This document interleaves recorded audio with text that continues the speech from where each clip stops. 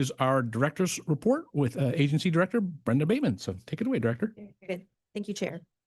Good morning, Chair, members of the Commission. For the record, Brenda Bateman, Director of the Department of Land Conservation and Development, and I'm pleased to bring you agenda item number 11 this morning, the Director's Report.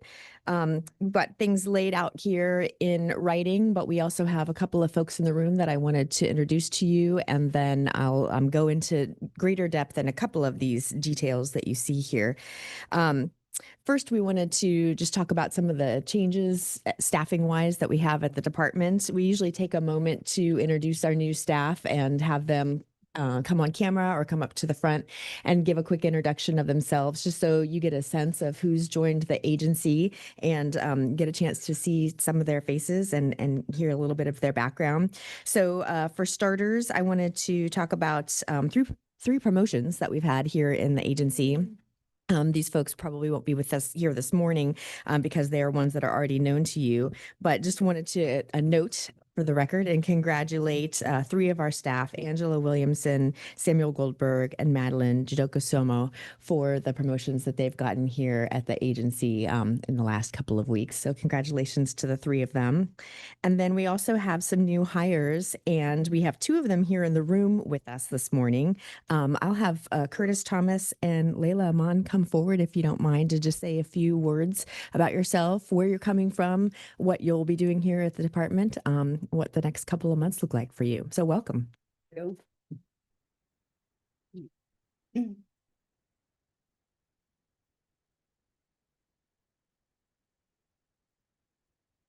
Good morning, everybody. My name is Ken Hudson. I am a graduate student in the Community and Regional Planning program at the University of Oregon. It is a pleasure to be here this morning.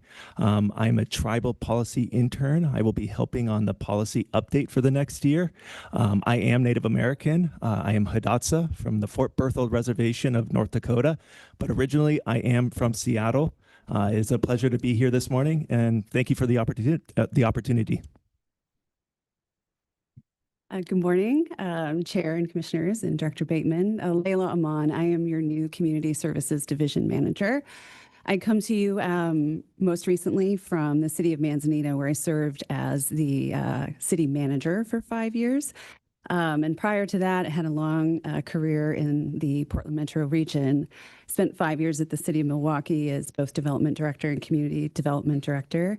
Worked at the Portland Development Commission, now Prosper Portland, and then spent a good stint at Metro in the Transit-Oriented Development Program. My background in education is in regional planning. That's my passion. I'm a native Oregonian. Grew up in Southeast Portland. Mom still lives in the same house I grew up in. Spent my whole life there, and just a short stint of education in upstate New York.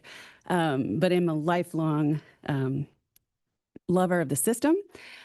Grew up in the shadow of the Mount Hood Freeway, which may be familiar to many of you. So I feel like urban planning's been in my blood, as well as the conservation side. So it's a privilege and a joy to be here and to serve the state of Oregon and all of you.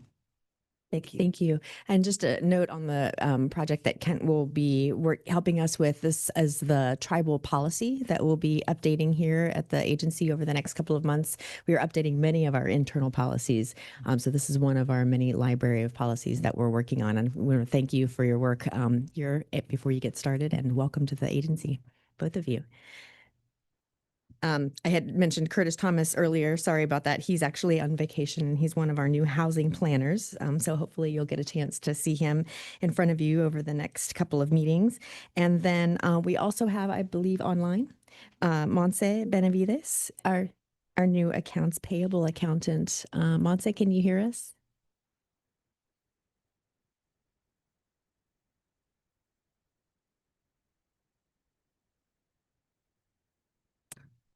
Are you seeing her online? Fine. Oh, that's okay. Don't be shy. Refusing to be elevated as a panelist. That's fine. Can you guys hear me? Yes, we can. Okay, there we go. I was having some audio issues. Hello, everyone. No problem. Do you want to introduce yourself, where you're coming from, and what you'll be doing for us here at the department? Yeah, of course. So my name is Montse Benavides. I'm originally from California, but I recently moved to Oregon about 1.5 years ago. Previously, I was a property accountant at Marriott. Then when I got here, I worked for the Office of Financial Services for DHS and OHA as an accountant technician. And now I have transitioned to the accounts payable role here, where I will be doing all of the travel coordination and all of the paying of contract invoices. Good. Thank you and welcome, Monse. Thank you. Good. So those are our new hires. We are in recruitment for several more. So I imagine at your next meeting, we'll have additional folks to introduce to you. I did want to spend a few minutes on the next section of the director's report, which is letter C on pages 1 and 2. There's a large table there that's entitled Governor's Expectations. And this is a list of items that Governor Kotek brought with her when she came into office in 2023, and she placed in front of all of the agency directors a series of expectations. And it was really interesting. Many of them have to do with how we interact with staff. Many of them are reports and updates in terms of how we're doing our agency strategic plans, our IT strategic plans, our diversity, equity, and inclusion plans. You'll note that I say the word plans a lot, and that's what we do here. We love this. We love this table. Because she's asked us to put some forethought into how we do emergency planning, how we run our operations, how we treat our customers, and to lay that out and be very clear about our commitment to the public. So this was an assignment that we greeted with joy, and we update this table every time we're in front of you. A lot of it has to do with employee satisfaction. So the state actually partners with Gallup Poll and does a lot of our surveys and polls for us internally. We recently finished an employee engagement poll that we do annually across the state, and so those results are just now coming back to us now. And then we also partner with Gallup every other year to do Director Performance 360 look. And so we talk to other agency directors, my peers, our customers, legislators, and staff, and get a chance to talk to folks and get their input on how the director is doing. So Gallup does that for us as well. And then on the off years, when Gallup is not running that process for us, this commission does its own process, a much smaller process. And so there's actually a performance review every year, but every other year it's done by Gallup. So this is a table that you might want to just keep an eye on. Typically, we've got, top marks here, and then some of it has to do with onboarding and how quickly we bring both new managers and new employees sort of up to speed and into the agency. In fact, this coming week, we'll have a new employee onboarding session that's run by all of our managers, and all of our new employees get a chance to hear from them and hear what our programs are all about. So that's what this table is. We're happy to take any questions, but generally it's a status update that we'll just kind of breeze through, and you're happy to look through. You're welcome to look through on your own. The next section in the report, I'm going to turn over to Kirsten, actually the next two sections, to just give us some high points.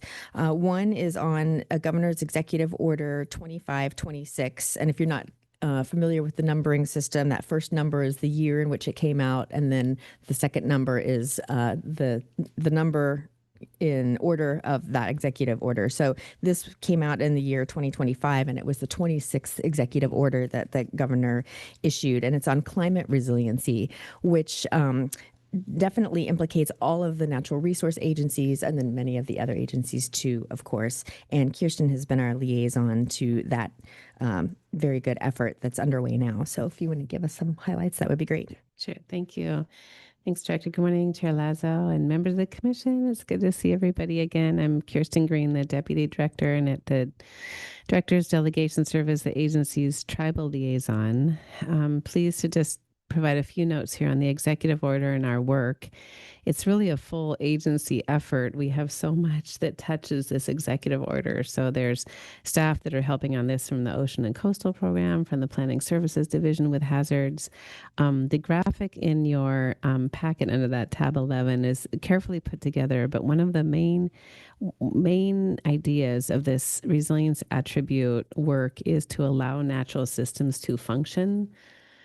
We are still new here in Oregon as a society, and notwithstanding the indigenous folks that have been here for 20,000 years, so we're still learning how to live within the landscape. And one of the things that we know is very important is to allow floodplains to flood, rivers to move, landslides even to happen because they provide refugia in the rivers, fires to burn. So we're still learning a lot. And this executive order asks all agencies, all the natural resource agencies, to sort of dig deeply to their connection there. And we have a lot, from the Farm Forest Working Lands Program, as I mentioned, to hazards, and of course the natural systems and estuaries on the coast. Fun fact, a tidal estuary is actually the most powerful carbon sink in our ecosystem. So, so that the work of the INLISA's group of mapping that and understanding those and protecting those estuaries is becoming increasingly important the more we know. Our agency is has been asked to lead the work of two subgroups. One is to help implement the plan for a resilient Oregon, which is another governor's initiative. So those are concurrent work going on right now, very exciting.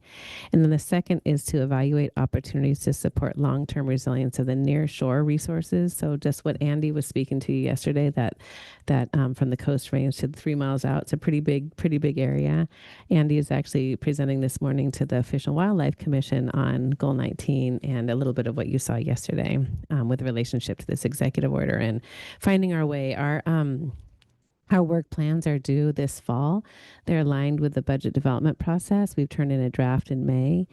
There's a bit more work going on right now on defining those resilience attributes from a scientific perspective, and also the data that we all as agencies have. So what data do we collect, and how can we map and demonstrate that over time, and even increase the protection areas by 10% over 10 years. So lots of work going on, and we'll be able to report to Commission through the Director's Report and other opportunities this fall. So with Director's permission, I'll go ahead and touch on the Tribal Liaison Program. It's always active, and you just met Kent. We're so excited that he's joined us from the University of Oregon. It's a true blessing, and I thank Director Bateman for her support. In terms of just our core work, we've been supporting the implementation of the Goal 5 Cultural Areas rules and have produced a 55-page guidance document for local government. Very thorough. The regional representatives, Laura Kelly, Don Hurt, and Brett Estes, have been working hard to make sure that a local government has literally everything they need to help implement that program, and including draft comprehensive plan policies if they wanted to update their comp plan for tribal recognition. Commissioners may know that, as I recall, that there's with 3 new commissioners, I might just mention that when comprehensive plans in Oregon were developed, that was during the termination era for most tribes. So as we were developing comprehensive plans in the 70s and 80s for cities and counties, most tribes were working to struggle back for re-recognition. So a lot of our comprehensive plans are devoid of true cultural resource inventories. It's one of the reasons you'll hear about cultural resource inventories with the renewable energy siting, for example, because there's not a complete inventory. So what do we do? How do developers and local governments work with tribes to understand those precious resources as we're doing the work of urban development and energy development? So on the Goal 5, we have drop-in sessions every Tuesday of the month at 10 a.m. Every fourth Tuesday of each month at 10 a.m. And local governments are encouraged to reach out to us for one-on-ones. We're following up on invitations for consultation on the Executive Order 2529 that you heard about yesterday, and also the Housing and Unincorporated Areas Rulemaking. 2 representatives of 2 nations are sitting with us on the Unincorporated Areas Rulemaking that Commissioner Bennett is a liaison to, the Confederate Tribes of Grand Ronde, and also the Confederate Tribes of the Umatilla Indian Reservation. Very thrilled with that. And then the consultation and collaboration is ongoing on the development of the offshore wind energy roadmap. Thank you. Thank you, Deputy Director. I think we have a hand up. Commissioner Bennett. Commissioner Bennett. Morning, Chair. This is just kind of a housekeeping point. Yesterday I noticed it, but when Josh is remodeling the commission chambers there, Director, if thought could be given so that the camera that's fixed on the commission could swing wider, because the deputy director and yesterday, Mr. Shipsey were totally missing. And while I know what they look like, a lot of the public don't. And it's really nice to see faces. I know this is not really, I just wanted to grab it before I actually forgot about it. So I do apologize for the timing, but it's really evident. And I think just for our community outreach that I don't know, it's a better connection. So just for Josh and his remodeling endeavor. Great. Thank you for that note. Commissioner Bennett, in the case of me, that's for the benefit of the public. Thank you, Commissioner. Continuing on, I wanted to hit just lightly some of the highlights in each of the divisions, just so you get a flavor of the work that we're doing here. So in under division reports on page 4, the Policy and Community Engagement Office, or PACE, is under Alexis Hammer, who you met yesterday. And a couple of notes there. That team, the legislative team, is actually participating in a number of legislative work groups. So these are external groups that are led by legislators and are putting more thought into specific issue areas, presumably to get ready for the 2027 session and possibly some bills or legislative concepts that would come out of that. But they're specifically sitting in with groups over at the Capitol that have to do with Goal 1, or public participation, energy siting, and also housing issues. So we've got a lot of external work that we're doing there too. Also under that same group, under communications, we are revamping our website, which you might find to be quite exciting if you've looked at our website recently. We've got a lot of work to do, and actually a lot of the rewrite has already happened behind the scenes. We're trying to move to more plain language, less duplication, and things that are easier to find. So we're excited to have that rolled out here shortly.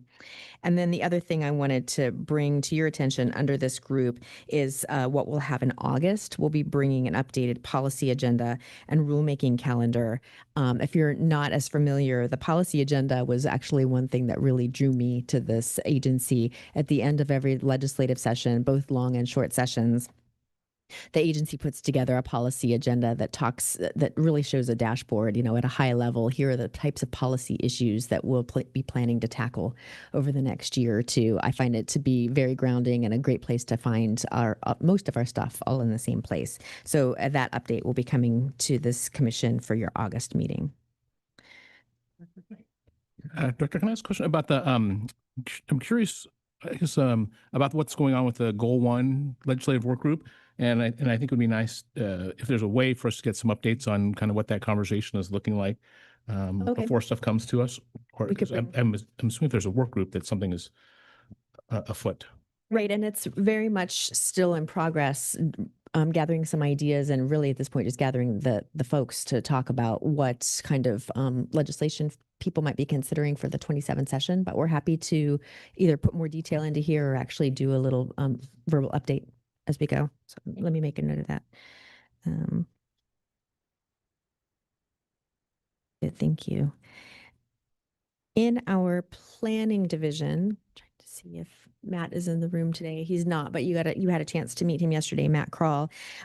His group deals with, I would say, much of the federal funding that comes through our agency. There's the coastal group, but then also Matt's group in planning services has a lot of FEMA related funding and some transportation funding.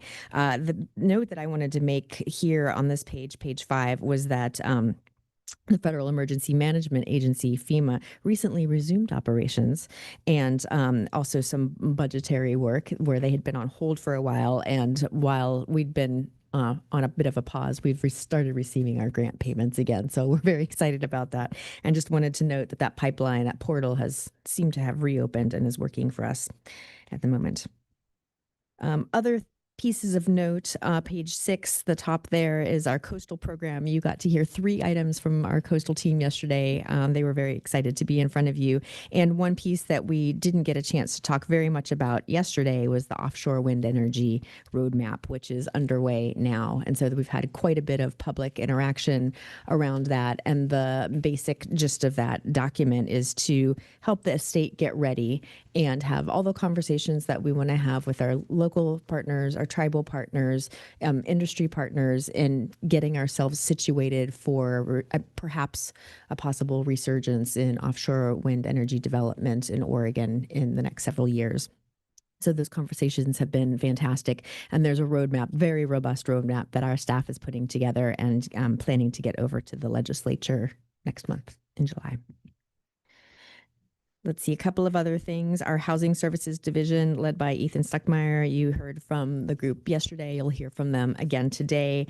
So I won't take too much of their thunder, but I did want to note that some of our rulemaking that has happened in that division in previous years has finally gotten to the point where we're fully into implementation. And we're so excited to be writing at this point guidebooks for our local partners and also some technical resources. I've seen recently a number of drafts of 2-pagers that we're calling explainers that are just a little bit more technical detail, but in plain language for folks who are going to need to be working in this space and getting them some of the resources and tools in the toolbox that they need. Let's see, underneath that on page 7, we've got our Housing Accountability and Production Office led by Joel Madsen. You also had a chance to meet him yesterday. And he'll also be in front of you this afternoon with his team. I did want to note that they've done a really nice job of building out online some resources. So there's a resource hub there. There are grant trackers, there are maps, there are program updates that are really nice and are serving to be a nice model for the rest of the agency. So we've got some tools online that you're welcome to check out. Let's see. And in terms of the programs, we round out the bottom of page 8, the Community Services Division, led by Layla Aman, who is just up in front of you here. She's got many of the programs that we'll be talking about, and we'll be hearing from her more in subsequent meetings. The last piece of a report on page 9 is our Administrative Services Division, basically our internal operations. That's led by Josh Hardage, who wasn't able to join us yesterday, but we may see him today. And he's in charge of all of our internal operations, such as contracts and procurement, fiscal and budget, information technology, and human resources, which is where I wanted to land and bring to you thanks from that manager, Tyler Potter, for the commission's role in Bring Your Kids to Work Day in your last meeting.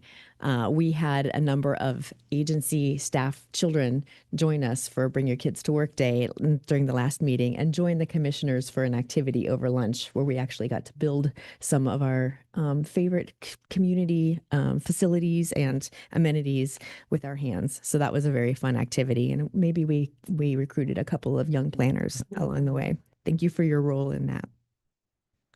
So I think I'll leave my briefing there. We've got some notes on some things you'd like to hear in more detail next time. I think I'll just pause there and see if there are any other ideas or requests that commissioners might have for things that we can dive into deeper next time we're in front of you.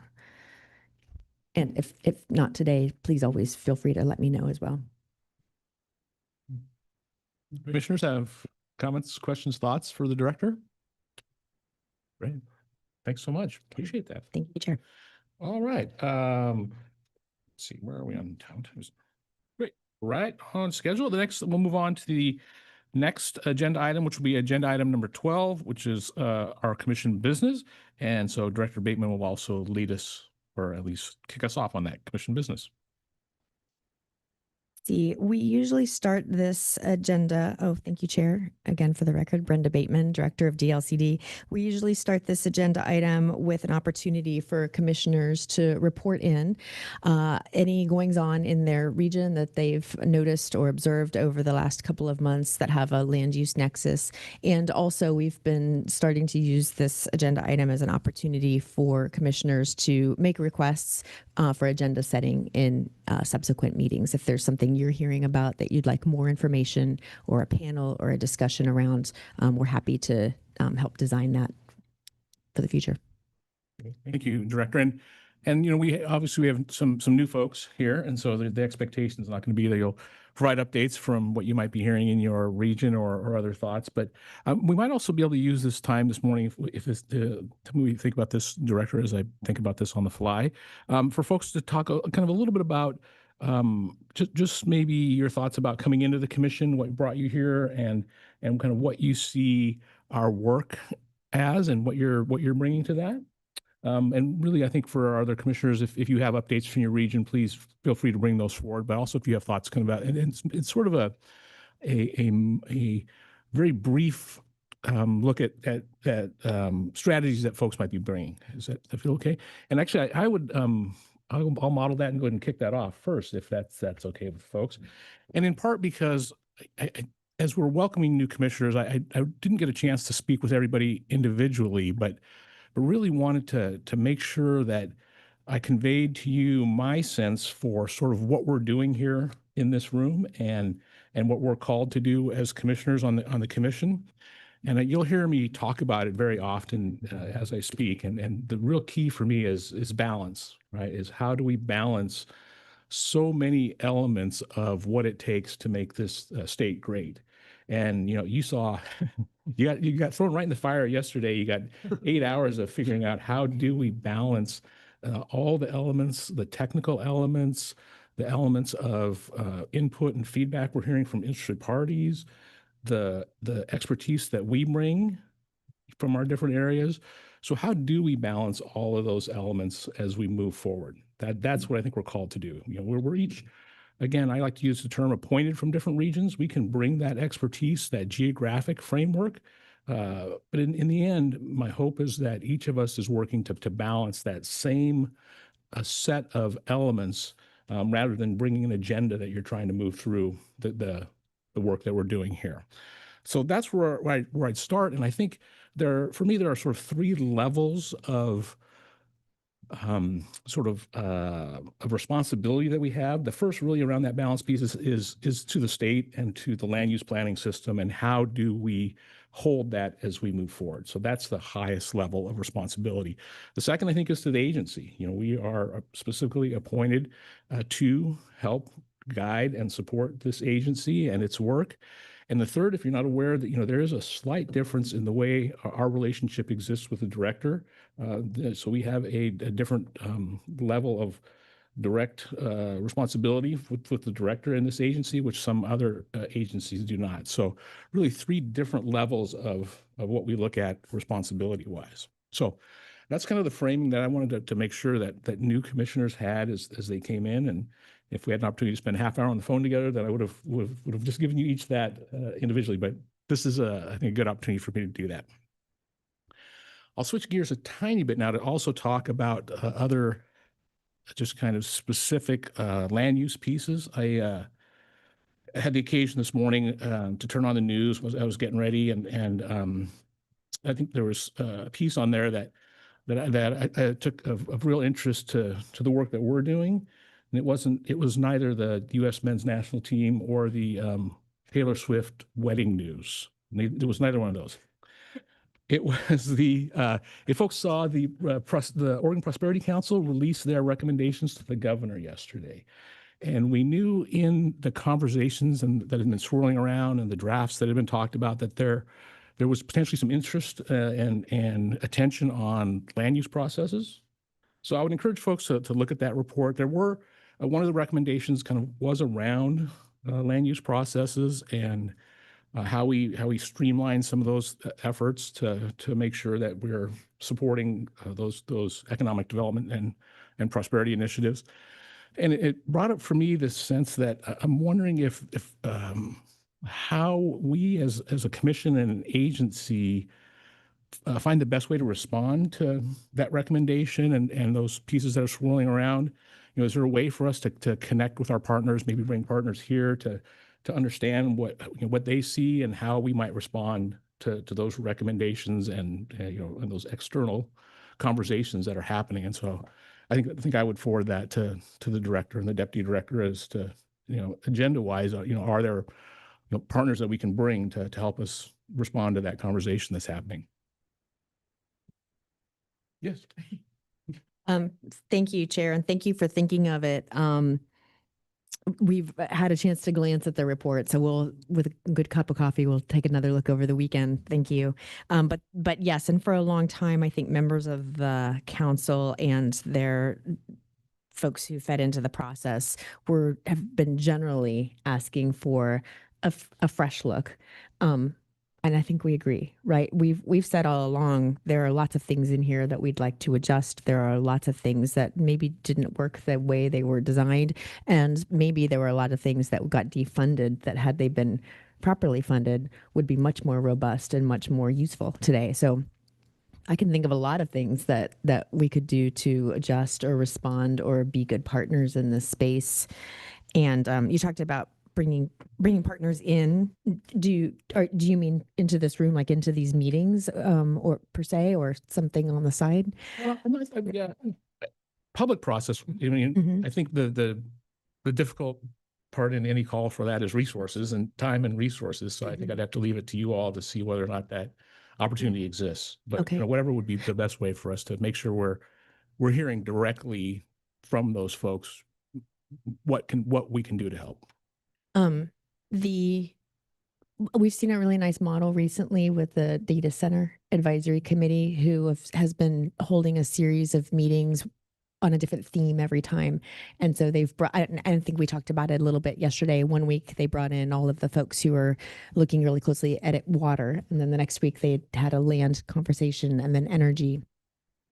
And we really appreciated being brought into that room and being allowed to share our expertise and our voice there. So I could see doing something like that, where we bring in, experts and folks who have been in this role for a very long time, who probably have some good thoughts for us. We wouldn't mind that.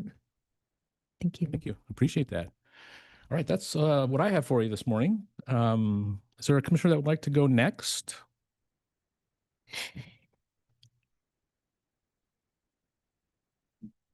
Thanks, Commissioner Warren. Yeah, so just a reminder, we're talking about how we came to the commission, why we're here, and maybe some of our interests. Okay. My name is Stuart Warren. I am appointed from the Southern Willamette Valley. I started off being appointed from Southern Oregon. At that point in time, I was a city council member in the little city of Phoenix, Oregon. I was appointed in 2020, so it was an interesting year. And really, I think my first year on the commission was really interesting. Not only were we working through COVID, we were also working through middle housing, and then we had the extreme 2020 wildfire season. So that was my first 7 months on the commission or so. So I got to really see the power, I think, of this department and land use planning, and started to fall in love with land use planning. And so I actually changed careers and went back to graduate school and got my master's in community and regional planning. Go Ducks. And now I work for the city of Eugene as an urban planner. Ironically, I work on comprehensive plans, which is kind of like the landmark of Oregon's statewide planning system. It's kind of the tool in which we use to implement the statewide goals. So I kind of have this really unique, I think, perspective of the land use system. I'm also born and raised in Oregon. I'm fourth generation. So I've seen the power of the land use system over time in protecting farm and forest land, and now seeing how it can be leveraged to help create a more equitable place for all people who live in Oregon to live. And I think that's been the really interesting shift for me with the commission, is this shift away from thinking about like a regulatory system to more of an inclusive environment in which we include equitable planning principles at the state level, and then kind of from that top down model force cities to start thinking about it a little bit differently too. And I think we're learning, we're growing, and it's been a fun thing to be a part of. That's one of my passions right now, is equitable planning, and just inserting that through housing planning at the city of Eugene.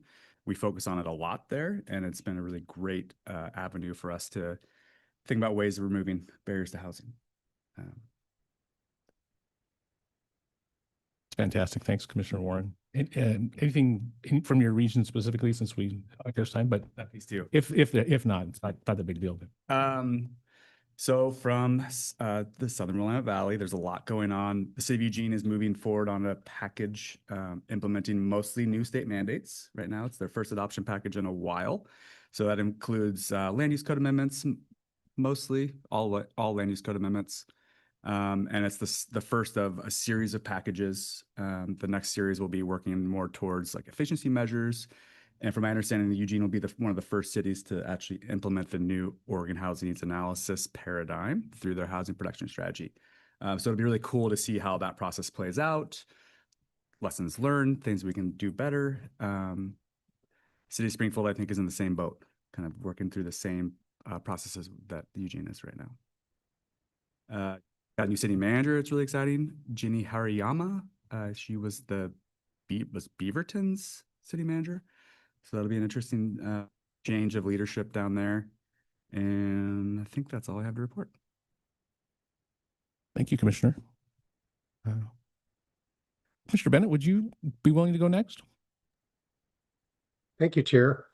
There's always, if you're going to speak, it's always better to be first than last, or because everybody says everything that you're thinking about. And I really keyed into both the chair and Commissioner Warren's thoughts.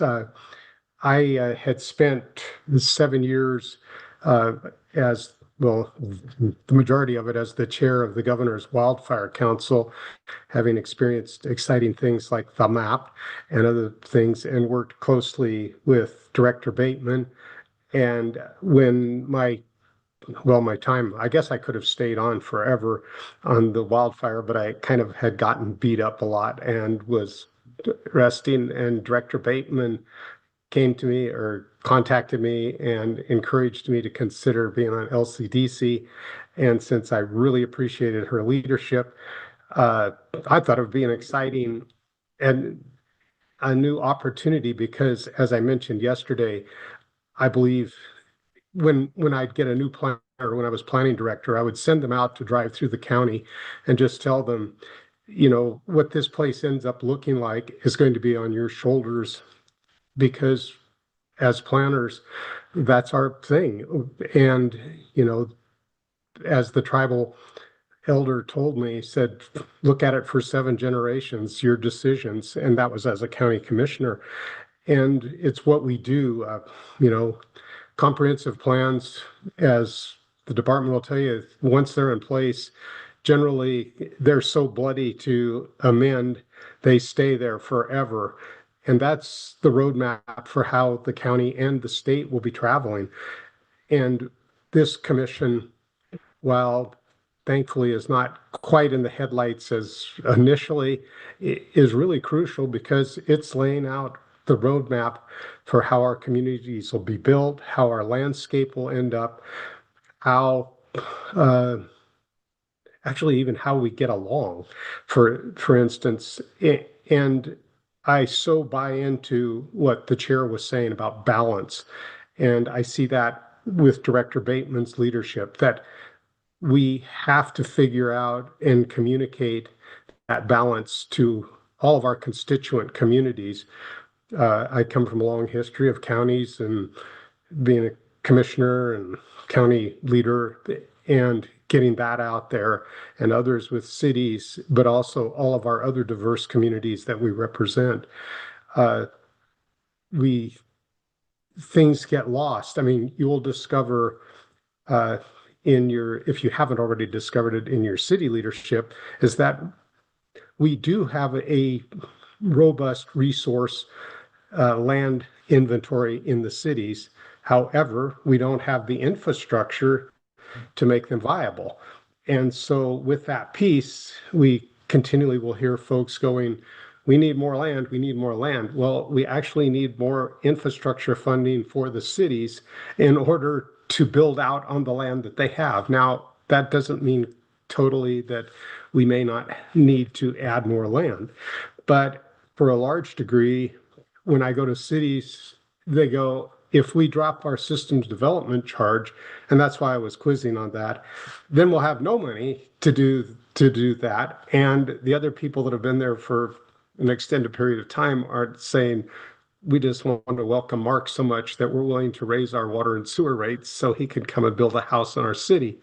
So it becomes really complex. And I talked to one small city that said, our systems development charges are $40,000 a parcel. So you add that $40,000, and it's not a really significantly large city, but that's just what it's going to take. And that's not permitting, that's just system and development charges. Then all of a sudden a developer can't build an affordable house on that lot, because by the time they purchase the lot, build the house, pay the city $40,000, so there's a problem there. They're really diligently working. I wish them well. I wish that I could go to the legislature and say, give every city what they need to bring their infrastructure, and they would go, oh yes, that's really insightful, and we'll do that. That doesn't seem to happen. I mean, we work with the league, we work with AOC, but it still doesn't happen. So being part of the commission is carrying the messages forward from our constituent community is one thing. My half of Oregon that I have on the east side stretches from Central Oregon, which is really robust and growing, Deschutes, Crook counties. And then we have other counties that are struggling desperately to make their budget. Just adjacent is Lake County, where the city of Lakeview is one step above. I don't even know if that. I mean, they're on the edge of bankruptcy. They have a voluntary city manager. They've laid off everyone, and so you've got this really crazy patchwork within our state of counties and cities that are struggling and trying to provide services and to be representative. And I think as a commission, we sit in such a crucial spot that we can both be a mouthpiece for this as a commission, be a mouthpiece for some of these issues to try to help our citizens there. At the same time, protecting our landscape, which is what is valued and what is so beautiful here. I came, I guess, quickly to tell you, my parents had large ranches in California, and the county that we lived in, the quote movie stars, Slim Pickens actually, and others bought parcels there, and the county said, we really like them because they're building $1 million homes, and this was in the 70s and 80s, and you guys are just running cows. That really doesn't bring us. We had there it was called, I think it was Measure 13 or something like that, which means we didn't pay the full toll. And they go, we don't really, that isn't really what we like. And so they decided they needed to enlarge the main runway on the airport, which just shot in a big circle, a big line down through the center of our ranch, took all the irrigated land, and all of a sudden we had a ranch on two different sides of the airport. And so it just drove us out of business. We sold beautiful, beautiful ranch land that at the time in the 80s, they had $1 million and $2 million homes onto it because that's there. It helped us. We were able to transition to Eastern Oregon and secure a really viable ranching farming operation. However, the point is that there wasn't land use planning. It was, quite frankly, the county saw an opportunity to make a lot of money for the tax rolls and to do all kinds of things. So it was there. And, it still breaks my heart to go look at, there isn't any rolling hills there. There's rolling hills, but they're filled with gigantic big houses with gated communities and where it used to be nice grassland. And no one takes bulldozers and knocks down houses and said, well, let's put it back into farm ground. So if we lose our farm ground, quite frankly, then it's not replaceable. We're not building new farm ground. So, but once again, not to get too far off topic here, I think finding that balance we know we have to give some ground, but we also know that we need to utilize the ground that's already in the urban growth boundaries wisely and maximize that opportunity if vertical versus horizontal. And I know everybody wants their own little 5-acre parcel with their home and their horse or dog or whatever. And coming from the wildfire side of things, I look at that, and that's what part of the Paradise problem was, having spent a great deal of time traveling with state fire officials throughout the state and adjacent states looking. And unfortunately, a lot of folks that get those 5-acre parcels don't maintain the parcel. So you have extensive fuel loading. And so there's some real complexities there that go along with that. But everybody wants to have their own piece of the earth. Having said all of that, I look to work with each of you. I think one of the exciting things about this commission has been we can have a really robust dialogue like yesterday. And yet at the end, we come to a vote and we all support what the vote is, and we come together and there's no hard feelings. And sometimes it isn't probably the first choice, but we think we're a team and we work together as a team, and we work really good team with the department.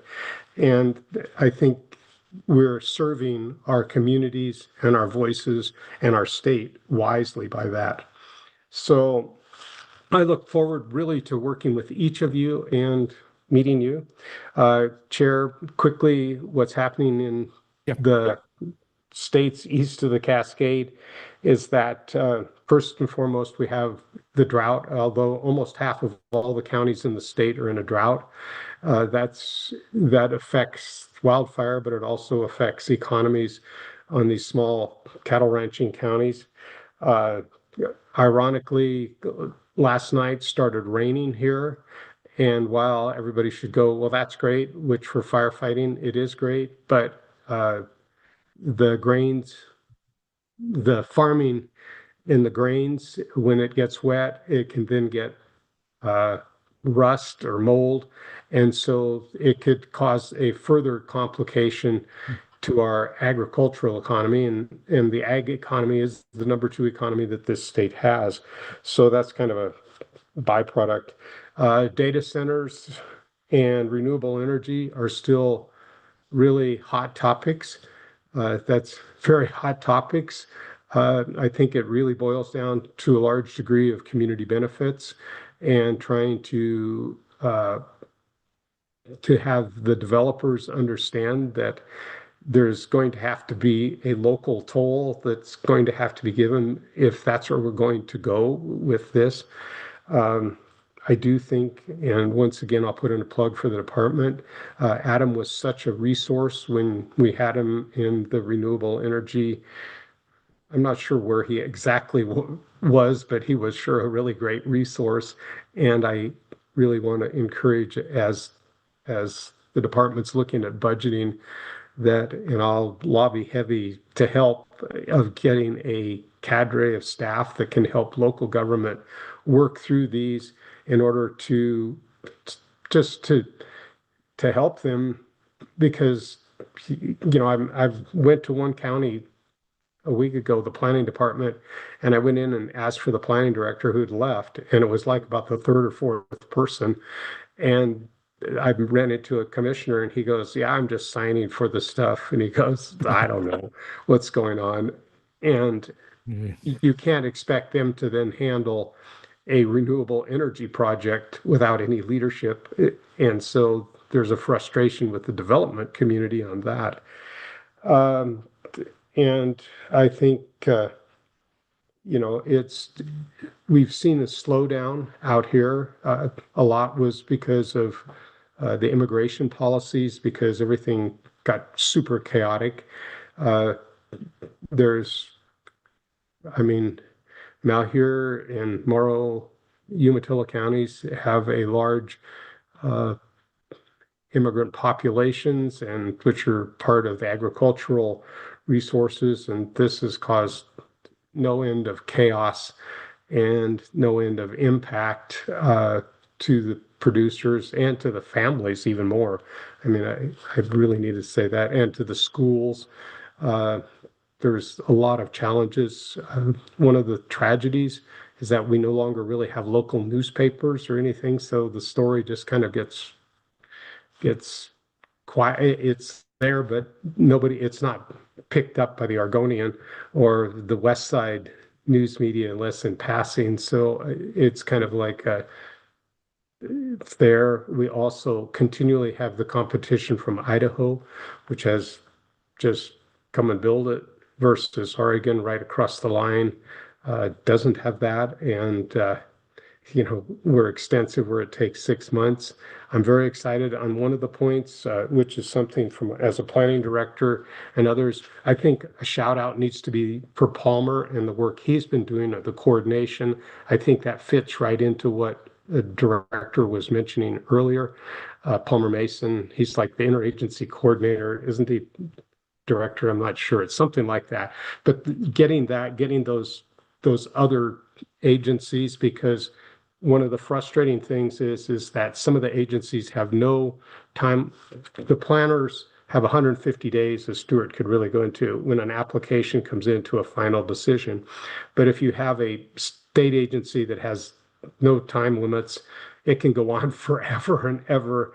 And you're there as a planning director trying to negotiate a deal, and sometimes it isn't there. So I think that there is something for ODF&W and some of the other agencies that really aren't limited, that perhaps some reasonable timelines of, even if they deny it, so at least it could be appealed, then that would be something.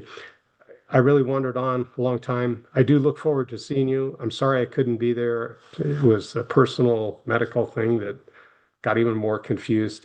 So I will look forward to seeing you in August. Please call me at any time or text me or email, because having that relationship is so important for us to have a good, positive commission.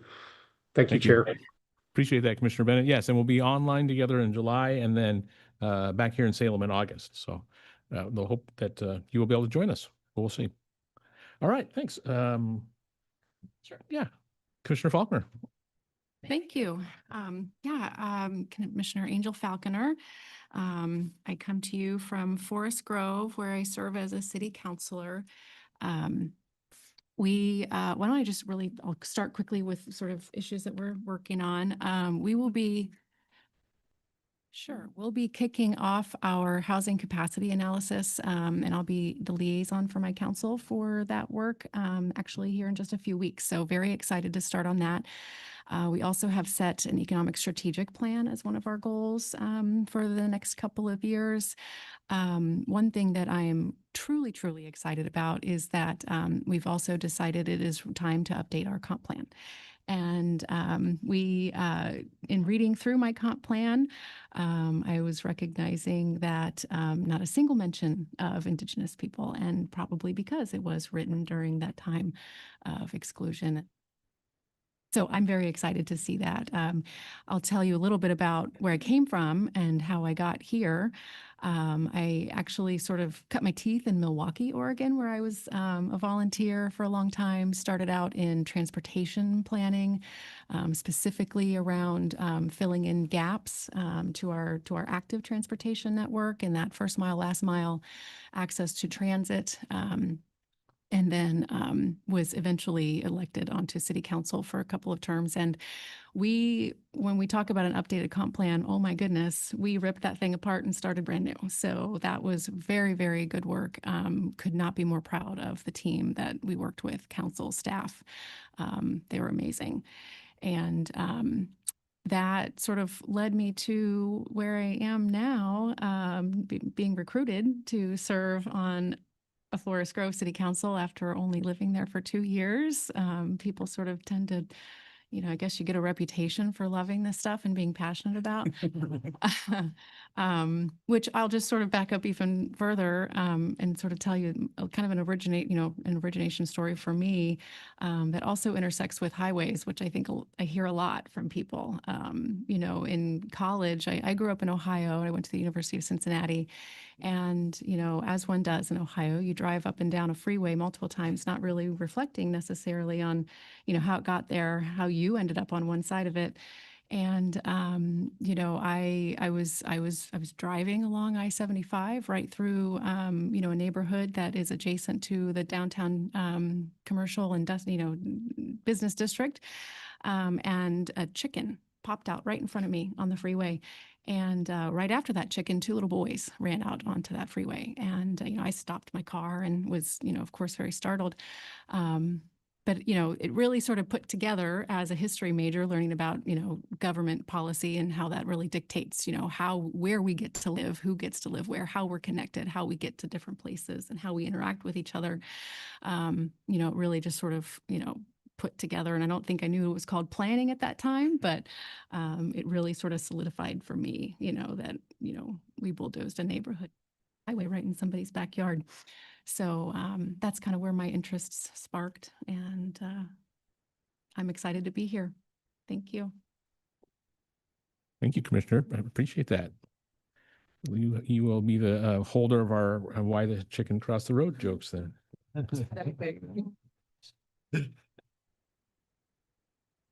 Commissioner Conder.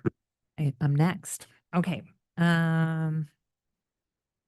Well, how did I get here? One of my favorite lines is very slowly and then all of a sudden, you know? And I think that has been kind of a hallmark of my career.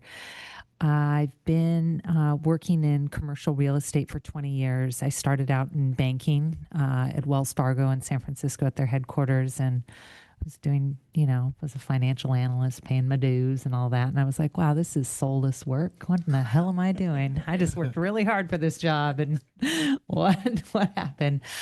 So I kind of started, you know, picking around and seeing like what could be a fit. And I just happened to land in affordable housing. I knew it was real estate, and I knew it needed to be finance. I love a spreadsheet. I do. And but I didn't really know getting into affordable housing how inspiring it would be, and how, like, what a good fit it is for me. And so I just fell into it. It's just a mystery. You know, I started out in the property management side and then worked my way up into asset management and then ultimately to development. And I can remember at some point in my career, because I always wanted to be in development, because I thought, I think I could be good at that, but I don't know. I thought, gosh, I don't know if I'm ever going to get there, you know? And then when I did get there, it kind of went, you know, and it turns out I really enjoy it. And when you really enjoy things, they turn to go pretty well. So the reason for LCDC, you know, native Oregonian, grew up on the coast. I really do love Oregon. I lived in the Bay Area for 15 years, and I like the Bay Area a lot as well. Couldn't afford it. Have 3 kids and said, I want to go back home. And that's really worked out for me. I really love land in general. It's just always been something that I have an eye for, and I appreciate green space. I appreciate the natural environment. I really connect with that. And I feel like Oregon's been really good for me. And so I feel like this is my way to pay it forward, to bring my expertise and experience in housing. I think I bring a balanced perspective, because I have a coastal perspective growing up on the coast. I have a metro urban perspective, having lived in the urban environment, but I also live out rural now. And so I really kind of identify with that community and respect, you know, agriculture and the hard work that they put into maintaining and managing land. So what's going on in my area? So I live in Helvetia, which is in Hillsborough, and that is a flashpoint right now for data centers and exclusive farm use. And it's something that has been ramping up, right? It's been culminating for years. And I think we're at this real crossroads of what do we want and what our identity is and who do we want to be in that community. And I think that's an important thing just as Oregonians in general is we need to ask that question, you know. You think about the heritage of what our ancestors did to preserve the land and to preserve our natural resources, and what do we want to be? And I think that this commission has a lot of impact on what we want to be. And so it's really important to have community engagement and really like hear the voices and be speaking, not just on our behalf. That's not what this is about. This is a balanced approach of hearing the voices and bringing that information back. Beyond Hillsborough, my office is located in Portland, and I develop across the balance of state. And what I'm seeing, I mean, you're seeing it in the Oregonian. The thing that's interesting that Commissioner Bennett said about the local newspapers, I feel that is very problematic with journalism right now in general, because I'm delivering buildings and we're not getting media attention that we used to get. They don't come to our grand openings. They don't interview us. It's not in the paper. It's not, on the news. It's really weird to me, and I'm like trying to figure it out, but this is a new trend. And so I just advise people to really pay attention to what you're not seeing, because something's up, and we're still producing housing out there. The funding is making a difference. There is this narrative that is really getting in the newspaper about affordability and how people are having a hard time operating. And while that has merit and truth, that is not the entire story that's going on. And it's not a function of individuals not wanting or not leasing up. We are physically 100% occupied. We are economically 90% occupied. And what that means is we're seeing a lot of people with inability to pay their rent. And so the affordability issue is the thing that we really need to tackle.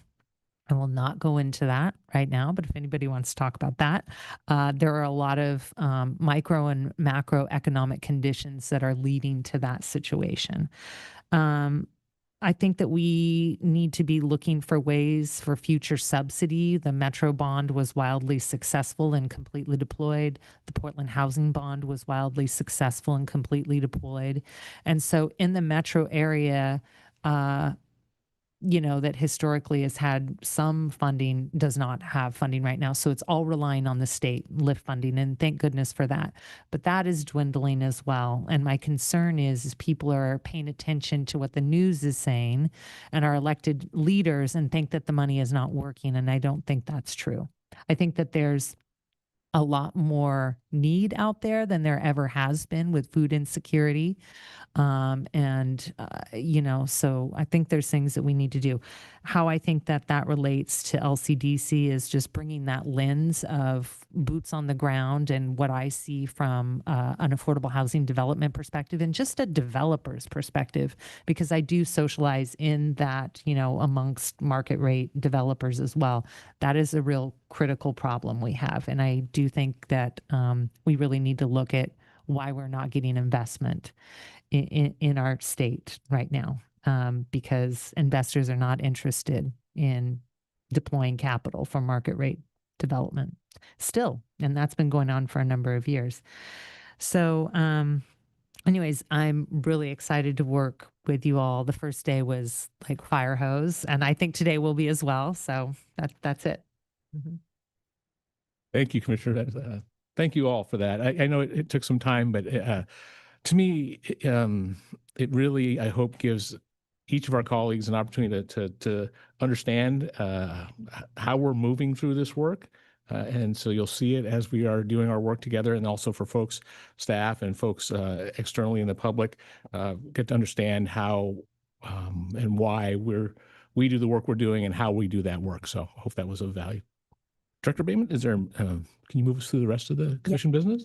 Very good. Thank you, Chair and Commissioners. I just wanted to note as well, we have two commissioners who are not in attendance this morning that were with us yesterday, but have had scheduling conflicts. So we're missing Commissioner Porter and Commissioner Scar. And I just wanted to note that the conversation yesterday with all of you, I thought was fantastic. This is a group that that already is tackling things with energy and curiosity and kindness.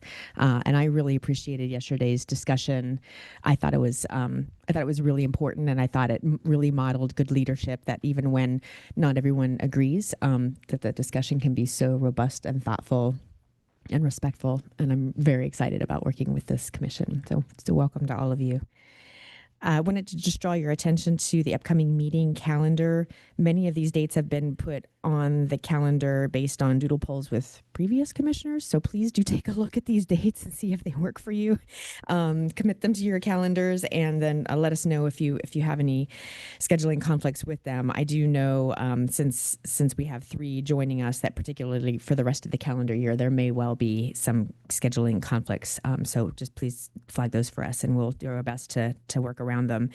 July, as was previously mentioned, is sort of a special meeting for us. It's a one-day meeting on the 29th. It's to hold a hearing and get input from our partners, so that we're ready as a commission, you're ready as a commission to take action on some of the housing rulemaking in August. So July is really a prep for that, and it's online only, one day. The August meeting will be back to our 2-day schedule. Typically we do Thursdays and Fridays at the end of a month, and we'll be here in Salem, but probably doing a bit of a tour, a field trip, if we can fit it in, if we can make room in our schedule. We really like to get out and about, and there's some sites in Newburgh that we'd actually like to go see and experience. And then in the fall, October, we're looking to do something on the North Coast, and December at the beginning of the month, because at the end of the month in December, as you can imagine, doesn't usually work out very well for timing. We'll be at the beginning of the month in Eugene. And part of what we are looking at here in the fall is we've recently gotten some budget news from the short session, the legislative session, that our budget wasn't in quite as dire straits as we'd feared it would be. So we can get back to a little bit of travel before the end of the biennium. That's what those 2 pieces are for. And they also have us out of the building at the end of the calendar year while the building's under some rehabilitation by Department of Administrative Services. So that's our plan. We also wanted to draw your attention to the matrix of commissioner assignments. And so you'll find in attachments A and B of the commission business some narrative about what those extra duties, those ancillary duties might include. And then there's actually a matrix that shows who's laid claim to what so far. You'll note, new commissioners, that your names have actually not been added to that table yet. We went to publication before confirmation took place. We didn't want to assume anything, so we left those as vacant for now. We'll fill them in with your names before the next meeting. But please peruse the matrix of assignments there. It'll include many of the rulemakings that we're currently working on and that we launched just yesterday. We like to have commission liaisons sitting in there with us, if at all possible, to hear the conversation and discussion, and then bring back any of your observations or suggestions to this group when it meets to deliberate. You'll note that my style is a bit softer, so I'm not going to hold anyone's feet to the fire today or call upon people to help us fill in this matrix. But please take a look. And if there's something that you'd particularly like to volunteer for or that you have an interest in, please let us know. Commissioner Bennett? Thank you, Chair. Director, I've been participating in the Housing in Unincorporated Communities rulemaking, and also the Deputy Director had called me, and I'm not exactly sure I'm participating and helping, but I'm not sure, Deputy Director, exactly the title of that work. Loac or? Yeah, thank you. Commissioner Bennett, Chair Lazo, if I may, this is Kirsten again. So I think I recalled that you and Commissioner Boyer were co-liaisons to the Housing and Unincorporated Areas rulemaking. Yep. And so you are the remaining standing commissioner liaison to that effort, if you're still willing. Yes, that was fine, and I appreciated staff. And also, I'm not sure whether it'll continue on with the work group that the Deputy Director had yesterday with John and Alicia. Whether that one's going to continue on, because I have participated in supporting that one, or liaisoning with that group, and also the Eastern Oregon Solar and renewable energy piece. So I don't know if those are separate or need to be added to the matrix or not. That's a good point. I wonder if we don't have LOAC on there separately, like the Local Officials Advisory Committee. So that's on page 1 of your attachment B under tab 12. So Commissioner Bennett, you are indicated under LOAC and you are not yet, let's see, you're not yet indicated under the Housing and Unincorporated Areas Rulemaking. I think we're holding to update the full matrix until the fresh new appointments are in. But if you're still willing on the Housing and Unincorporated Areas Rulemaking, I know that John and Palmer are grateful. Yeah, I'd be glad. And I will encourage the new members. It's really a great time. And plus you get to hear all sides, which sometimes there's folks that aren't totally get their own way. I guess I'll put it really bluntly, but you get to hear their point and you get a really clearer picture, and it provides really, in my opinion, the opportunity to bring back to the commission all the different nuances of the meetings. And I know in the housing arena, I really appreciated the then chair, and the new chair bringing those because they're so complex. I don't really have the time to be handling my assignments and then just reading in depth the thousands of pages that come across our screens. And so having a commissioner there to kind of summarize it in commissioner language is really helpful, and Commissioner Lazo or Chair Lazo has really been a big help on that. If I may, I think, Director, if I may, I think the other group that Commissioner Bennett is referring to is the Eastern Oregon, the Executive Order 2529 energy transmission siting. So that's what you're referring to with John and Alyssa yesterday. And we don't have that on the matrix, but we've appreciated you being sort of a guide there as we engage with the Association of Oregon Counties. But we didn't have that on the matrix yet. It's never quite made it onto our policy agenda because it was so new and in between policy agendas. But it might be fair to add some of those. But I'll let that administratively play out. But I think that was the other group that Commissioner Bennett was referring to. Thank you. Sorry for my slow update, and to Ethan for the assist there. Thank you. Thank you, Deputy Director. I just really wasn't sure what the exact title of that work group was. But anyway, I've been participating on behalf of the commission. So thank you. Great. Thank you, Commissioner and Deputy Director. Yes, the Executive Order 2529 we talked about yesterday, that was led by John Jennings and our team that was up here in front. And that one was so strange because it came to us so quickly and is over already that it never made it onto the paperwork. So my apologies for that. That one was super quick, and it was a good example of all hands on deck, everybody getting things done on time, under budget, and never made it into the paperwork. A couple notes on the standing committees. So I'm looking at attachment B in your tab 12 here. And that first page is our standing committees. So we actually have a number of committees that have been set up in statute that advise this body, and those include the Community Involvement Advisory Committee. I think in statute it's actually called the Citizen Involvement Advisory Committee, and they now do business under a broader name, Community Involvement Advisory Committee. And so there are a number of representatives from across the state in specific wards or geographic areas that help advise this commission on rulemaking and other points of decision that you have. And similarly, in the third line, there's a local officials advisory committee that many of you may be familiar with. And those are city and county officials who do the same thing. They help advise on rules and documents that we're working on. So those are standing committees for which we have liaisons. We do have a grants advisory committee that meets, I think, once every biennium as we get a new tranche of money from the legislature and need to decide how to distribute that. And then there's the Ocean Policy Advisory Council that was mentioned yesterday, and Joe Liebsheit was here as their representative and chair. And then we have some other more internal committees, budget, director's evaluation, and our legislative committee. And then the flip side, the second page, are really rulemakings and committees that are more transitory, more temporary. They work for several months at a time and then they disband and the next thing takes its place. So those are ones that we're kind of constantly looking for help with. I'll pause there and see if any of those happen to speak to you, if you want to lay claim to any of them. Oh, hands already. Fantastic. I'd like to do the grants because I deal with a lot of soft debt and money, and I don't know. I'm just into it. Okay. Yep.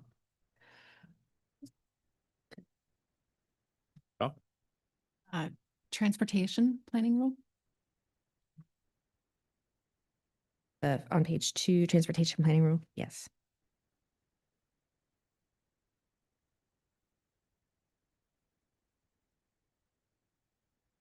And we do have a number of other coastal related things. We heard three pieces about the coast yesterday and quite a bit on housing as well.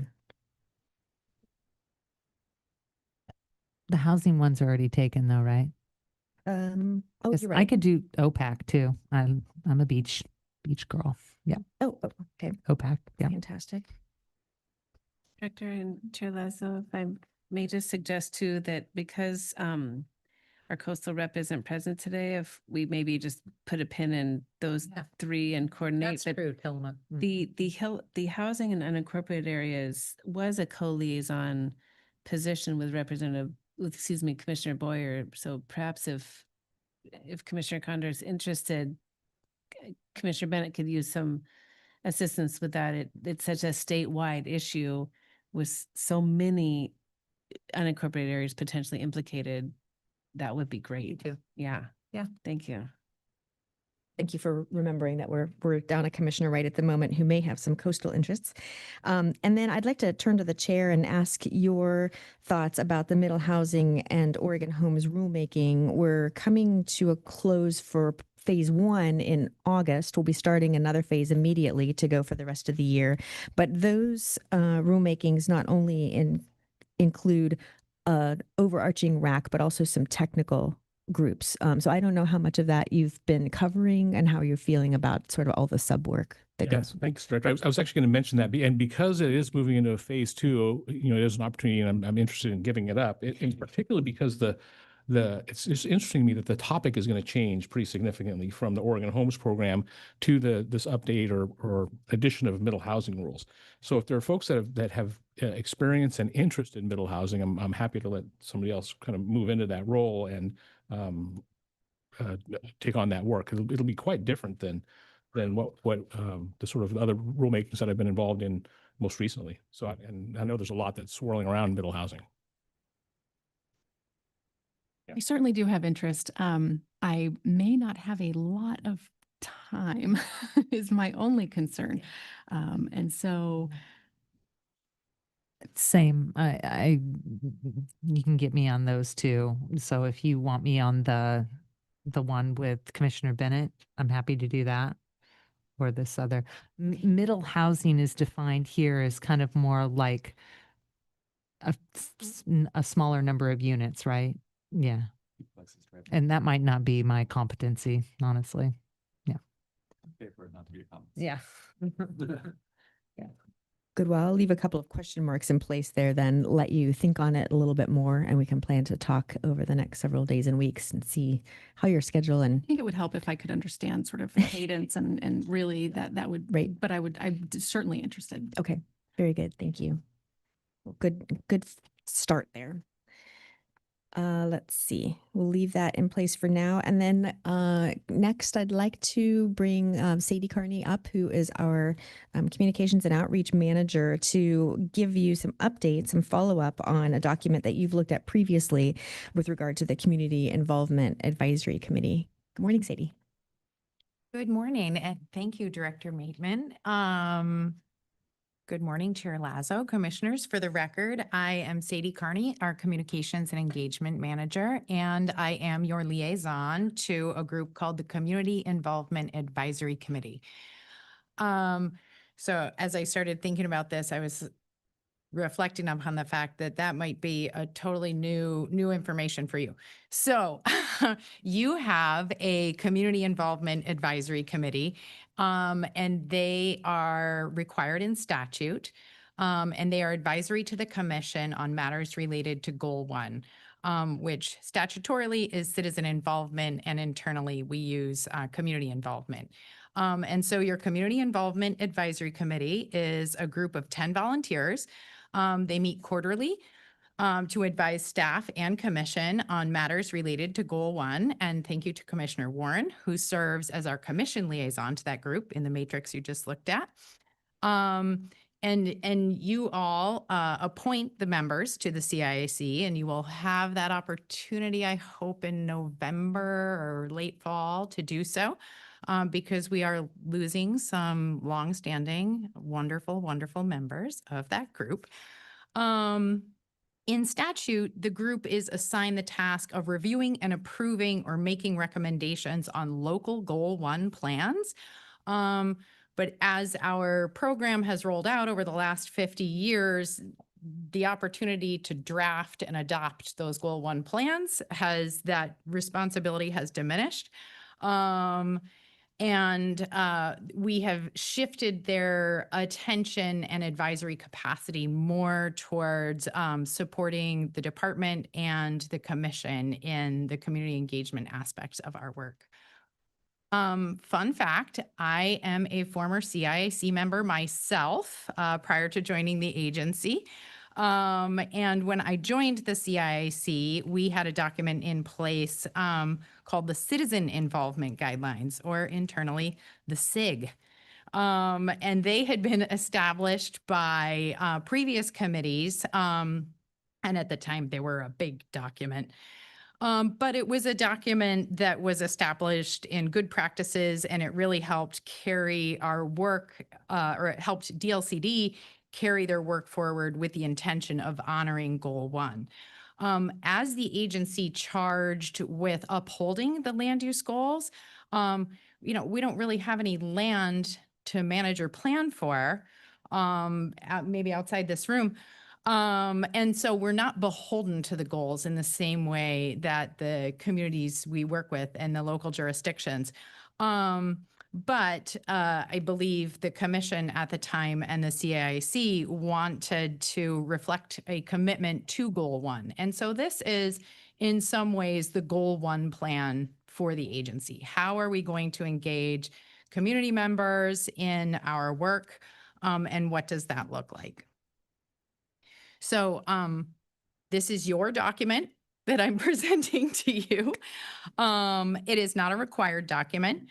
If you're interested, it starts on page 11 of this staff report. It was revised in 2019 to really bring down the length and to change the name to the Public Participation Guidelines, which is what we have in place today. It is not attached to your packet, and I apologize for that. If that was something you were interested in looking for, it is available on our website. We as the CIAC, your advisory body on Goal 1, at the commission's direction, undertook revisions to improve the document for clarity, for length, for plain language. And we brought an initial draft to this body, and our now Chair Lazo, then Vice Chair Lazo, requested that we take another look at it to really faithfully incorporate something called the Racial Equity Framework for Decision Making. And so with a CIAC subcommittee, we took the document back, and I'm hoping you can see, I won't walk you through part by part, but I'm hoping you can see in the material that has been created that we really have taken efforts to include those practices and sort of like thought placement in the way that we approach our community engagement efforts. So how do we use our community engagement guidelines when we have them in place? The same way we use our public participation guidelines today. And that is to guide us in our work that is included in what's called the policy agenda. And I'll let somebody else talk to you about what that is. But you just heard reference to it. We'll be seeing it, I think, in August. And so this is a body of work that's both legislatively assigned and internally directed but it's where we're changing the rules. We're making new rules about stuff. And that isn't everything that's included, but largely that is what this document is applicable to and what the policy agenda largely reflects. And so when we are developing policy internally as an agency, we look at these community engagement guidelines, and we have some internal documents to support kind of our adherence to them. And we say, how can I meet the expectations that the commission has of this agency vis-a-vis community engagement in my work? And I look at this guidance document, and it provides the guidance that you have given to the agency on how we might do that. And so it shows up in our recruitment of rulemaking advisory committees, who we reach out to, how we consider the applications after they come in, how we look at policy impacts on different populations, people that have been historically underserved, or other marginalized populations, and think about how we can incorporate those perspectives into our policy development outcomes. So that is the hope of our community engagement guidelines. How else does it show up? We also have made it a practice internally to not only engage communities and the public generally in our work around budget development and our policy agenda development, but we have a list of community-based organizations that we seek to maintain kind of long-term conversations and relationships with, both to build capacity, to get the perspective, and to inform the outcomes of the documents. And so that's another way that this shows up in our work as we're carrying out kind of the day-to-day charge of the agency. Oh, and I do want to say, while it's a small aspect of the overall effort and document, I think the title change is of note. Shifting from public participation to community engagement, really, it takes the charge away from the public and puts it on the agency. This is our work, not theirs. And I think that's a better reflection of where we are as an agency.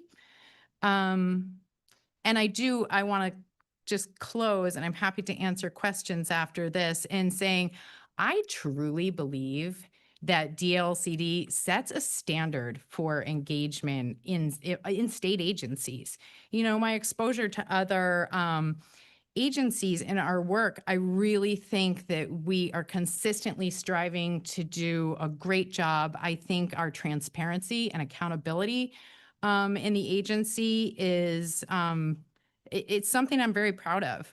And in the time I have worked for the agency, which is now over 10 years, we have just gotten better and better. We have created more tools. We have more faithfully, I think, and diligently focused on the relationship of our policy development to the public participation guidelines and the community engagement guidelines. And I just want to give a shout out to our Deputy Director, Kirsten Green, who came to this space with really deep knowledge in community engagement and has supported us in our evolution and challenged us and helped us create tools and really moved us forward in the work. And so I think we're all very grateful for that. So thank you, Deputy Director Green. And I'm happy to answer any questions you might have on the document. Thank you, Sadie. Commissioners, any questions, comments, thoughts for Sadie or the CIAC? Commissioner Condor. Thank you so much. I appreciate this overview, and it's good to make sure we have that type of lens. I'm just curious, how do we measure the results of that engagement? Thank you, Chair Lazo and Commissioner Condor, for the question. It's a good one. And I think it is something we are in the process of developing. One challenge with land use policy is the pace at which it affects the world around us. And so we can create with best practices and best intention policy that we believe incorporates the all of the different perspectives and points of view that are necessary to create something that is holistically beneficial. But to measure those outcomes takes another 2 decades. So what we're able to do internally is to improve our practice in reaching out, to look at the demographics who have responded to our RAC recruitments, to say, are we getting a good response from the communities we're hoping to reach? So there are small things we can do internally to say, yeah, I'm nailing it, right? But I think when we look at goal 1 and we look at the work we do, it plays out on a timeline that's difficult to assess in that manner. So what we can do internally is keep track of our plans, keep our conversations with CBOs, going on, make sure that we are, recruiting broadly for rulemaking advisory committees. But it's a difficult evaluation in terms of how does it affect the policy we create. Chair Lazo, if I may just Deputy Director. support what Sadie was saying there. It's, to Commissioner Condor's question too, one of the things that has evolved is a sort of a dashboard of outreach associated with rulemaking. So as you see the conclusion of public comment, you should see a dashboard in staff's presentation coming forward too. It's actually in our stock PowerPoints now, model after the housing group's diligent work. So for each initiative, we do require a communications and engagement plan that follows a template that Sadie's put together. So it is qualitative work, but it really does try to implement the governor's expectation that our policies reflect engagement of the communities that would be affected. So Sadie's right, it's deeply bound to demographic analysis as well. And Sadie isn't bragging about a robust community engagement toolkit that she helped create and the housing team helped create, but we do have better tools now. So don't get us started. This is a love area for us, but happy to talk with you further over lunch. Thank you. Thanks, Sadie. Thanks, Chair.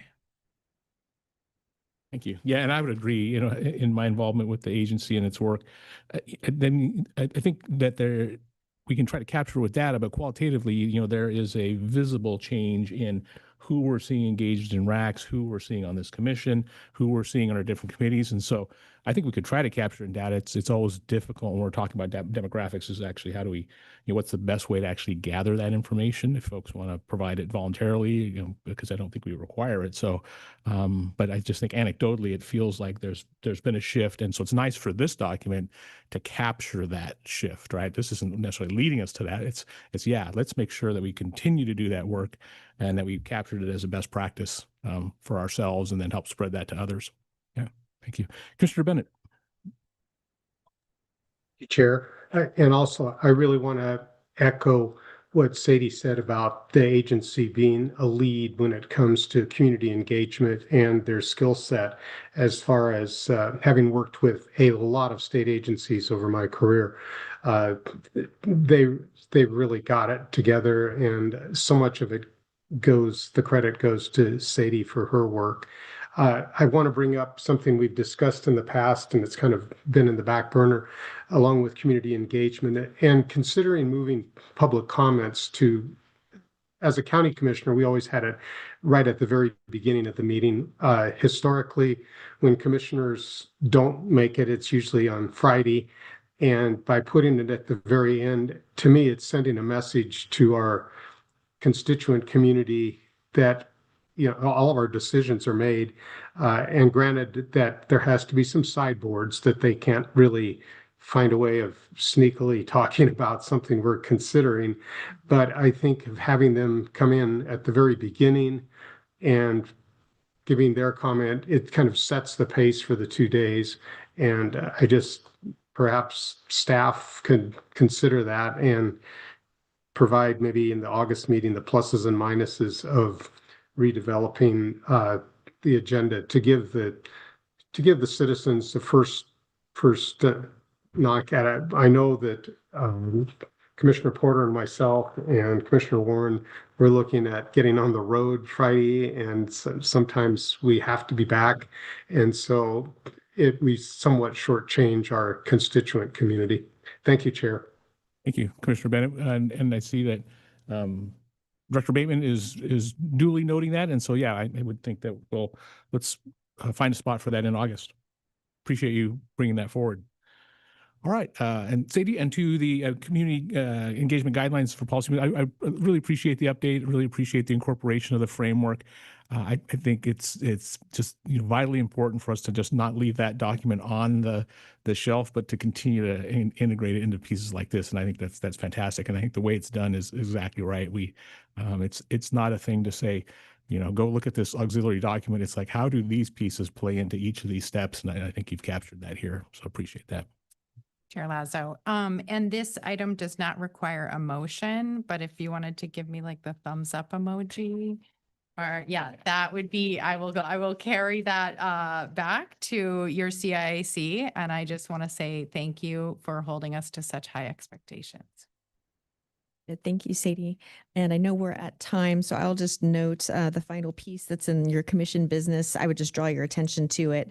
There's a paragraph there at the bottom of page 2 that highlights and names the new leadership and the great leadership that we're getting from our local officials advisory committee. So in this past round, we welcomed a new member, Coos County Commissioner Drew Farmer, and also representing planning directors, Tillamook County Planning Director Sarah Absher.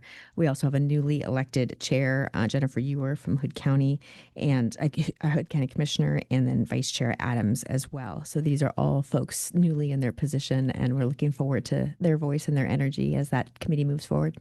Thank you, Chair. Thank you. I'm sorry, just Yeah, an administrative note if I may, Kirsten here, but I just want to note for the record that was a full thumbs up, including Commissioner Bennett online. Thank you. Yeah. Thank you.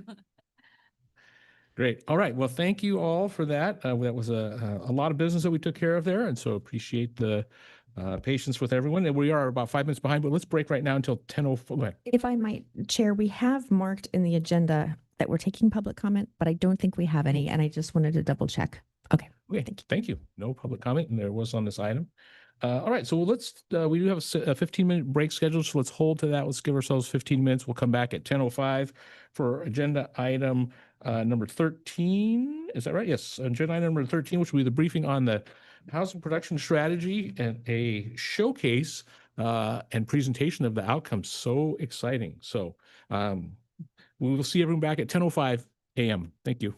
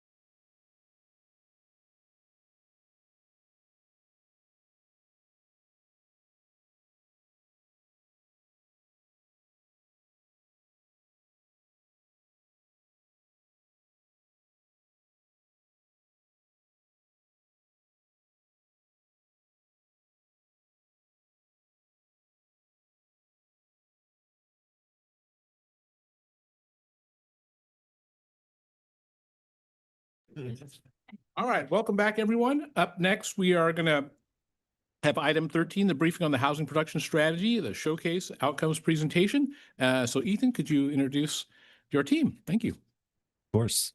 Chair Lazo, members of the commission, for the record, my name is Ethan Stuckmeyer, manage the housing division here at DLCD. And this will be very quick. I'm joined today by Mari Valencia Aguilar, senior housing planner in the housing division, and Thea Croman, housing planner in the housing division. And we've also got some other folks from our local and regional partners who are going to share some of their insights on the housing production strategy program and what they've been up to. So without further ado, I'm going to hand this off to Mari to get us started. Thank you, Ethan, and good morning, Chair Lazo and members of the commission. For the record, my name is Mari Valencia Aguilar. I use she or they pronouns. I'm a senior housing planner within the housing division here at the Department of Land Conservation and Development. Happy Friday. As Ethan said, the purpose of agenda item number 13 is to provide the commission with our annual update of the housing production strategy program. This is a program that lives within our statewide planning goal 10, our housing goal. And we've got a tight agenda and you won't, and in the 75 minutes, staff will do our best to do a quick overview of the HPS program, so Housing Production Strategy Program, and then yield roughly 15 minutes if we can, and then yield the remaining time to our invited guests so you all can hear directly from local government practitioners about their experience of the housing production strategy, and also even get to hear some highlights of the action implementation work that's included in those reports. And you all can have a discussion with them about that. So the way that the presentation will flow is exactly as I just mentioned. And I'm just going to get us started with program context. So what is the housing production strategy?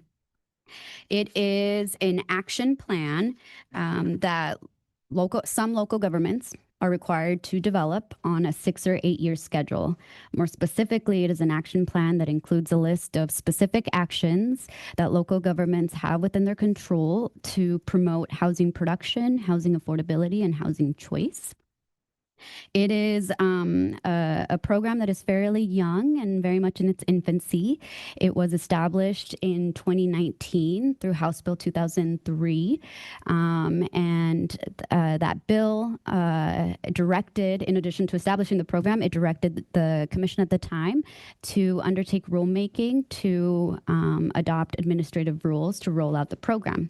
That happened in 2020, where that commission at the time adopted the rules and at the same time adopted the first iteration of the schedule by which local governments are, a subset of local governments are developing an HPS report. 3 years later, in 2023, we received the first set of locally adopted housing production strategies from local governments with the most earliest deadline that we had on the schedule. And so that kind of I'm emphasizing the timeline just to kind of emphasize we are new to, the program is new, very young, and it keeps evolving. So it's been fun. Another program context slide here is about to dig in a little bit more deeply about the who. As I said, not all local governments are doing an HPS, but while every local government has a Goal 10 responsibility, only a subset are meeting that obligation by way of producing a housing production strategy. Local governments with a population of 10,000 or more inside and outside of the Portland Metro, but specifically local governments meeting that population threshold inside the Portland Metro are doing it on a 6-year cycle, and then the local governments outside of the Portland Metro meeting that population threshold do that on an 8-year cycle. Recent legislation has expanded that requirement to other local governments. Metro counties and cities and unincorporated communities in Tillamook County are also now on the schedule and are required to develop an HPS. My last program context, very high level, is recent legislation also expanded sort of a parallel requirement to an HPS to metro regional government specifically. It kind of the legislation was House Bill 2001 from the 2023 legislative session. This has also been termed or deemed or referred to as the Oregon Housing Needs Analysis Policy. And we're not talking about the ONA today, but one of the pieces there is it set this new requirement for Metro to develop the housing coordination strategy, which is similar to the HPS in that it is an action plan with a list of specific actions over a 6-year time frame. However, it is the actions look different. They are they recognize Metro's regional lens and sort of a partner and supporter to local governments in the Portland Metro in their HPS work. Metro's first housing coordination strategy was adopted not long ago, December 2025, and it was reviewed and approved by the department a couple months ago in April. And that's the extent that I'll probably say on the Metro HCS, because one of our invited guests is staff from Metro Regional Government. So you'll get to hear more about all the work that they've been doing in the last few months of just adopting the HCS.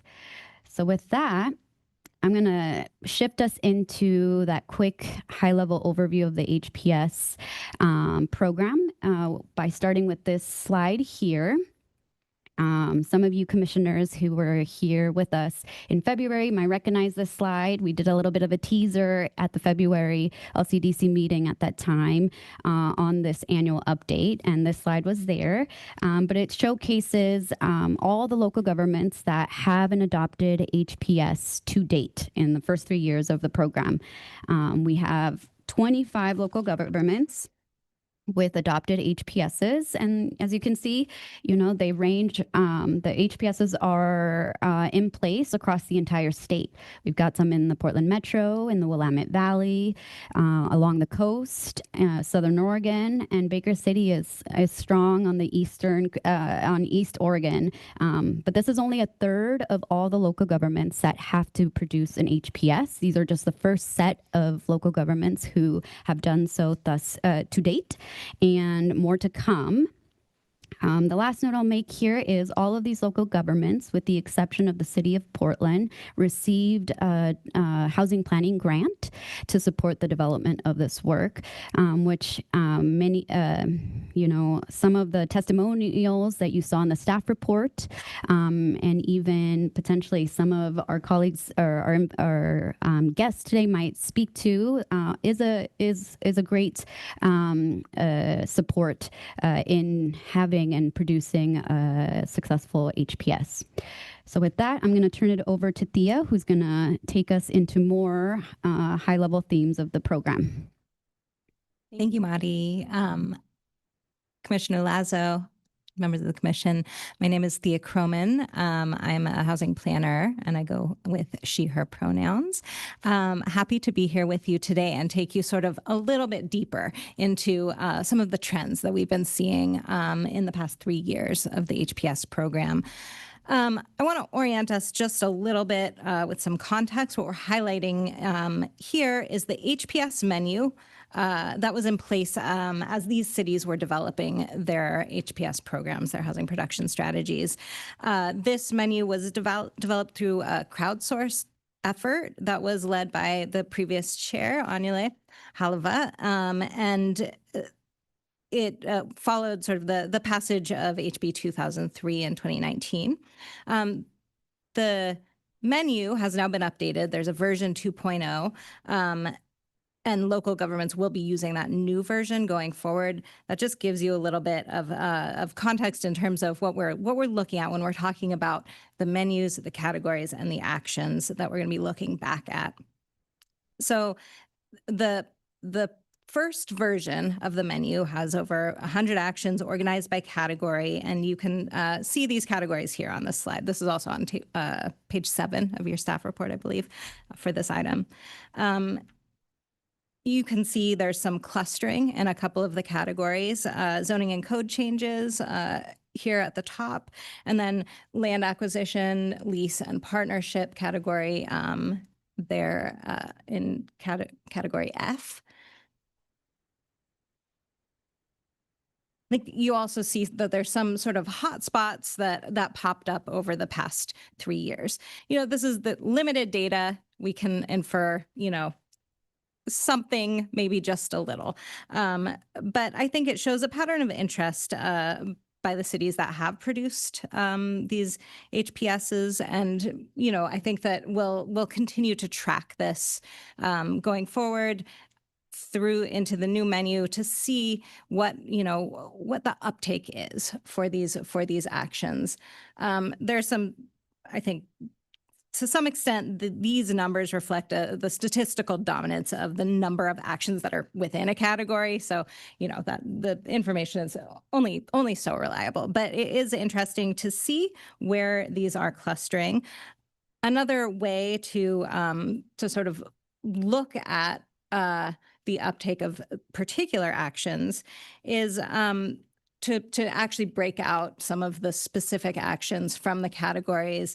And you'll see that the top 2 here actually fall under what we call the financial incentives category, which I think, demonstrates that cities really are committing to identifying local ways to fund these projects. And I'm personally very curious to see how these numbers don't change going forward.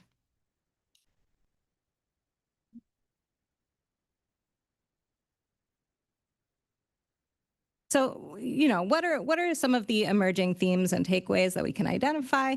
First, cities are adopting HPSs across the state, as Mari pointed out. This is huge. There are 25 cities that are actively implementing their housing production strategies. And, really a lot of gratitude to the commission, to the director who recognized the need for this program and guided this project through the rulemaking and into implementation. It really marks a significant point of progress for housing planning in Oregon that these cities are fully engaged. While longitudinal patterns really have yet to emerge, we will continue tracking this information, this data into, through the next phase of implementation and come back to you all at least yearly to report back on that. I think another interesting, item, as we mentioned, zoning and code changes really appear to dominate, but there's also individual actions that, like SDC adjustments and publicly funded infrastructure improvements that a lot of cities have recognized are incredibly key to getting their housing production strategies moving. Another note is that a number of actions and a trend that we're seeing is that the number of actions within a housing production strategy varies. And that's, a response to local context. It's the program design is really meant to be adaptable for local context, while still, maintaining a program that has cities respond to the needs, to the specific housing needs that they identify within their communities, to, achieve those fair and equitable housing outcomes and really affirmatively for their fair housing. So I'm going to jump into some of the themes that we're seeing that we saw from the testimonials that you all have in your packets that we received from some of our local government partners. These these responses, I think, are really, really interesting and helpful, and want to just take a moment for you all to have a look at some of these poll quotes. I think the first theme that we saw and that we're, is that we really are happy to find that many of our local government partners find that the program supports true progress in housing planning. So give you just a moment to have a look at these quotes.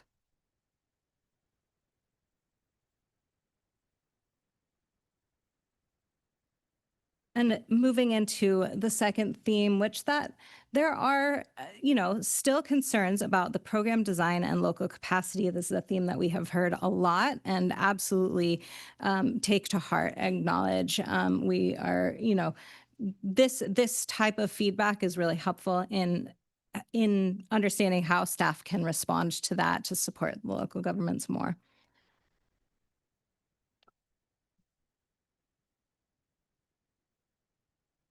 And finally, there continue to be barriers to implementation. A theme that we've highlighted here, and we have heard partners highlight to us again and again specifically, is the need for stronger state funding support for critical infrastructure projects that support housing. And I think we saw that in all of the letters that we received. I'm sure we'll hear more about that. And so just want to make sure that we pull those out, acknowledge that that those challenges, really remain for our partners in implementation, and another thing that we'll be wanting to focus on as we continue the housing planning work going forward. So, Mari, I think we have one more slide. That's right. Thank you, Thea. This is our final slide before we yield, or we'll definitely want to make room for questions or clarifications on our very quick and high level overview of the program thus far. But before doing so, here's sort of a last note, which is just a heads up. We are 3 years into the program, and we're hitting a milestone shortly at the end of the year, specifically with the first few set of local governments that adopted their HPS reports in the first year. So in 2023, on a 6-year cycle. So these are 3 jurisdictions in the Portland Metro who are hitting their midpoint of that 6-year cycle.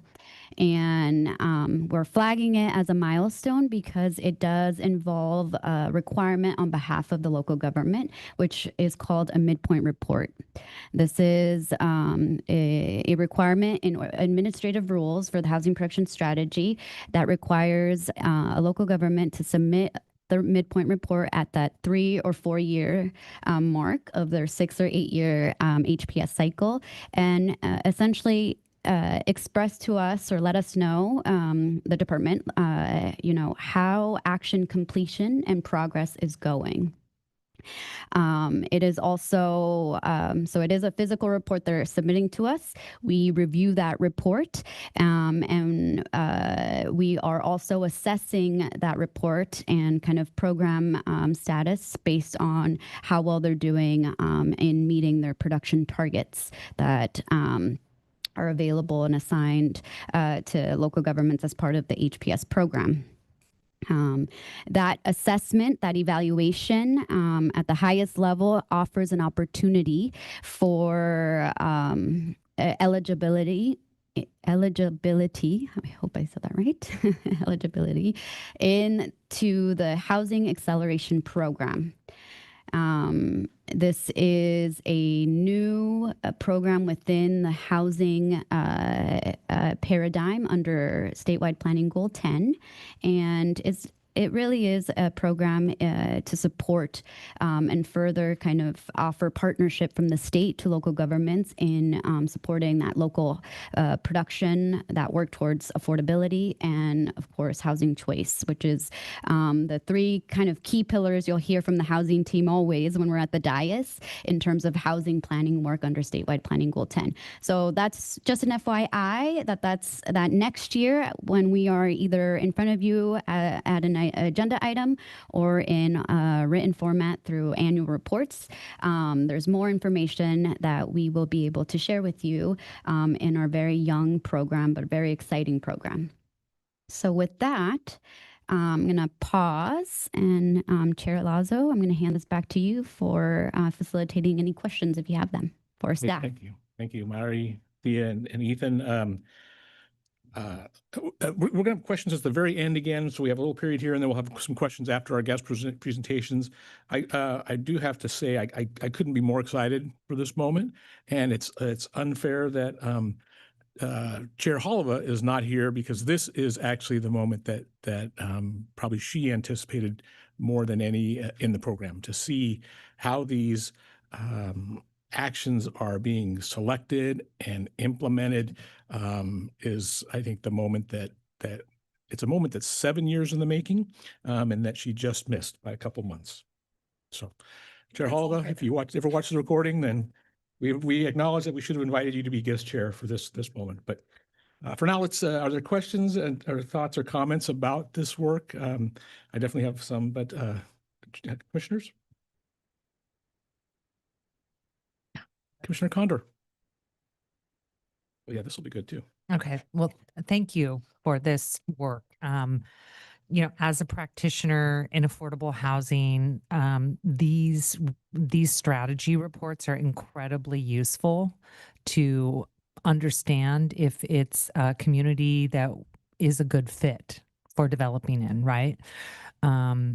The tools that they're implementing are exactly what, you know, we want to see with some of these types of incentives with like SDC waivers and property tax exemptions and those types of things. So I applaud the effort. I think keep going, and, you know, how can we support you? Keep us in the loop. Are there a place where these reside online where you can get to all of them to just click and get in there? Okay. And will they have the midpoint reports in there as well? Is there some? Chair Lazo, Commissioner, thank you for the question. Yes, these are publicly available on DLCD's website, specifically in our housing webpage. And apologies, I should have let you respond to this. You are our web person on the team. I just got excited. Yes, they're publicly available. However, so it's a table on our housing capacity and production webpage that will undergo some updates, hopefully. And you know, we are working internally to sort of catch up to the housing production and the HAPO office, who have this wonderful dashboard.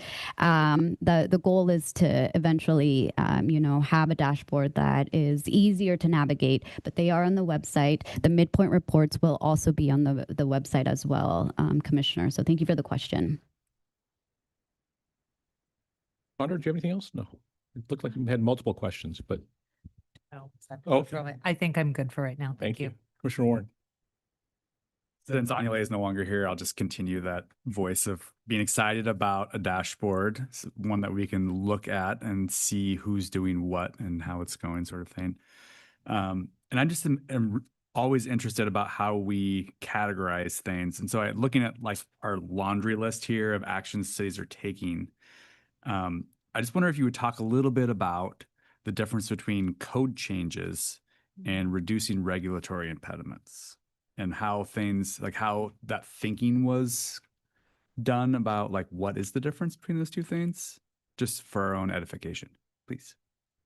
Chair Lazo, Commissioner Warren, thanks for the question. I will get us started, and then I'm going to probably hand it off to my colleague Ethan, because he was actually here for the development of this initial menu.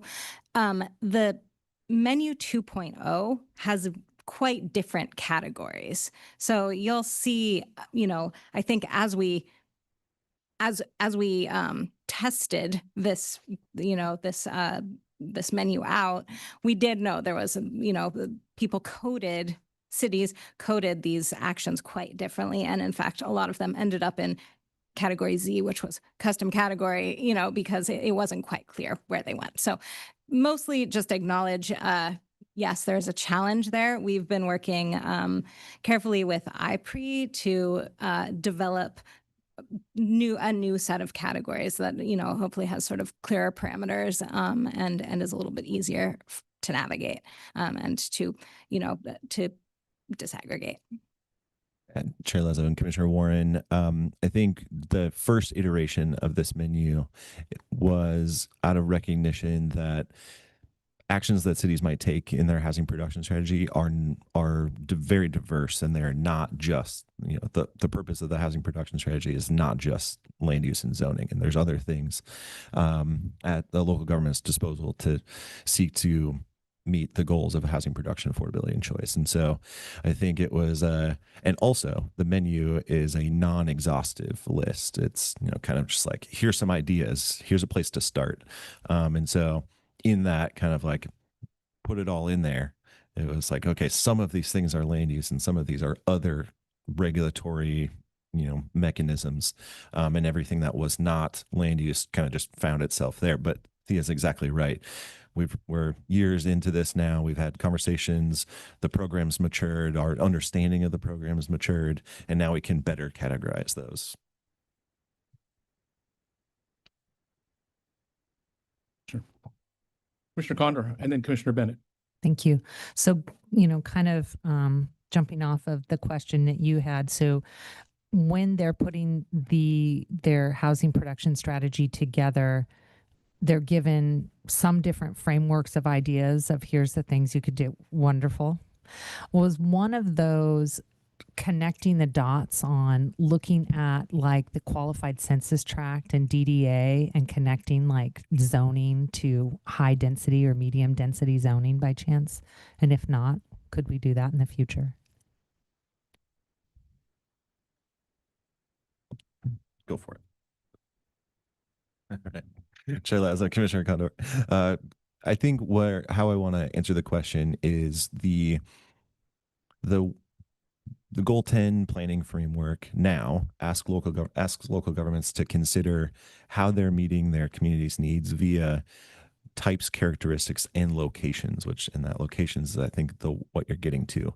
And so collectively as a local government's saying, okay, what are we actually planning for here? We have our needed housing allocation and our housing production target. That's a number.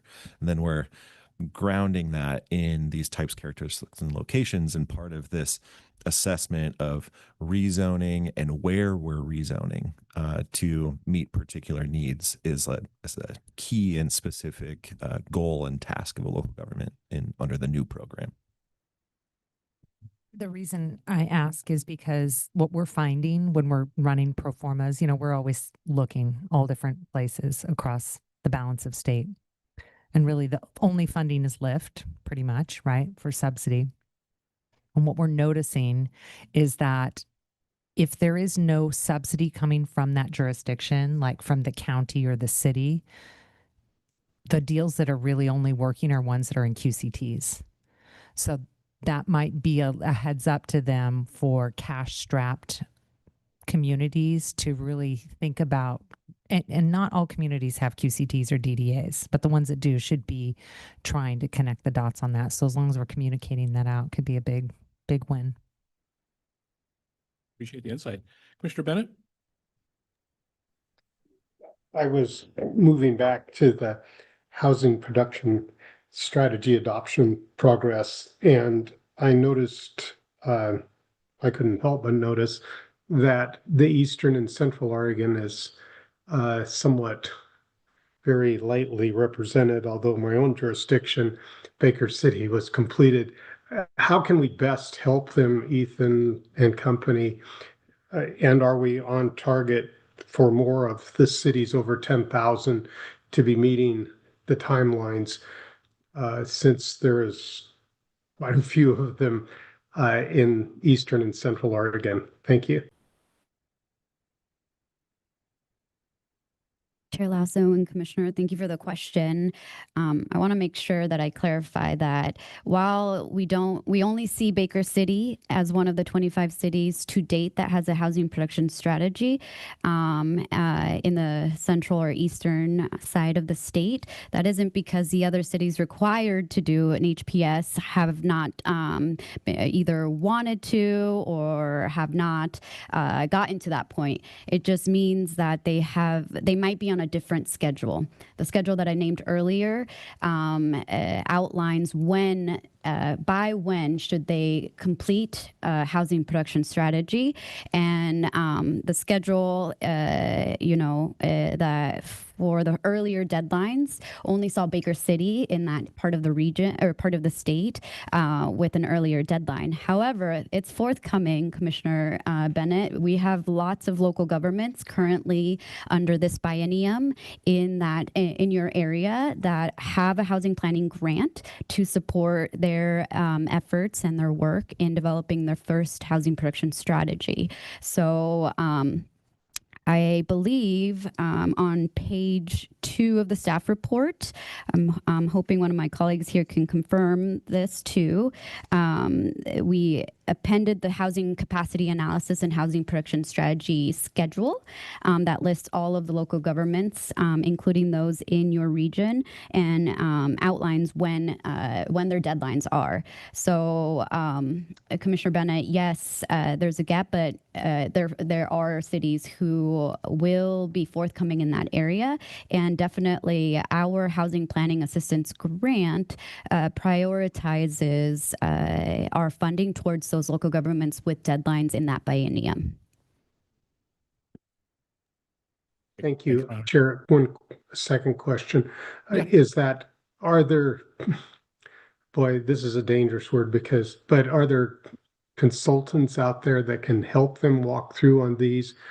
Or is this, since this is such a new field?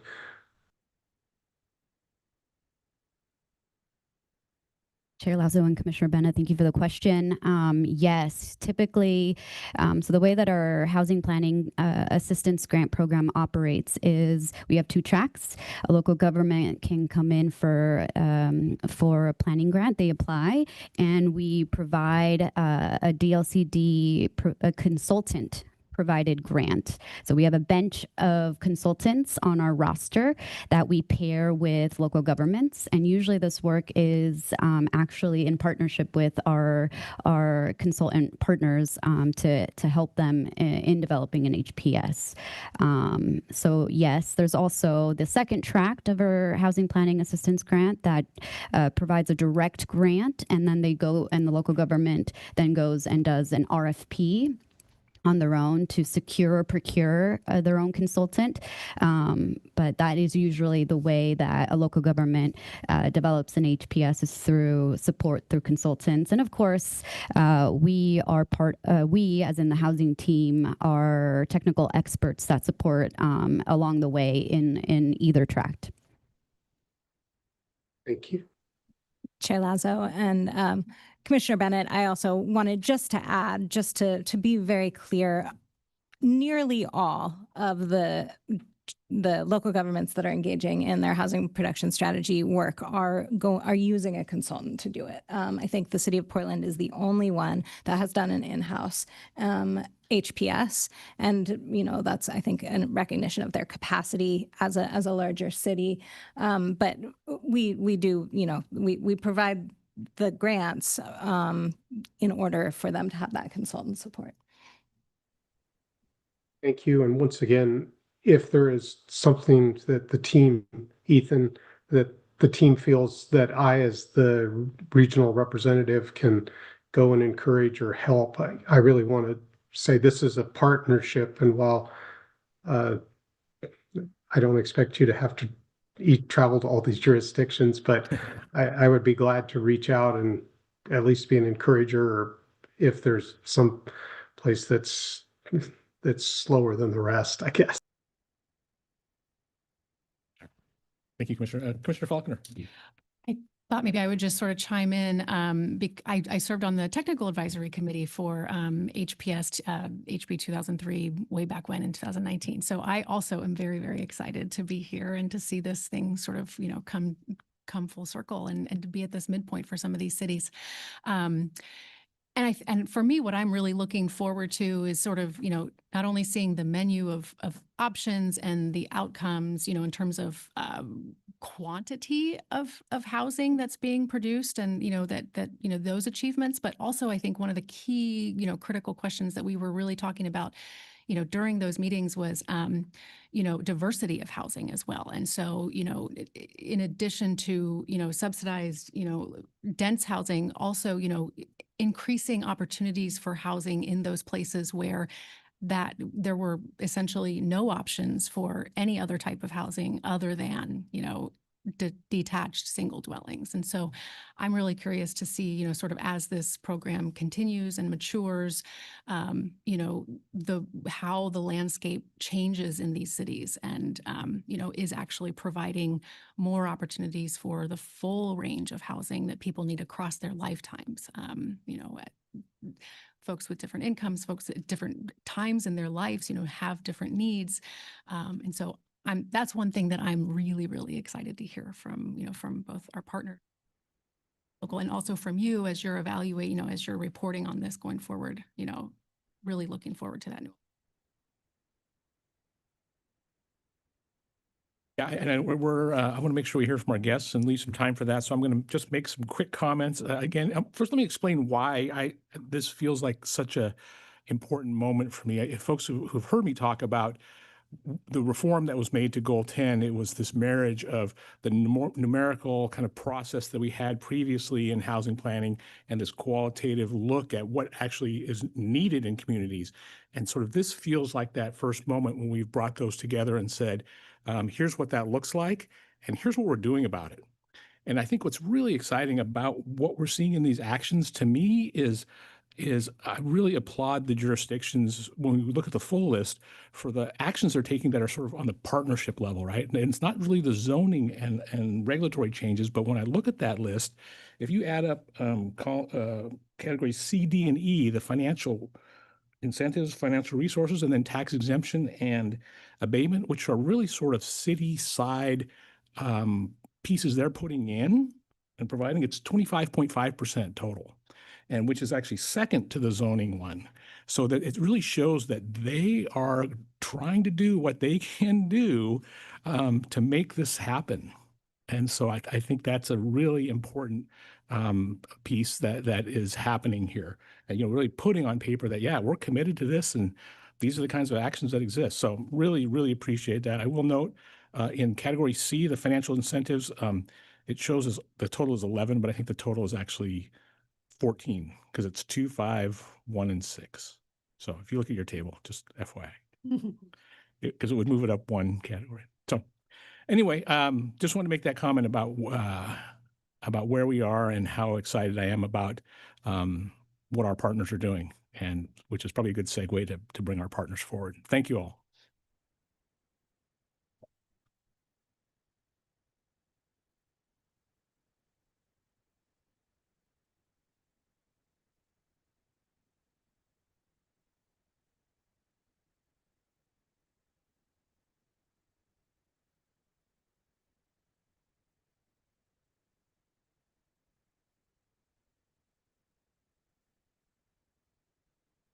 Chair Lazo, while we get kind of situated here, maybe I can start by introducing our guests and have and then having them kind of take the rest of the meeting from this point onward. So with me today, very excited, we've got 3 local governments with us in person, but also virtually.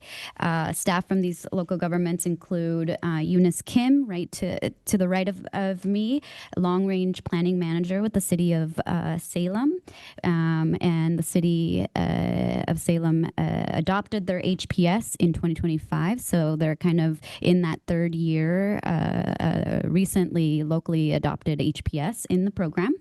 Then online, we've got the City of Milwaukee, Joseph Briglow, Assistant City Manager with the City of Milwaukee, having their HPS adopted in 2023. So they were the first, one of the first cities to endeavor down a new program, and you might be familiar for some of the commissioners here.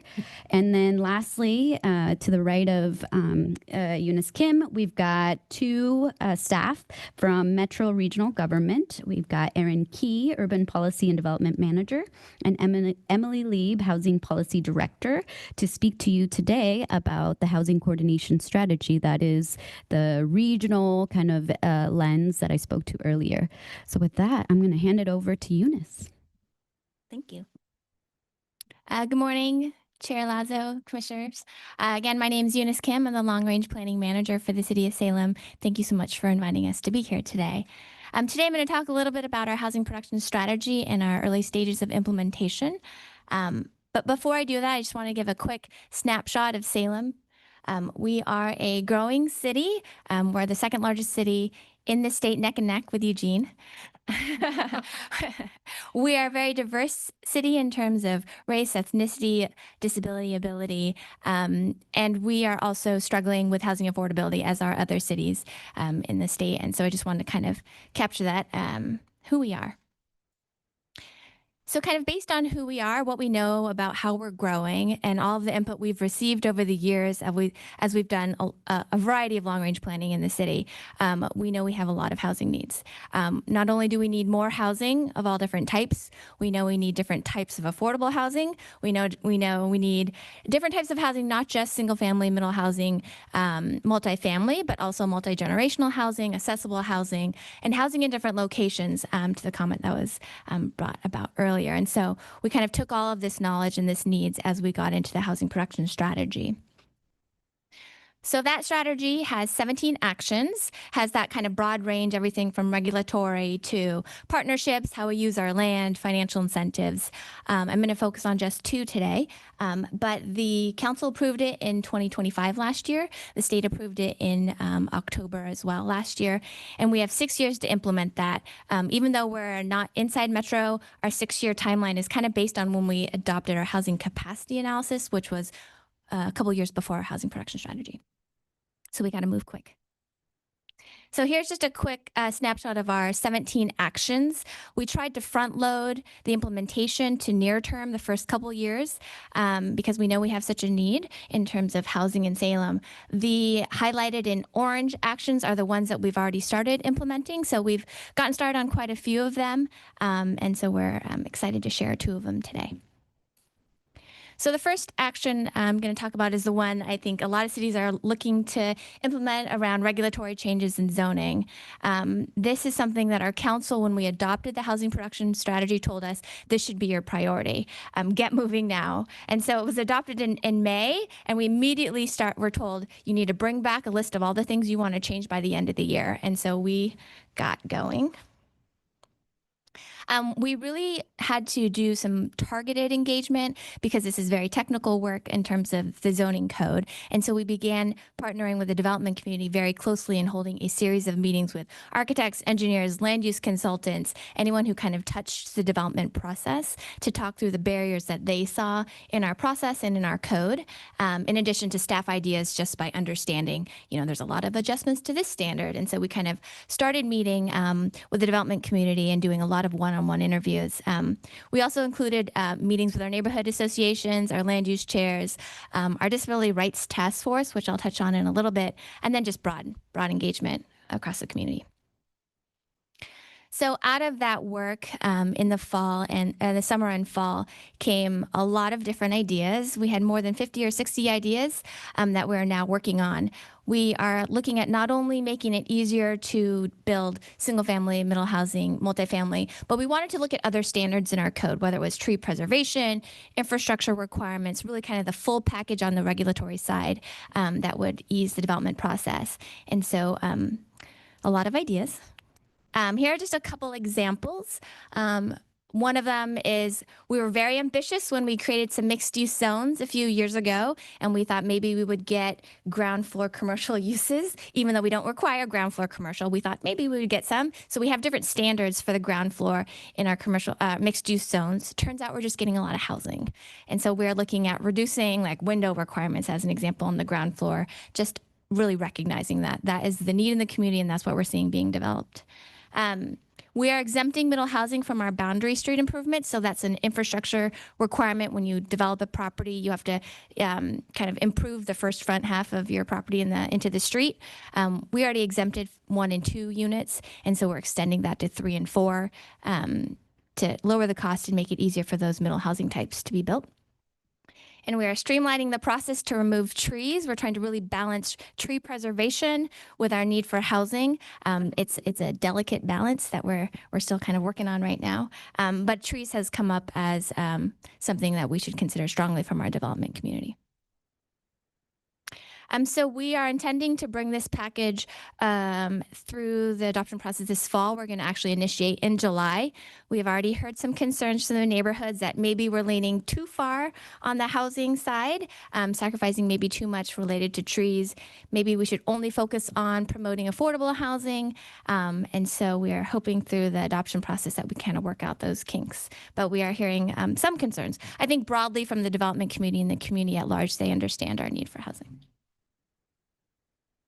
One of the things that came out, we were meeting with the Disability Task Force as well as our development community. We talked a lot about accessible housing. How can we encourage that in the zone? And so we have ideas around, allowing more lot coverage, things like that we can do in our zoning. But the question really was beyond kind of the ambulatory disabilities, like are there other ways to create accessibility for those with hearing loss, those maybe with vision impairment, those who've experienced trauma?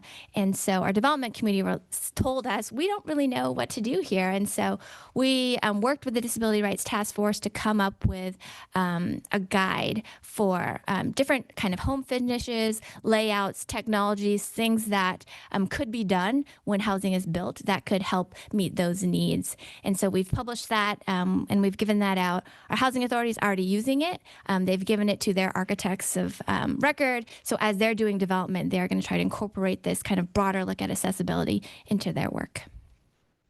Oh, and this does tie into other actions, right? We have actions in our housing production strategy related to increasing awareness and understanding with the development community. So a lot of our actions are kind of melding together a little bit. Another action that I wanted to just touch on was the idea of kind of promoting mixed income areas and affordable housing near services, transit, et cetera. We had done a massive rezoning in 2022, so the zoning is in place to allow this type of housing kind of broadly across the community and in the locations, again, near amenities. But we wanted to look at how can we promote it further. And so the community of Salem fortunately passed a safety and livability bond back in 2022. $10 million of that was carved out for affordable housing. And there is a whole bond oversight committee that kind of looks at how we spend that money. But we had no criteria for who gets that $10 million for affordable housing. It was kind of first come, first serve. It's kind of like, if you know about it, you apply for it. So we wanted to really use the housing production strategy as an opportunity to align how that money is spent and given out with the priorities in the housing production strategy and the needs that we have.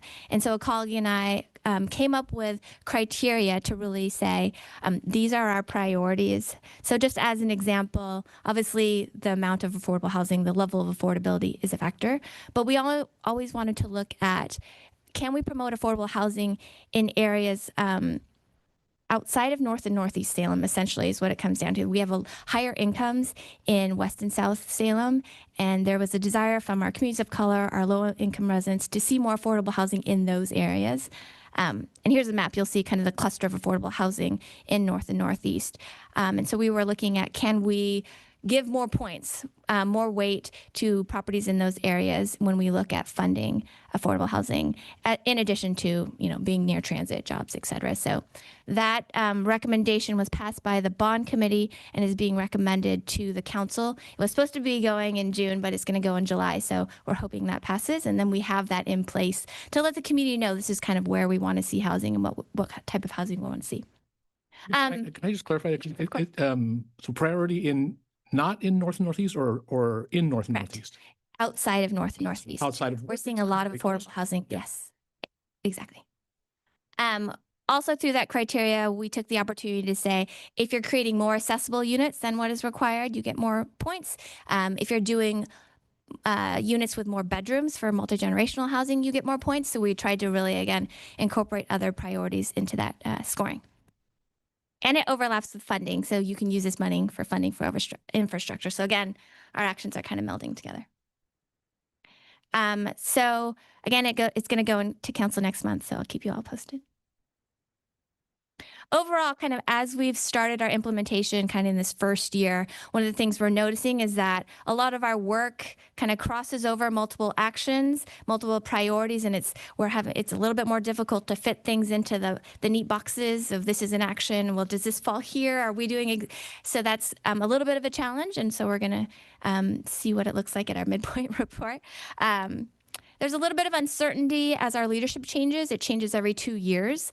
Our council, when we first adopted the housing production strategy, was a little bit cautious too about binding future councils to new URAs, new, MUTIPs or tax abatements, like things that really have an impact, particularly on our budget. And so that is always a challenge in Salem as our leadership changes. And we don't have a dedicated housing team. We have 2 long-range planners. We have people who kind of work on housing throughout the city. And so, we've really had to try to coordinate. And one of the things, I think, the good things is that we are coordinating a lot more across all departments, divisions, housing authority to kind of all pull in the same direction.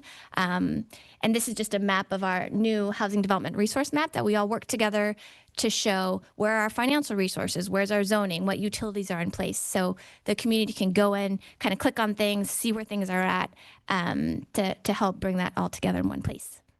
And my last takeaway is that we always appreciate flexibility in funding as a local government. As we implement this, we're always looking for more help, whether it's funding for infrastructure, funding for consultant support, and flexibility as we are trying to make things kind of fit as things continue to change. And with that, I appreciate the time. Thank you. Bonnie, do you want to take questions for if folks have questions or comments for each presenter or at the end? Chair Lazo, my preference would be to continue the presentations so that we ensure that we hear from everyone and you get the benefit of hearing this amazing direct, the work that is happening on the local level, if that's okay. Great, thank you. So if we could move on to online, Joseph, welcome. Thank you. Good morning. Can you hear me all right? Yes, thank you, Joseph. Great. Hey, everyone. I'm Joseph Brilio. I'm the Assistant City Manager here over at City of Milwaukee. Thank you, Chair Lazo and Commissioners, for giving me some time to share the Milwaukee story. And sorry I can't be with you all in person. I know this being between screens is not my favorite, but thanks for offering the opportunity. Just because a lot going on here. Do you want me to share my screen, or is it do I just tell you to click for? Okay, great. Okay, we'll do this. We got it. We got it. Cool. We can help. Yeah, we can. Yes. So I don't, whenever I talk about Milwaukee, I don't ever assume that anyone else knows where we actually are. I live in Southwest or Southeast Portland for many years, and I worked in Happy Valley before, and I drove through Milwaukee a billion times and never really knew where it was. So just so you all have a little bit of context, Milwaukee is that little blue amoeba on the screen. It is, we share a border with Portland. We're 22,000 people. About 5 square miles roughly. We're in Clackamas County, and we're surrounded by urbanized Clackamas unincorporated. And you can see the closest Clackamas centered cities are Happy Valley, Lake Oswego, and Gladstone's not on that map, but they're fairly close as well. Our urban growth management area, I know you all are very educated, I feel like, with land use terms. So goes from that blue amoeba to Happy Valley. So you see that the area of unincorporated Clackamas that's kind of clear, that's our potential to move into later on. Next slide. I have to start the presentation by sharing just a little bit that's unique, I think, for a city in general in Oregon. We at the city of Milwaukee were doing a number of things before HB 2003, before the HPS became a thing that we all had to do. So in 2018, even before that, when we started the work, we created something called the Milwaukee Housing Affordability Strategy, and it had things like the city was going to move towards building networks and relationships with nonprofit developers, getting feedback from them on how we can make things easier for them as far as the development process. It was also attached to land acquisition opportunities, code review.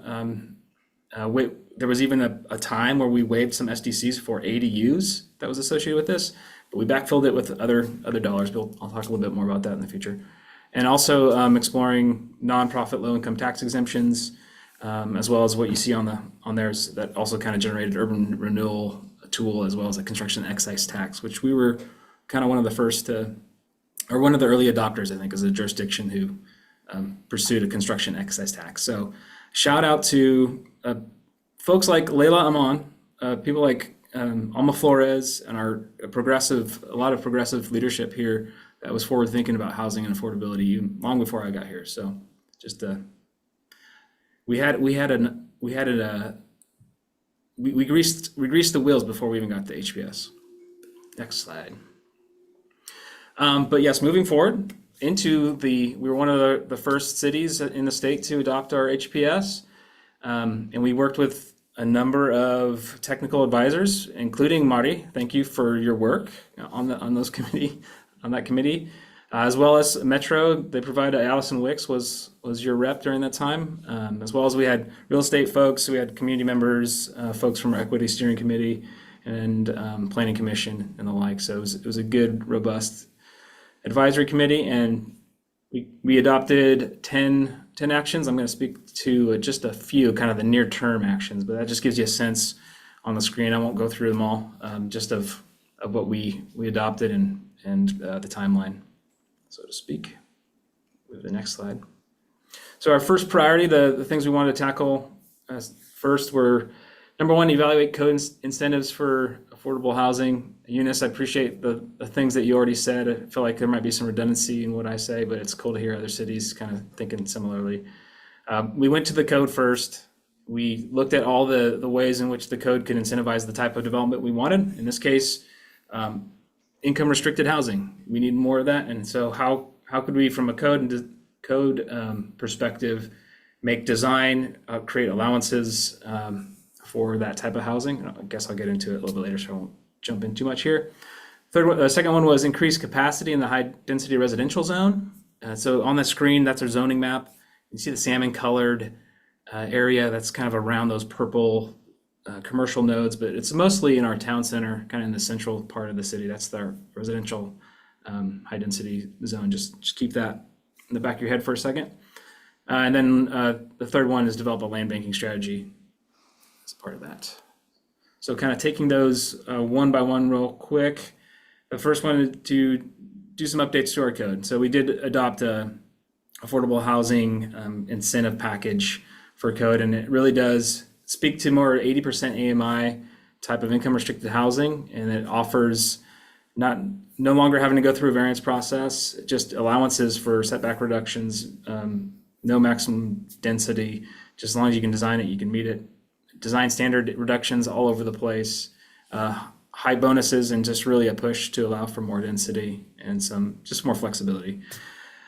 Again, it's a change to zoning code, and like zoning code doesn't really make things happen necessarily. It just creates hopefully some flexibility for developers, and no developer has taken us up on this yet. I know that's probably going to change. That picture on the right there is Hillside Park. That you might have a commissioner who's very familiar with this project, and that's the first phase. I know in the second phase, which is the background of that picture, there's kind of like old army barrack style housing. That second phase is going to likely include multiple affordable housing developers and I do believe that there's going to be some utilization of that code.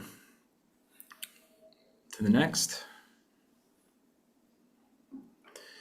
Increasing the capacity in our high density residential zones.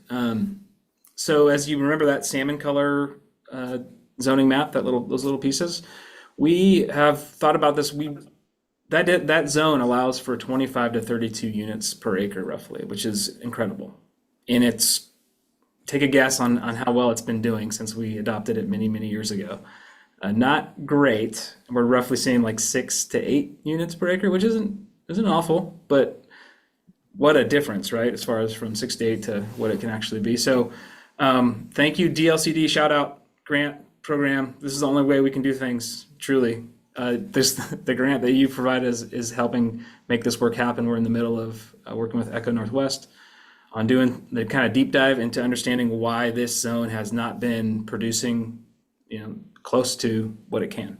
And so we're going to hopefully get more information on how we can tweak things and what other incentives and products, programs, procedures that the city can develop to help increase the utilization of those density levels.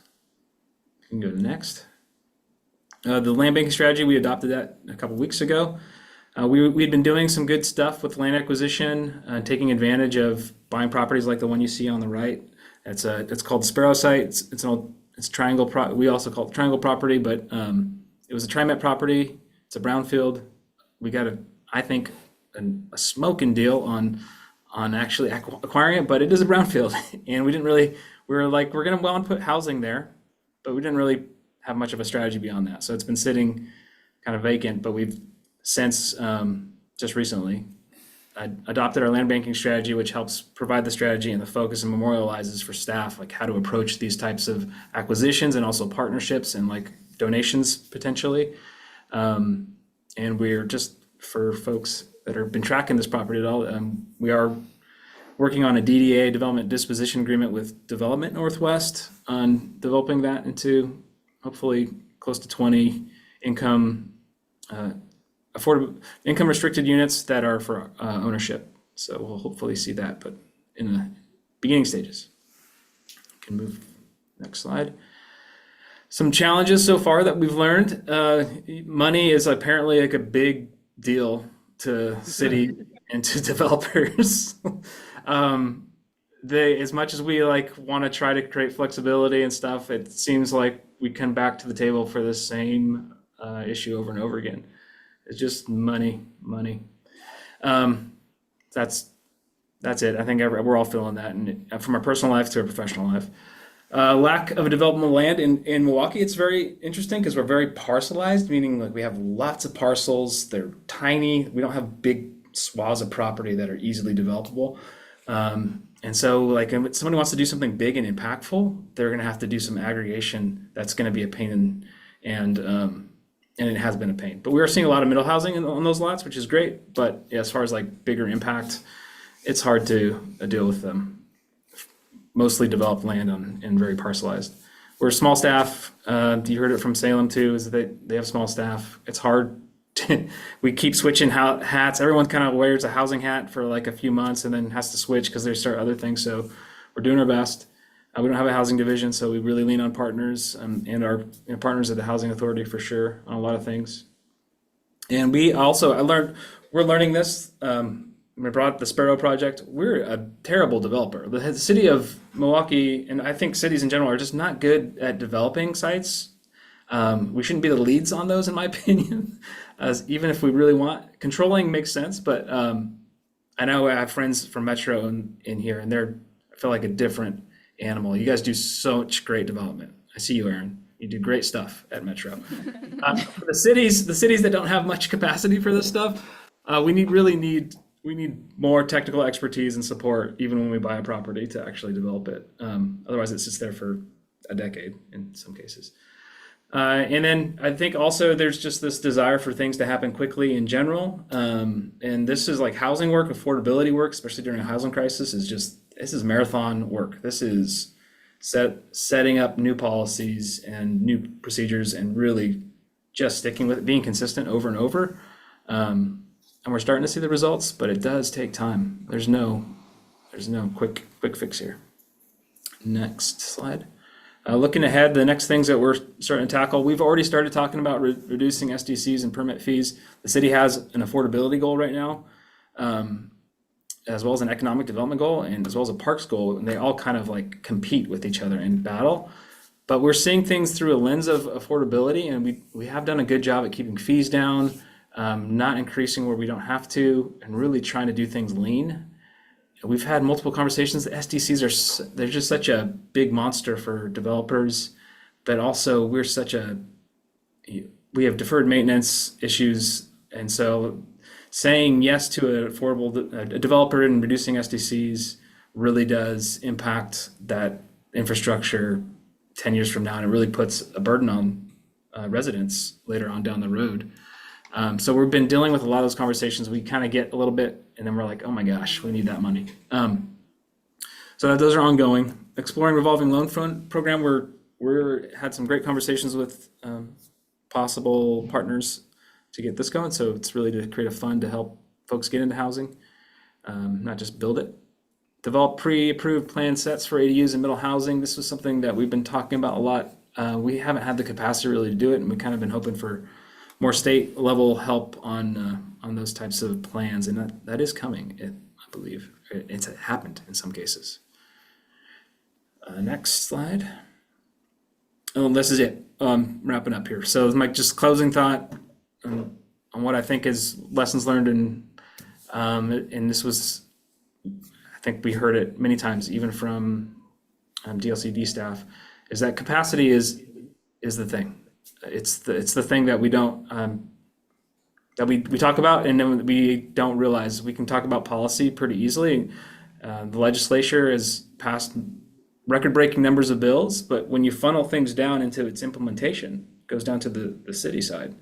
I don't think we realize how tight that and small that funnel gets for a lot of these cities. Oregon is full of very small cities, primarily, who get to implement this stuff, and so capacity is at a premium. And we're really trying to do all the good work, but any way that you can help create capacity, obviously dollars are great, the grants are great. Other ideas too is just think about, we have little systems. There's the big system of the state, and there's obviously the Fed too, the counties, but to think these little cities are little systems that are struggling just to create core service and like maintain their own little systems, and then getting more pressure to and requirements to adhere to. There's potential to break the small systems that participate in a larger system. That's what I worry about all the time. If one of our folks leaves to tomorrow, like it takes us 6 months to a year just to get that capacity back. That's how small we are. So just things that, I think that's my closing thought for all of us to think about when we think about doing good work and implementing things. Thank you for your time. Thank you so much, Joseph. Really appreciate the presentation. Mari? And Chair Lazo, we have one more, two guests from Metro, and I know we are kind of hitting our agenda items, so maybe I'll look to Director Bateman or you, Chair, to let me know how much, or let us know how much time we have, hopefully, to allow our final speakers to share a little bit. I think we can continue for another 10 minutes. Can you do your presentation in 10? Yeah, and then we'll just confine our comments and questions. Wonderful. Thank you. Hello, Chair Lazo and commissioners. My name is Erin Key. I use pronouns like she and her. I'm Urban Policy and Development Manager at Metro. And hello, everyone. Emily Lieb. I use she, her pronouns. I'm our Housing Policy and Bond Director at Metro. Okay, I'll dive right into this, and we'll get through it quickly. We did not start with an explanation of what Metro is, because I, unlike Joseph, jumped in assuming, well, everyone knows what Metro is. So I will save you some time. So we are regional planning for the parts of the 3-county area around Portland and include 24 cities. We are going to show you some great pictures of some of the affordable housing that we've done in the region, including one from Related Northwest that you saw on that opening slide. I'm also not going to, I don't have pretty pictures of our housing need, but I can tell you very quickly that it's deep and that our needs include deep needs for those who are looking for housing in the 80% area median income area and below. We were tasked with producing the state's first regional housing coordination strategy, and Mari spoke a little bit about how that's slightly different than a housing production strategy. And we were happy to chart the way of figuring out what that meant. And a big shout out to DLCD staff, Ethan and Mari in particular, for the work that they did with us through this process. Metro is required to produce a regional housing coordination strategy every 6 years within 1 year of our urban growth management decisions, which also happen on a cycle of 6 years. So our coordination strategy was approved by our Metro Council in December of 2025. And as Mari told you, we very recently received our approval from DLCD, but we have made good progress, and Emily and I are here to start talking with you about some of the actions that we've been putting into place on the program. I do want to mention too that each of us are in different departments at Metro. Metro has a new, I still call it new, can we call it new? Housing department. And it was a first time that our departments coordinated on something of this size and scale together, and we're pretty proud of what we were able to achieve. The plan itself has 16 actions, but we had brainstormed a list of over 100 that led us to this list of 16. So next, thanks, Eunice. So I want to just tell you a little bit about our process. We leaned heavily into the word coordination in the regional housing coordination strategy because we saw that the power of this plan could be in its ability to support the cities inside of Metro who need to do their own production strategies, either who had already produced theirs, like Milwaukee, or those who yet to do so, like the city of Sherwood, for example. So we leaned on that group of planners and housing professionals from those cities to tell us what they needed from a regional government to achieve the goals that they had for themselves. So that's what we meant by coordination. We, in addition to that, had focus groups with developers, similar to what the city of Salem did, and nonprofits. But we had an ongoing set of meetings with jurisdictional partners.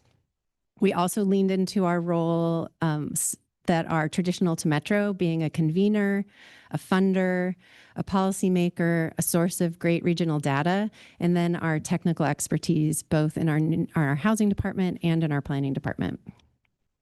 So let me start by diving into just a couple of the actions and let you know what progress we've been making since approval of that plan by our Metro Council.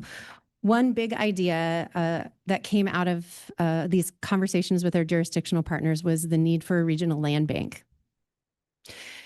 Thank you, Joseph, for mentioning Metro's experience in real estate. And I think Commissioner Condor knows by working with us on the Gleason Landing, that is a beautiful project that is serving the needs of hundreds of families and individuals.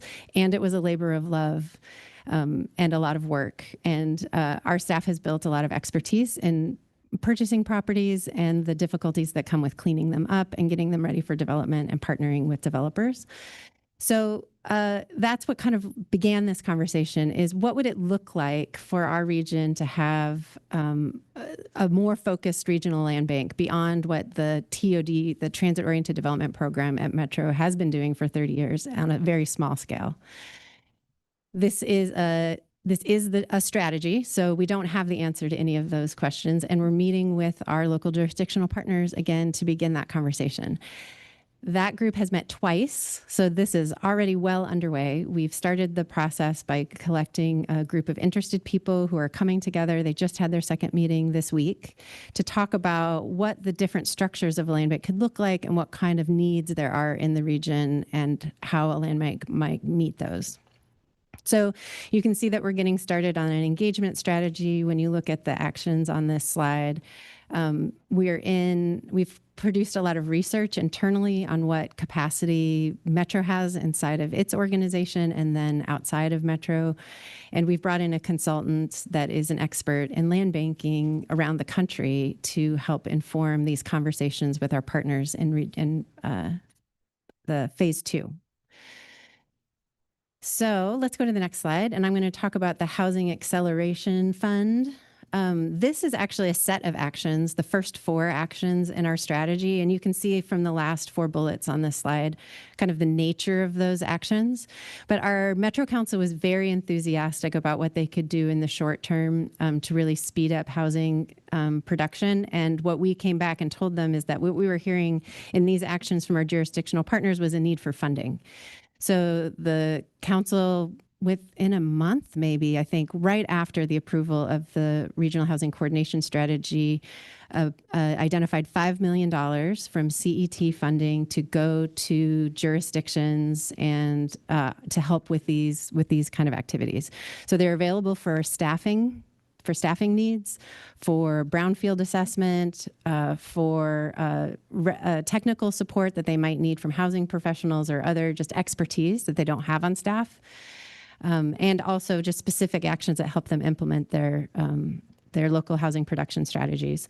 So we needed to make some changes to our structures internally in order to make that funding available. That's happened. And now our staff are putting together the grant requirements and hoping to release an opportunity to apply for those grant funds this fall. Now I'm going to hand it to Emily to talk about additional actions from the plan. Great. And we just have 2 more slides. So the next set of actions is really focused on affordable housing investment, the affordable housing investment system and landscape.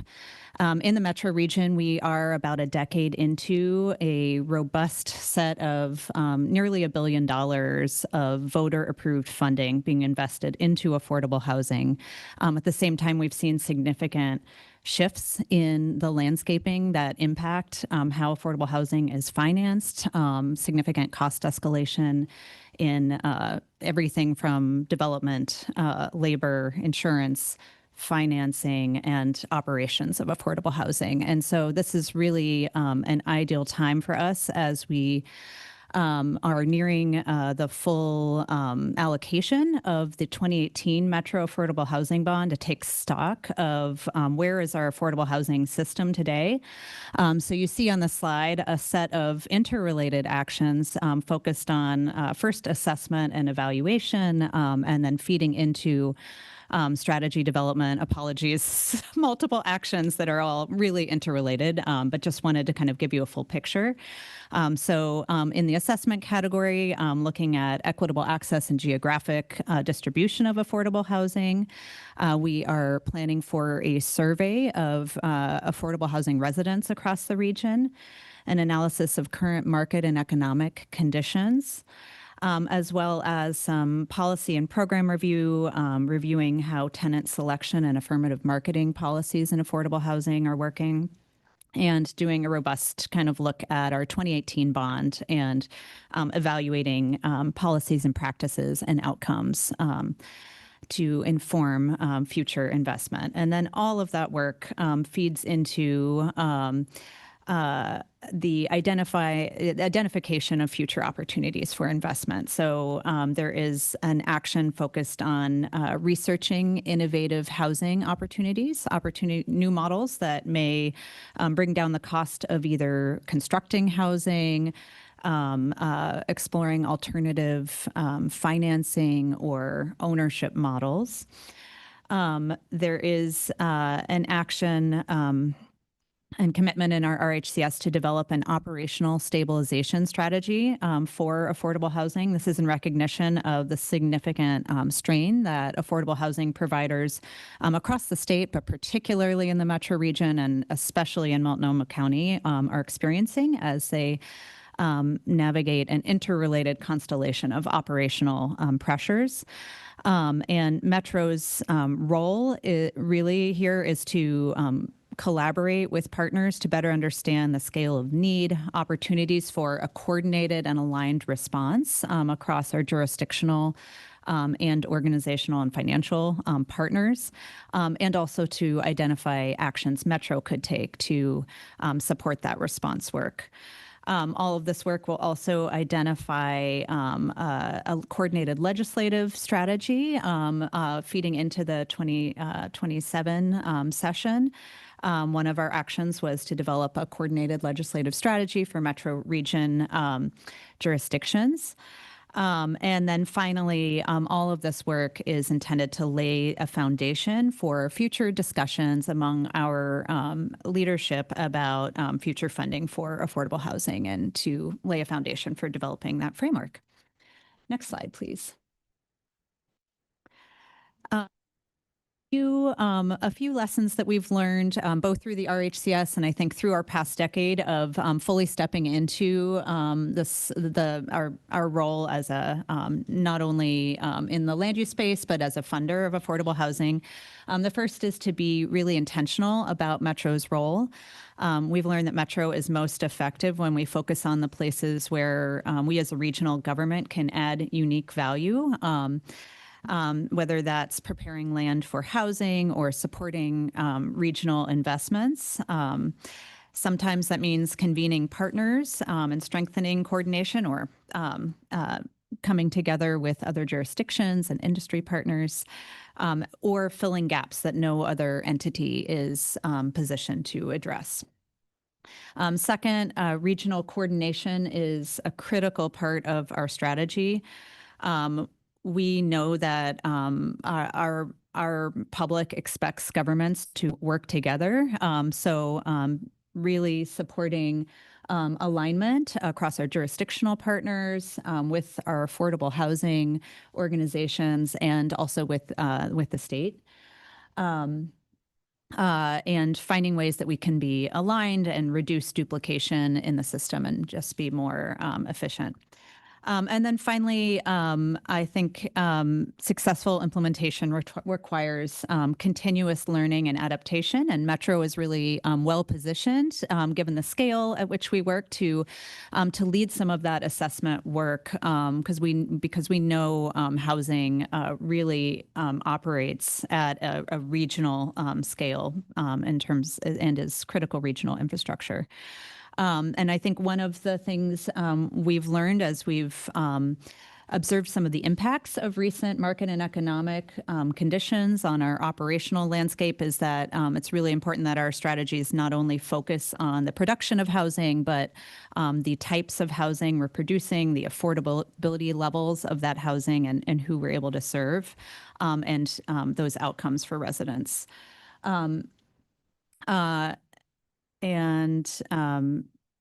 Let's see. And then finally, I mentioned public expectations shifting. I think a critical part of our role is communicating transparently with the public about things like the impacts of our affordable housing investments, and demonstrating that our governments are working together to respond to shifting conditions and significant needs on the ground. So thank you so much for the opportunity to be here. Thank you all so much. We are running real short on time. I do want to say how much we appreciate having the opportunity to hear from our local partners. And I think the breadth of great work that's happening is really remarkable. And I think that having you all here to share that really shows that. So really appreciate that. I don't know if there are any last quick comments. The other thing I will note is that I think, obviously Joseph won't be staying, but I think the others are staying for lunch today. And so if there is conversations that you'd like to have with these folks, then some of them will be around for lunch. All right. With that, again, thank you all so much. This is remarkable. Thank you so much.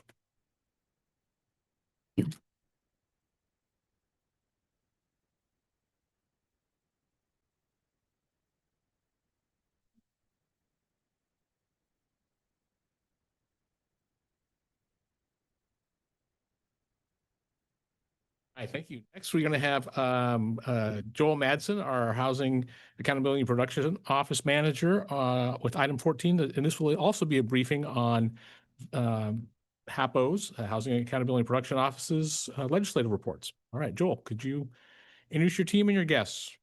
Thank you so much, Chair Lazo and Commissioners. Again, for the record, my name is Joel Matson, the manager of the Housing Accountability and Production Office.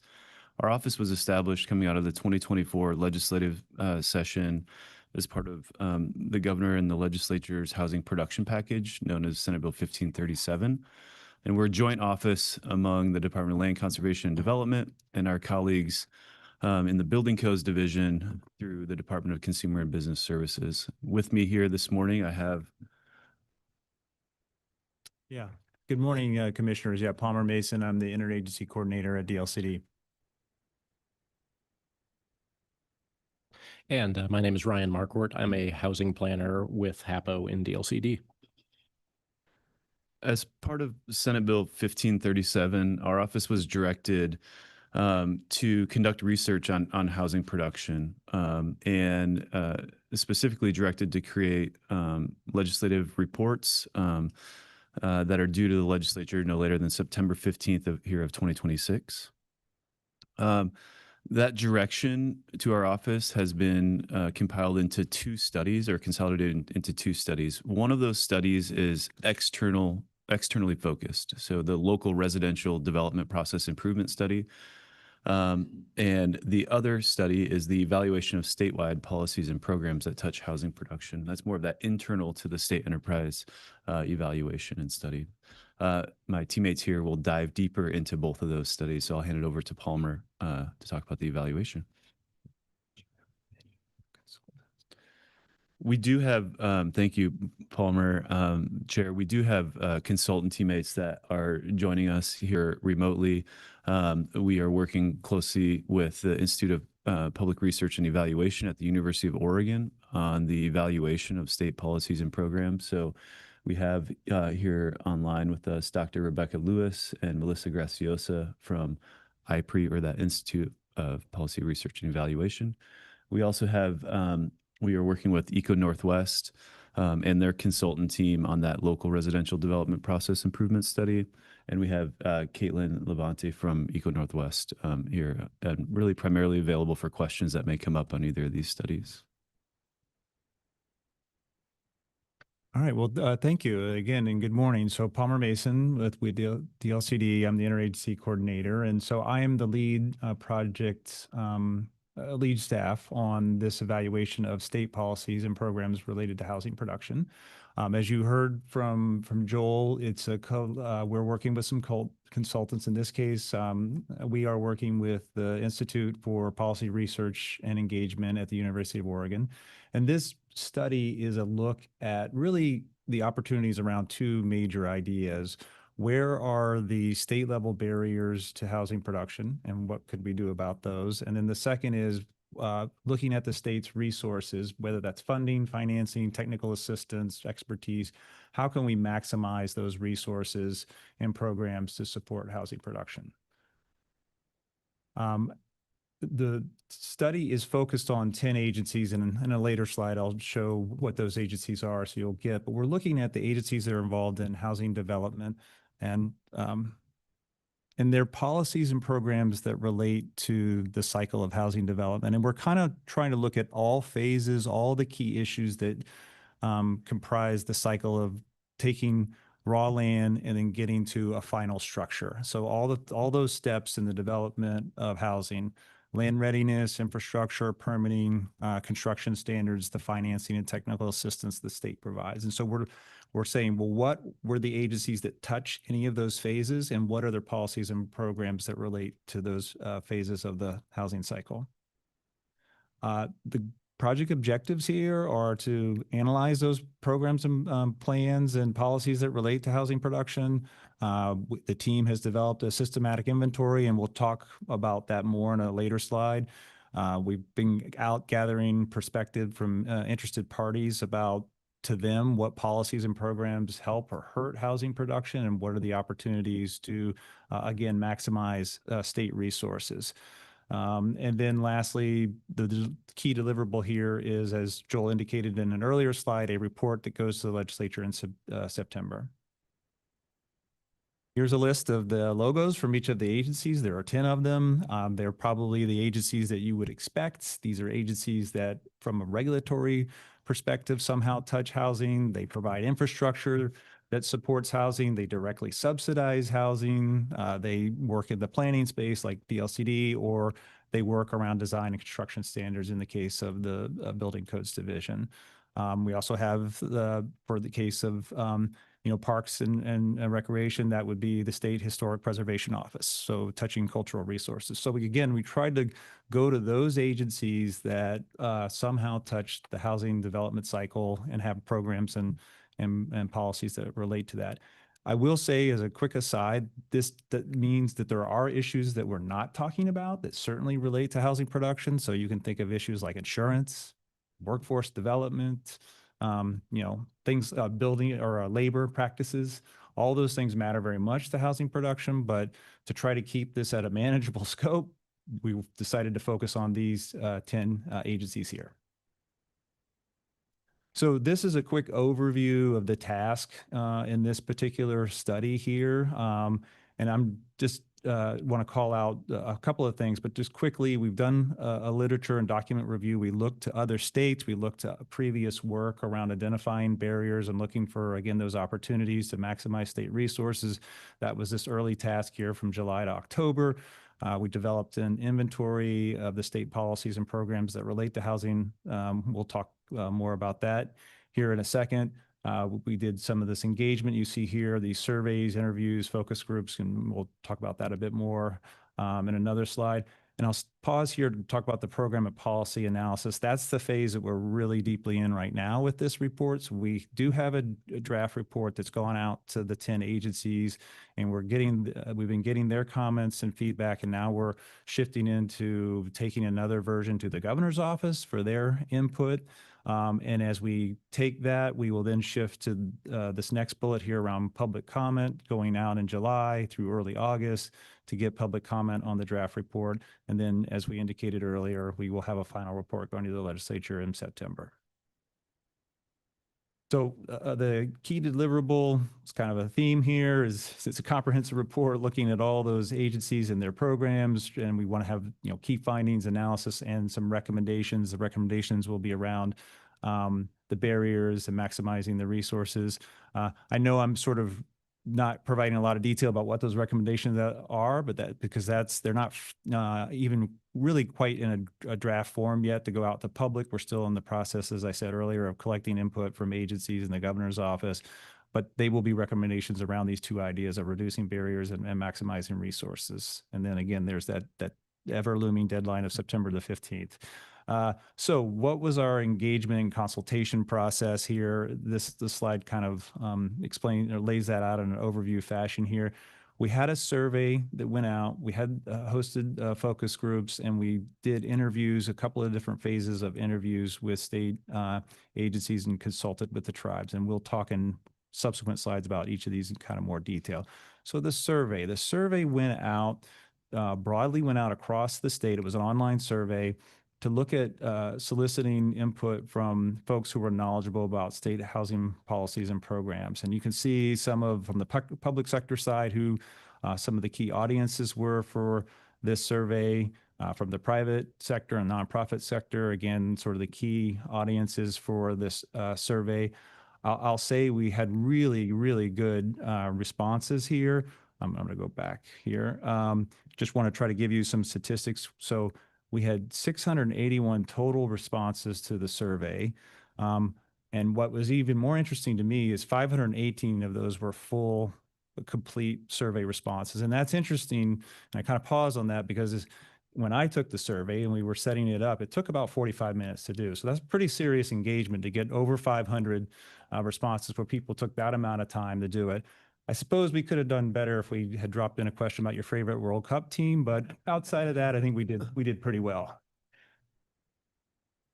So moving on to the interviews and working with the agencies. So these interviews were an opportunity to talk to the agencies about what work they do, how does that align with housing production, looking at gathering information on work that they're already doing around housing. I mean, DLCD is certainly an agency that has done a lot of rulemaking around housing in the last couple of years. And so wanting to understand the current state of play from an agency perspective. And then also looking at these interviews as an opportunity to identify solutions to challenges and opportunities, and get agency perspectives on what they have heard from their partners, local government and housing development partners on their programs and policies. That was the agency input, or at least the first stage of agency input. This next slide is about sort of more of the external input from focus groups. So we had 12 different focus groups. They were a mix of interested parties, and we typically had 10 or 12 to 16 different participants, and we tried to get diversity by balancing interest, sector, geography. And we held these focus groups from April to May. And they were, as you'll see in a subsequent slide here, they were built around certain issues: wetlands, affordable housing, redevelopment, and so forth. And again, it was really the opportunity to bring in folks and say, well, we heard these comments from the survey, but we're now asking you to kind of share your real lived experience and challenges and direct input on those barriers and opportunities to maximize. So here is a topic by topic list of those focus group discussions. And I'm not going to read through each of these, but I think if you look at this slide, you get a sense for the different issues that were covered. And I don't think this will surprise anybody that these were kind of the key issues that emerged from the survey, and that these were the issues that we built the focus groups around. And then you can see how we tried to get good representation in the audience. And so in some cases, like I'll go to the infrastructure gaps in funding, we did a couple focus groups because we wanted to make sure that we were getting everybody's input on a really critical issue. So we had one focus group discussion with just developers, and then the second one was the cross sector. And the cross sector is a way of saying we sort of invited everybody to come into the focus group conversation and share their thoughts. Just the rest of the focus group discussions that we had and the different issues and who was participating in those focus groups. And now the phase 2 interviews. So this was another opportunity to get more input from state agencies. We went back to the state agencies and said, we've heard through the surveys, we've heard through the focus groups, so we have some more questions from you that came out of those two opportunities to take external input. Help us understand where our gaps in the knowledge of your programs and processes are. Give us additional perspective on the challenges and opportunities, and share with us additional opportunities or additional solutions and identified challenges. And again, we were taking the input we'd heard from the focus groups and the survey and asking questions of these agencies in the phase 2. It wasn't with all agencies. We just, DLCD, OHCS, ODOT, DSL, SHPO were the follow-up agencies that we did these phase 2 interviews with.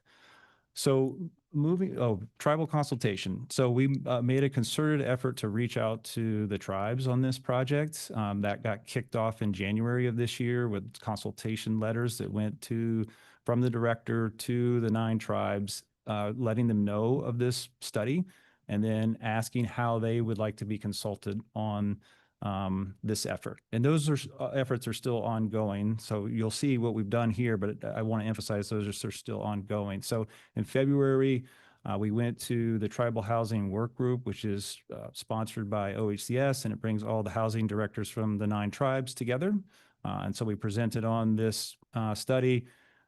We had support from some other staff in DLCD to do follow-up calls to see where they were particularly engaged and interested on issues.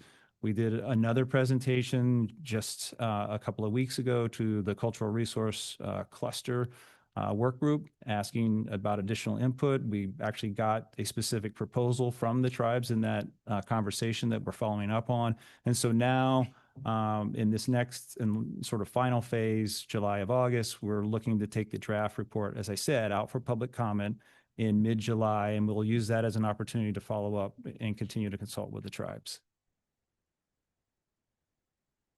So I've talked a lot about like the timeline, and here's the slide that covers that. So just to kind of quickly reiterate, we're in the place now of taking agency comment, governor's office comment, reviewing that, putting that together for a draft that will go out mid-July. I think this date here is actually maybe shifted a little bit because we're still onboarding a little additional comments, but basically in mid-July, we'll be sending the report out. I've mentioned that we have largely finished up the phase 2 interviews, but there are some more informal follow-ups with agencies around their input. Then in August, we'll work with IPRE to finalize the report and send it to the legislature. And I think that's it. I think we were pausing here for any questions on this specific study. Great. Thanks, Palmer. Appreciate it. And questions from commissioners about this part of the report? Commissioner Warren. Just quickly, I think this is awesome. I'm Yeah. really glad you all are doing it, and you have a powerhouse of a team, which is amazing. I would just request that when you send it to the legislature, you also send it to us too, so we can read it. For sure. Questions from commissioners? Or any discussion? Commissioner Condor. I second that. I think this is a very comprehensive look, and it's really important to see outcomes because there's a lot of state resources going towards this initiative for housing, and it's good to have a barometer of where we're at.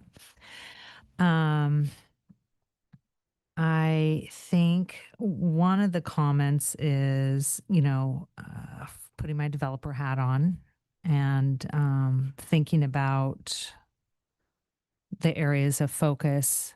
And there are a lot of things to focus on. I do think labor is a big component of some of the issues that we're facing in construction, which is workforce training, staffing, construction cost. There's just so many bully, there's a lot of impacts there. So maybe next time that could be one that could be considered, because I think as a state, we need to look at more about supporting small contractors to rise up, to create more capacity in the contracting field, and also looking at COVID and how that's going with, certifying firms. Other than that, I one other comment, as a practitioner working with the LIFT program, general feedback. I'm just going to keep banging this drum to anybody who'll listen. I think Joel and I talked about this last night, but I do think it's important to look at, as we're talking about middle income housing and how to tackle that, because that is an initiative. I do believe that if the LIFT program could go up to 80% to match with income averaging with Section 42 in the LIHTC program, you would be able to get another tranche of homes delivered for residents. So feels like there's got to be a way to connect the dots on that. And then other than that, just applaud the effort. So, yeah. Any comments?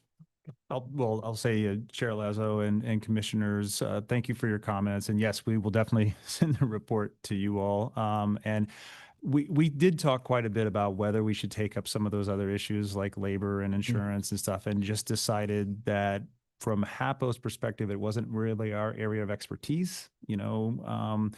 It doesn't mean that it's not important. We just didn't feel like maybe we were the right people to start with that. And then it was just a scope issue. If you add those in, you just add time and to the project. And, it's a lot to bring in for a landing as it is now with just those 10 agencies. I mean, there are, dozens and dozens of policies and programs that we're trying to evaluate. Yeah. So. Questions? And I would just say, I agree with that. I think that labor issue, and particularly with BOLI and their interpretation of some of those pieces, would be important, but I appreciate your answer, Palmer, really do. And I guess I am also curious about the timing of this presentation and then the report. I guess, so this is, we're getting a briefing today to understand the work that you all are doing. And so then the only other thing that we will get is a look at what got submitted. Is that correct? Chair Lazo, commissioners, That's correct. What we want to really alert to the opportunity for public comment first and foremost as well. And that is a really important aspect of this. We're feverishly working to get those drafts to a point that we're comfortable with it being available for public comment. And we've factored into our schedule, what happens for refining that report draft before it then goes to the legislature. So I would say there's 2 more opportunities to see more of the content of this report, right, through that public comment period. And then, of course, when it's finalized as part of it going to the legislature. Perfect. Thank you, Joel. That's a good reminder, I think, for folks who may not, if you're not signed up for DLCD email alerts, then that's where those pieces would come out. So you would get a notice that that report is out for public comment. Yeah, so definitely sign up for those. All right. Thank you. Good morning, Chair Lazo and Commissioners. Ryan Marquardt, once again, a housing planner with HAPO, and I will be talking with you all about the local residential process improvement study. This is another one of the reports that was that the legislature directed HAPO to produce as part of the directions in Senate Bill 1537, kind of in comparison to what Palmer had just presented, where a lot of the focus is on state agencies and policies and programs. This study is really focusing on the local government level, and particularly the development review process there, and kind of how that interacts with housing production. So the purpose of the study, as outlined in the legislation, is looking at barriers to housing production in ways that introduce complexity, cost, and delay, and how those kind of don't jive with the goal of housing production, and then having that recommendation, or having the study include recommendations for ways to address those to accelerate and further our housing production goals. The legislation did have kind of a scope for HAPO to be looking at as part of this report, and that basically covers everything from a pre-application conference all the way to a certificate of occupancy for a final building. So that would be the land use review process, the public review or public works process for the infrastructure to serve the development, and then the building permit review process. The engagement that we've focused on for this study has really been targeted at people and parties that are very well familiar and expert in the residential development process and the development review process. From the applicant side, that has included developers, architects, contractors, engineers, and land use consultants and attorneys who work on project entitlements. And then we've also had a lot of engagement from local jurisdiction staff. That includes land use planners, public works and engineering staff, and then building officials, plans reviewers, and building inspectors as well. So we've really had good engagement from folks who know the process very well and can provide a lot of detail, and representing sort of both sides of the counter, both applicants and local staff that review those plans. The engagement methods, we've had kind of a variety of engagement methods for this study. Those have included kind of broader brush engagement, like webinars and a survey that sort of allow people to engage and provide input without too much time and involvement. And we've gotten a lot of a high volume of comments and engagement through those methods. And then we've also had more focused engagement through a survey and focused groups that have really allowed the project team and the consultant to understand more of the detail and kind of fine grain aspects of the development review process and some of the barriers associated there. Overall, we've been really pleased with the engagement that we've received through those methods. It's been a good representation of geographies across the state, as well as small and large jurisdiction sizes, and it's also represented pretty well a variety of housing types, multi-unit developments, middle housing, and development of single detached units as well. Those engagement activities I just covered have primarily occurred earlier in the year, so kind of January through April. We do have one more public engagement milestone upcoming, which is having this report released for public comment and review. That's going to be happening on the 7th of July, where that report and the recommendations are going to be out for the public to take a look at, and that public comment period will run through the 28th of July. Following that, what we hear from that, the project consultant and the project team will be working on producing a finished report for presentation to the legislature on a similar timeline as same timeline as the state study, September 15th. That's the date we're all keeping an eye on.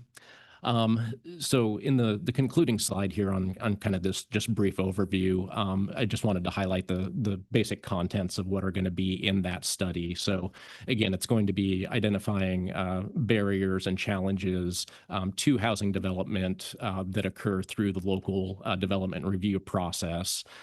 It'll also be identifying areas of best practices that local governments can adopt or follow in order to try to reduce those barriers or minimize them. And then it will also be providing recommendations to the legislature about potential legislative concepts and areas where state resources may be able to address some of those challenges. So that's a very quick high-level overview of what is actually a very extensive report, and that doesn't quite do justice to all of the work that the project consultant and the project team have done as far as engagement and background and research. So it's many hundreds of pages. Again, everybody can kind of see the report and the recommendations when that gets released on the 7th. But hopefully that gives you all somewhat of an overview of what's forthcoming. So with that, thank you, Chair and Commissioners, and I'll turn it back over for question in the time remaining. Great, thank you. All right, questions and comments. It looks like Commissioner Bennett has a question or comment.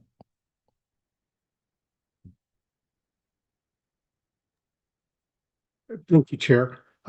Ryan, in Eastern Oregon and, well, I guess in Central Oregon also, there's a lot of home builders that are do-it-yourself, self-builders, I guess. And maybe there's such a small niche that in a project of this magnitude, it really isn't that critical. But I was just wondering what, if any, outreach was, because those are the folks that generally, they're the biggest struggle with the land use planning staff and then the building staff. And were they included in this, or are we looking at large number builders, developers? So we really didn't worry about them, but usually the people that actually take up a large portion of the planning staff's time as the mom and pop kind of folks that are building their own home, and that yet they really struggle with the procedures and understanding that it's both a land use planning and a building codes discussion along with public works. Yeah, thank you for the question, Commissioner. And our engagement and outreach has been pretty broad, including to industry associations like the home builders, and I'm not sure to what degree they've distributed kind of requests for engagement. So we have tried to include both large home developers as well as small. But I would actually turn it over, Caitlin, to if you're able to speak more specifically, because ECHO was the ones who were doing the great work of running the focus groups and kind of the survey. So she may be able to provide more insight there. Yeah, I attended some of the focus groups. I wasn't at all of them myself, and we don't have the summary broken out specifically by large and small home builders. I know of the folks that attended some of the developer focus groups, 8% of those were home builders. And I do remember some of the discussion was that some of those kind of small mom and pop shop home builder kind of companies, it does make it more challenging to navigate kind of complex regulations. A lot of like kind of the bigger developers have more staff and more capacity and more kind of institutional knowledge of navigating those kind of regulations across jurisdictions. But the kind of smaller builder and developer companies, it does make it more challenging when there's kind of complex and overlapping and changing kind of processes, and then variations between jurisdictions as well. So we did get a sample of feedback from that, but I can't quantify exactly how much of that was small builders exactly. And thanks for that perspective, Caitlin. And if there are any recommendations about ways to outreach to get more of those builders, so that we can get that into the public review draft, we're very welcoming to getting those contacts or suggestions on how to reach those folks. I would probably think that your contacts that you've done, all the work you've done with the local government folks, they're going to say, when we have the single home builder showing up, here's the challenges that they face. I think you probably have it. I just didn't want to see it lost. But on the other hand, I wasn't clear whether or not you were looking at, they're not going to be the large, at the end of the day, they're not going to build the number of homes that we need, but they are a critical part, especially as a county commissioner, because the person that would show up in our commission session disenchanted, more than likely was the single home builder. Thank you. Commissioner Faulkner?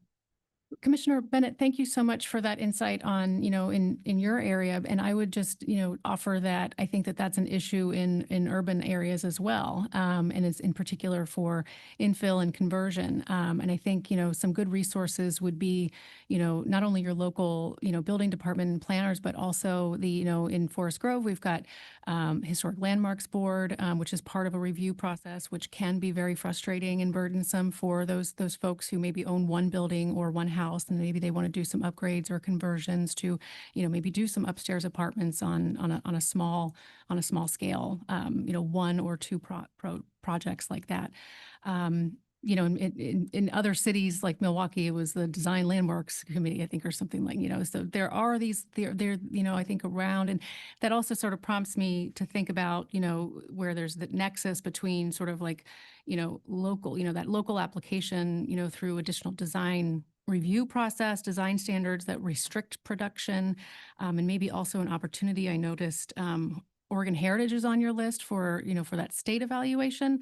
And so I'm thinking about opportunities to maybe like help reduce that burden and preservation as well. So, I mean, naturally affordable, occurring affordable housing that exists in maybe, or could potentially exist in those, conversions from, I think the Victorians I've lived in that were cut up into 4 apartments, a lot of that is just not allowed, and or it's really burdensome to upgrade those, houses to allow that type of use.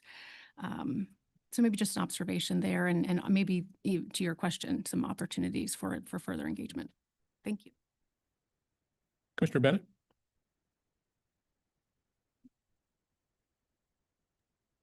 Thank you, Chair. I guess this is for Palmer. I would just, Palmer, encourage that in the discussion that state agencies are required to adopt or to fall within the 150-day timeline. And I understand that it's different for cities, and I can't quite recall what their timeline is. But for counties, it's 150 days. And it is so frustrating to planning staff and the developers when the state agencies aren't bound by any timelines, not all state agencies, but a lot of the state agencies that they have to work with, and everyone's waiting for a decision. And then you start having to negotiate with the applicant to get an extension or a waiver of the 150 days. And you have no control, and you're just waiting there. And I think that, I believe that one thing that would be just extremely helpful to developers and to planning would be staff that there's a blanket adoption, which includes, and I realize that it's not one of your 10, but ODF&W, who just continues to review and send it up the chain and down the chain and back the chain. And I think that delays a lot of projects while you're sitting there trying to work something that if they would be required to meet that 150 days like local government is, or whatever the timeline is, because I do believe it's different for cities, and I don't want to get caught, and perhaps Stuart could help on that, but I guess you get my point. Thank you. Chair and commissioners, one of the opportunities with conducting both of these reports at the same time is to see some of those like cross-cutting themes, right? And how does each report inform the other? And that's been an exciting opportunity, and for our teams to, respective leads on these studies to come together and like, is this a better fit in the state evaluation, or is this more really fit more appropriately in the local residential development process improvement study? And just to kind of highlight some of the themes that I think hopefully you'll see lifted up, particularly in the state program and policy evaluation. How do we improve that alignment between agencies, policies, and programs? Prioritizing resources toward housing production, immediate housing production, increasing regulatory clarity and flexibility, deepen support for small communities, and strengthen what is working, right? Not always just in that seeking of something new, but how do we lean in and find what's working and really lift that up? So hopefully you'll see those kind of themes really showing up again, particularly in the state program and policy evaluation. But that's an opportunity that we've certainly taken and been excited about as working on both of these reports in the parallel tracks. Condor first, and then Thank you. Having developed in some of the smaller, more rural towns versus, Portland and the metro area, capacity is such a thing at the cities, not having inspectors, not having plan reviewers where they're having to go like out of state for plan review. And, then you're losing that connection and you're just in the queue. And, in affordable housing, we're so subject to like fuses on money and timing and like predictability. Developers in general rely on predictability, but affordable housing has these like very prescriptive timelines that you have to hit. I don't have the solution. And I'm sure you're aware of this, but there should be some thinking around how can we keep in state this plan review, right? Can it go somewhere in the state that has capacity? So, because we have some metropolitan areas that there's not enough work for the planning departments that they have, right? Which is really sad because these people are really good. And we're going out of state and it doesn't make sense. So maybe like trying to figure out how to get people to be more collaborative and supportive, and same with inspecting teams, because that can really be problematic for slowing down just during in construction. So just a comment. Otherwise, yeah, that's it. And thank you for that question and comment. And the local study does have a lot of those themes in it about being able to kind of share resources where jurisdictions may have a little bit of extra capacity to be able to share review resources with those that don't. Also utilization of COGS and those sorts of things. So that the themes that you bring up, those are present in the local study report. So thank you for emphasizing those, and I look forward to seeing your responses on where those recommendations land. I just want to bring up attachment C, which is a wild diagram. And I just want to note that no one's talked about it yet. And I would love for this commission to get a briefing on what this exactly is at some point in time. Maybe that's not today. I see Rebecca smiling over there. So I'm guessing she had something to do with this. And probably Melissa as well. So I would love at some point if this commission can get briefed on exactly what this is so that we all have a better understanding of what the actual development process looks like. Thank you, Commissioner Warren. And for those that don't have the graphic right in front of them, it is a monster process diagram that's trying to illustrate land use planning, public works review, and building permit review as it applies to a residential development project. And as you can imagine, there are a lot of steps. Great work from ECO and IPRI and all of our consultant team in putting that together. And we can follow up on delving into the details of that more. Chair Lazo and Commissioners Stewart, thank you. Commissioner Warren, thank you for that observation, and just wanted to acknowledge that is part of the staff report attachment that's in the packet that went out. And while we didn't highlight that in the presentation, as Ryan said, happy to follow up with more detail. And thank you for the consultant team for really trying to thread that needle of being detailed enough, but also create a visual of that complexity that we all work within whether we're a housing producer or a local jurisdiction that's working to, advance the housing production within our communities. Yeah, probably all too familiar to folks on lots of sides of this. So appreciate it. Yeah, great. Oh yeah, Caitlin. I was just going to add on just on that piece, the report does kind of describe the purpose of that and how it was developed and stuff like that. But in addition to kind of trying to map out broadly how those processes work together and in what order as a kind of reference guide, it was also kind of an attempt to map out where in those processes might delays happen. Applicant kind of review processes or revisions going back to the applicant and, applications getting circled back to different stages of review. So it's not just an attempt to understand kind of how those processes are laid out together. And obviously there's a lot of variation there, but also kind of understanding where delays in those processes tend to happen and where those delays are most impactful in terms of like financial feasibility for applicants. Good. Yeah. You could think of it as sort of video gamifying the process and like a Space Invaders kind of shooting it to take out different boxes, huh? That's your role. All right. Well, good. Well, yeah. So again, as Joel said, draw your attention to the public release of the report in July and the opportunity for public comment, and at least again for us as commissioners to see the output. And Joel, I don't know if you're open for connection with commissioners on that report in that period, or for folks just to submit public comment. I don't know which would be the best process for. Chair Lazo and commissioners, welcome any and all public comment. And I would look to the guidance from Director Bateman as far as like any particular outreach or engagement with particular commissioners. However, hopefully, we are an approachable team, whether it's you or colleagues that can reach out to us or through the system by which we're creating that opportunity for public comment. Please continue to let us know how we can best be approachable as well. Yeah. All right, with that, we are going to break for lunch. We're a little bit behind. We're about 10 minutes behind for lunch, and we have an hour and 15 minutes set aside for lunch. But during that time, there is some work that IT needs to do on phones, and I'm not sure what the scope of that project is. And so I think I think that the new folks already have their phones. We don't. Okay, so that's going to take place. So we still try to come back at 1:15. We might be a little late coming back for our briefing on land trusts. Why don't we plan for 1:20 right now and see where we are? So, and then if the IT folks could start that process.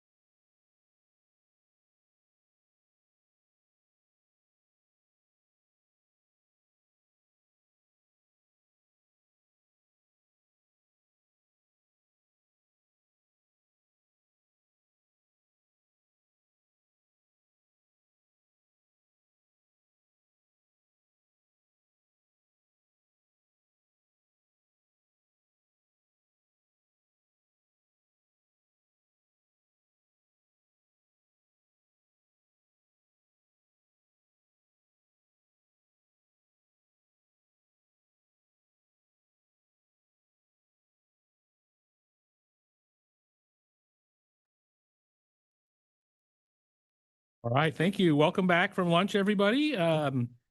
We are now ready to move on to our next piece. It's item 15, the briefing about land trusts here in Oregon, and Director Bateman will introduce our guests. Thank you, Thank you, Director. Chair.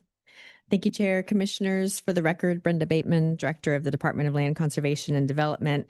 And I'm very pleased to present to you this panel on land trusts this afternoon. This topic was requested by the commissioners a few months ago in terms of an issue area that seems awfully important, but that we know very little about and would like to know more about because surely it intersects with our work here at LCDC and DLCD. We were interested in learning more about the economics of retaining land and its functions into the future. And we know that there are so many types of land trusts. And so we've got just a smattering, a sampling of that discussion here today. As we were putting this panel together, we were getting overwhelmed with the amount of information we could bring.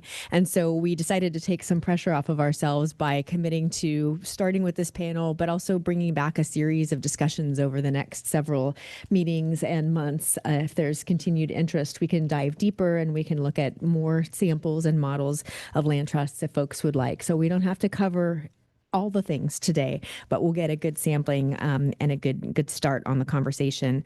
We've asked our senior coastal staff, Claire Figner, to put together the panel and bring some colleagues in for this discussion today, as she herself has a deep and rich background in land trusts. And she has gathered together in front of us today some dear old friends and some dear new friends that I'm very excited to hear from. So Claire, please take it away. Thank you. Thank you, Chair Lazo and Commissioners. My name is Claire Figner, and I serve as the Coastal Conservation Specialist for the Oregon Coastal Management Program here at DLCD.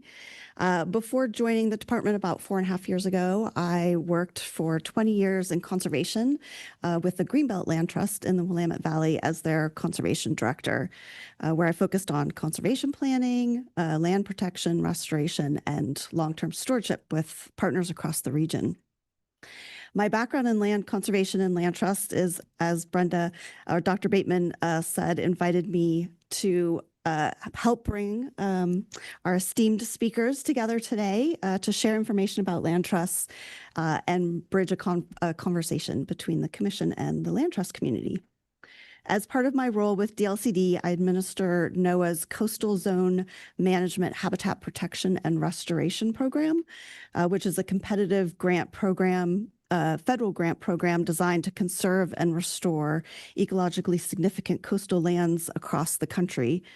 This unique funding opportunity is only available through coastal management programs, so that's how we we're able to access that. And the program focuses on strengthening resilience to natural hazards, supporting healthy fish and wildlife habitat, improving water quality, and protecting important coastal habitats.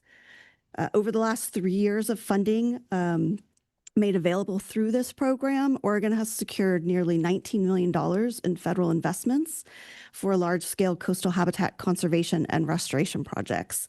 These grants have supported work with tribal, state, and nonprofit partners to protect nearly 1,000 acres of high-value coastal habitat, including things like tidal wetlands, estuarine habitats, headlands, mature coastal forests.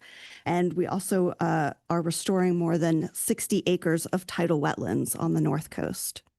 These investments represent significant lasting gains to coastal resilience, flood storage, salmon recovery, and return to lands to coastal tribal nations.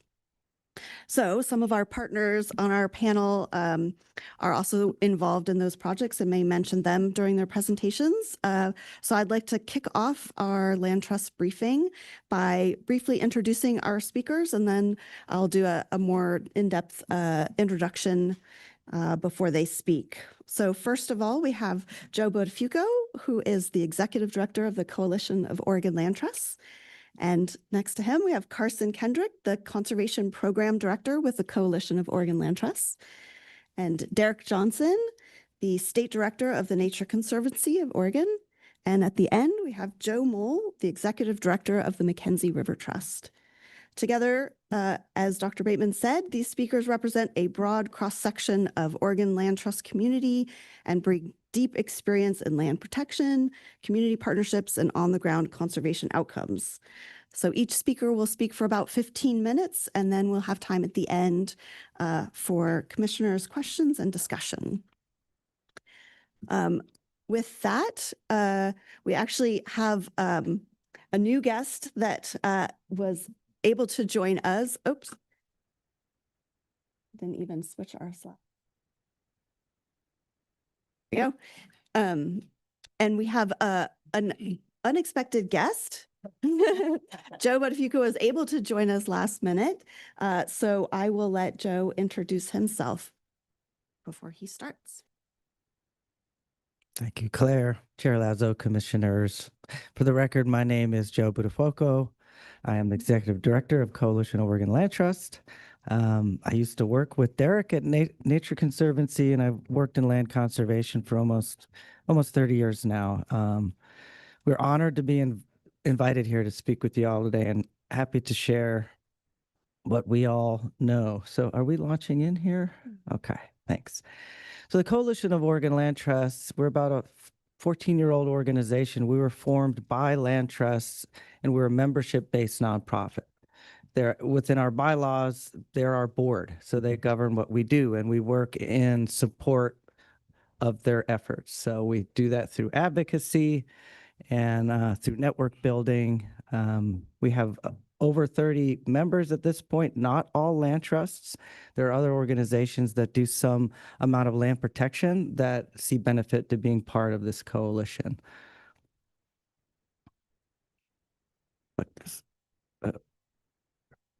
We'll get it. Okay. We have many priorities when you think about land trusts and what they do. The work really goes across the scope of what conservation looks like in Oregon. It's farmland protection, it's habitat and wildlife habitat restoration, access to land for recreation, tribal partnerships, drinking water protection, and community engagement.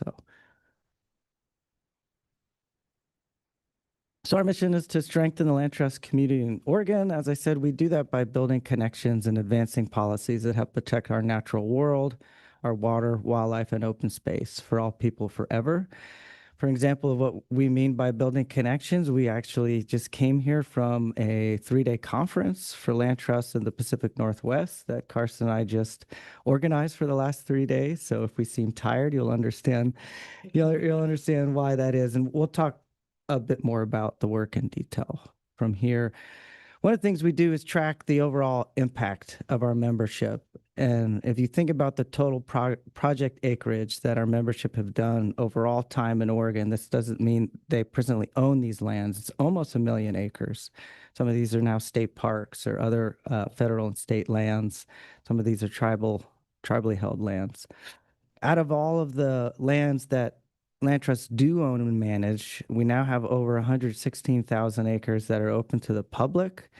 If I've done my math correct, it's bigger than the state park system. Very different than the state park system, right? Because there's not the same amenities at these places. They're a little more rugged, but significant resource to the community of Oregon. We also work quite a bit with tribes, and we're increasing that work. And so we've started to track some metrics around those relationships. And at this point, we've collectively transferred over 25,000 acres back to tribes. And there's many more instances where we're working closely in relationship with tribes and co-managing places that our members own. We also have the ability to gather funds and send them out to the community. And one way we do that is through what's called the Oregon Land and People Project, which is mostly about increasing philanthropic and public dollars to this work. And so someday we can tell you more about the public dollars element of that, because it's going to be exciting. But right now we're on the philanthropic side. And so raising funds and then distributing them out to our membership. We also have something called the Indigenous-Led Relationship Fund that we manage here at COLT. It's mostly funded through the land trusts, and we have 3 different cycles a year of a grant program that sends money out to Indigenous-led projects. And they're not all what you would think of as traditional conservation projects. They may also be education, cultural projects. It's about $150,000 per year. This is a quick view of the membership, and we range all the way from really small land trusts focused in a particular area, all the way to international organizations like Derek and the Nature Conservancy. This map mostly shows the regional land trusts, so the land trusts that are based in Oregon that have a certain area they work. And you notice there's a little bit of overlap, but we're a highly collaborative group, and our coalition has helped strengthen those bonds. And so everybody works together. We don't steal projects from each other. We collaborate on projects together. So it's just a whole range from national, multi-state to these regional land trusts. Real quick, a land trust is a nonprofit organization that does land protection, stewardship, restoration work. There are two primary mechanisms that are used, whether that be an easement, like a conservation easement, or an agricultural easement, or they may hold land in fee title. This is a model that is growing across the country. It's very effective. We work across all ecosystems in the state, and what is beautiful about the work is it often is very community-based, and communities sometimes build their own land trusts. You can look to View the Future in Yachats as a very locally based land trust that we were just with at our conference. What do we do? So we work with willing landowners.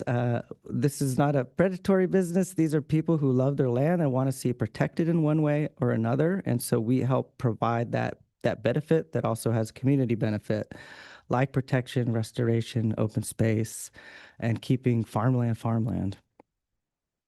As I said, we can hold the land in an easement or in a fee title. Generally, the efforts are to limit development activities, and the protections we put in place are generally in perpetuity. We also advocate for private land conservation writ large. Like I said, our work goes across the breadth of conservation here in Oregon, and so a strong conservation movement is good for us. Land justice we'll get more deeply into as we talk about our programming with tribal partnerships, and there's quite a bit of community engagement that our membership does on these lands that are open to the public and even the ones that aren't. So I think I'm turning it over to you. Thanks, Joe. Chair Lazo, commissioners, thank you again. For the record, my name is Carson Kendrick. I'm the Conservation Director for the Coalition of Oregon Land Trusts. So Friday, and I'm just going to talk a little bit about the tools of land conservation that land trusts utilize and COLT's programs. And just to put it in context, COLT is one of the largest state associations that represents land trusts in the country. We are blessed to have the capacity that we do to run this programming and to really lift all boats. But quickly, I just want to touch a bit on conservation easements, and if you're familiar with it or not, but they are voluntary legal agreements that are between a landowner and a land trust or a government agency that usually permanently limits the use of land to protect its conservation values. There's also conservation covenants, which can be like 50-year terms, but easements are in perpetuity. I'm putting the statute up here too, just so you have it for reference. ORS 271715 is the governing statute for conservation easements in Oregon. And I wanted to point out particularly the language in italics, which is natural, scenic, open space values, ensuring availability for agriculture, forest, recreational, open space use, and protecting natural resources, enhancing air and water quality, and preserving historical, archaeological, or cultural aspects of real property.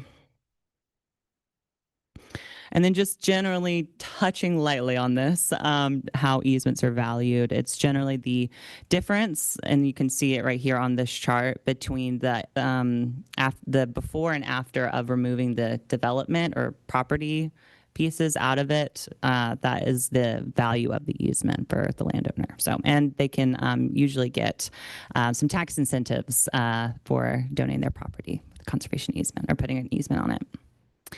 And then to talk a little bit about key funding sources within the state that land trusts rely on, we partner heavily with the Oregon Watershed Enhancement Board. They have a specific pot of funding for land acquisition, which is funded through Measure 76 lottery dollars. That is around $6.5 million per biennium. That's a small number, you know, for the real need for land trusts, but also the rising and increasing land prices.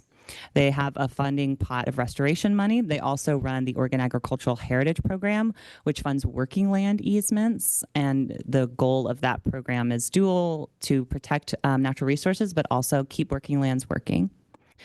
And the Drinking Water Source Protection Grant Program, which isn't directly for land trusts, but land trusts can partner with municipal water suppliers to protect, to buy, acquire, restore sources of community drinking water, so that the communities can be in charge of and manage their own drinking water. You'll see in the parentheses here that neither of those programs have been funded, or they've run out of funding. So we can talk more about that in Q&A if you'd like, but there's a real need for additional investment. And then ticking through these quickly, at ODFW, Oregon Conservation and Recreation Fund is a big one for us, as well as the Willamette Wildlife Mitigation Grant Program, which, as you all know, is sunsetting, but has had an incredible impact for our members working in the Willamette Valley. The Forest Legacy Program helps us leverage federal investment to protect large tracts of private forest, which land trusts cannot hold, but have to be held by a local or state agency. And land trusts bring in their expertise in acquisition and due diligence and to get those projects over the finish line. They're also heavily invested in wildfire resilience and landscape resiliency. So those SB 762 programs we keep an eye on. And then there's some developing sources that we're watching. ODFW's Private Forest Accord and Mitigation Grant Program is a huge potential source of funding for easements at the moment, but potentially maybe acquisition down the line. The Oregon Environmental Restoration Fund, those Monsanto dollars, it's very connected to our missions, and we're hopeful that eventually those funds could maybe trickle into land acquisition. We'll see. The investments in the implementation of the State Wildlife Action Plan are also important for our work, as well as the 10% and 10-year goal through EO 2526. And specifically, there's some emphasis in there on natural and working lands.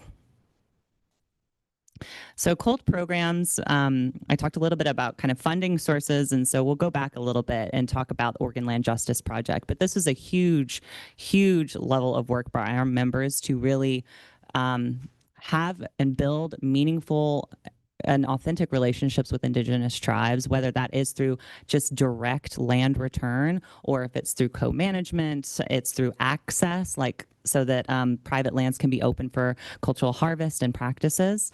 But the goal is to promote ultimately stewardship, access, and land return. And Joe mentioned the Indigenous Land Relationship Fund. That's putting our money where our mouth is. That's land trusts in Oregon investing in this fund that directly goes to support Indigenous-led projects. The only, it just has to be a land connection for that fund. So we're very flexible with it, and it's a huge source of the future in our mind, is investing in that. Supporting this work, we launched an Indigenous Land Access and Legal Return legal toolkit last year, and this is kind of bucketed into relearn, restructure, and rematriate. It's a bunch of legal tools, memos, and resources to help land trusts that are working in partnerships with tribes.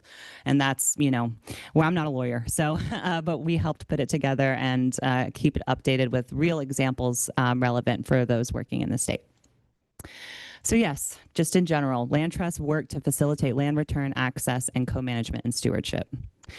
I'll talk a bit about our funding and advocacy work. We mostly work at the state level. We say that the division is 80-20 state to federal, but it's really 90-10 in my opinion. I think there's a huge potential at the state for increased investment in land acquisition and restoration. So we really try to lead in Salem on programs that support land trust work.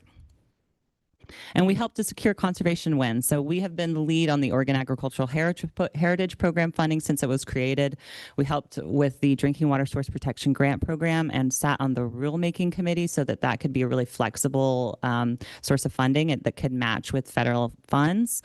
And we also work on recreational liability waiver and immunity issues that impact land trusts' ability to get people out on the land to volunteer, to do environmental restoration, stewardship work.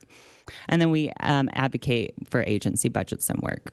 So I touched on this a little bit already, and I won't go into too much more detail, but this program is really important for especially our partners that are working on the coast and those communities whose drinking water sources really do get stressed by summer tourism. And this program helps build that resilience to stressors like drought and by allowing communities to manage and support their drinking water sources. And it's very fascinating work. I'd be happy to talk more about it if anyone's interested.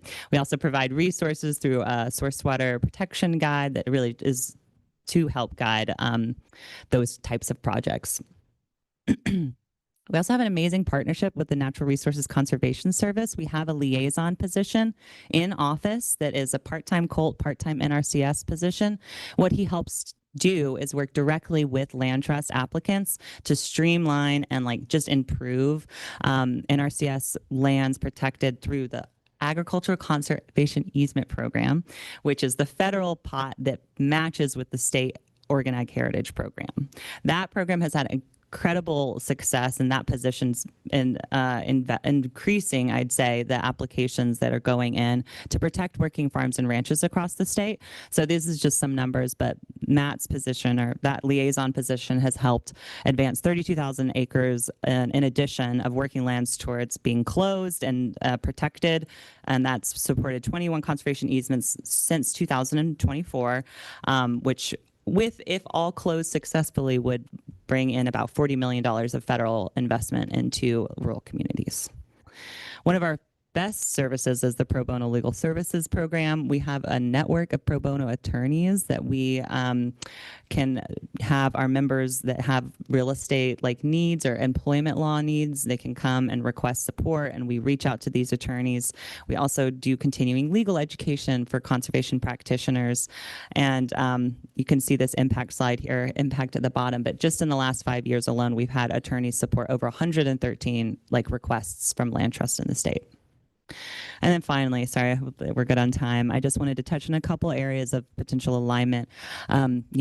Land Trust can help this agency deliver conservation outcomes and deploy DLCD funding on the ground. I think we have examples of land trusts that have utilized the Coastal Zone Management Habitat Protection Restoration Program. Whew, it's a mouthful.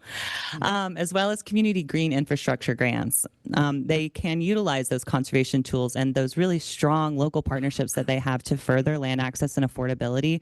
I didn't go to too much detail, but those working land easements help decrease the price of agricultural land. And what we're hopeful for is that continued investment in the Oregon Ag Heritage Program will make it more affordable for new farmers and ranchers to get into farming and ranching, and diverse producers, because that's really such a barrier is land price. Supporting Oregon's land use system and planning goals, and furthering DLCD's strategic priorities. I pulled a couple in here that stepped out to me, but building community resilience and adaptation is land trust bread and butter. Conserving farm and forest lands, coastal natural areas, and cultural resources. And like I said, what we need is access to robust, sustained, or flexible funding for land acquisition, restoration, and stewardship that land trusts in Oregon know how to have an impact, and they just, that's the need. And before I finish, I know you got our last year's version in your packet. I have the newest version that just came out June 1st. So before you leave today, please come see me and I'll make sure you get a copy. Thank you.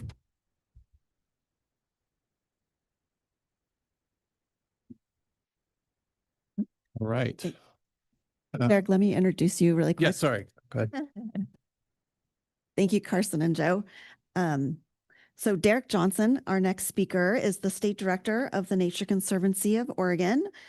For more than 20 years, Derek has worked for TNC in Wisconsin and Oregon and has served in multiple roles, most recently as the Oregon Deputy Director of Operations and Stewardship.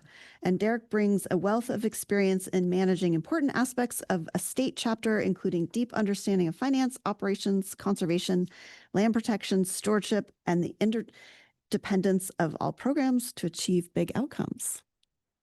And it Thanks, looks like Claire. your presentation is up now. I think we got it. The hardest part of these things is the technology, I think.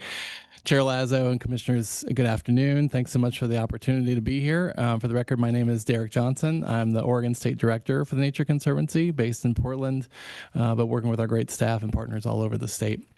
I thought it would be helpful just to give a little bit of an overview and a quick history of the Nature Conservancy, given that we're a little different flavor of a land trust, as Joe mentioned, and then give us a couple of specific examples of projects that we've done in the state that might be of most interest to the topic today, and as well as intersections with the department. So with that, I will hopefully hit the right button. Nope, that is way too far. There we go.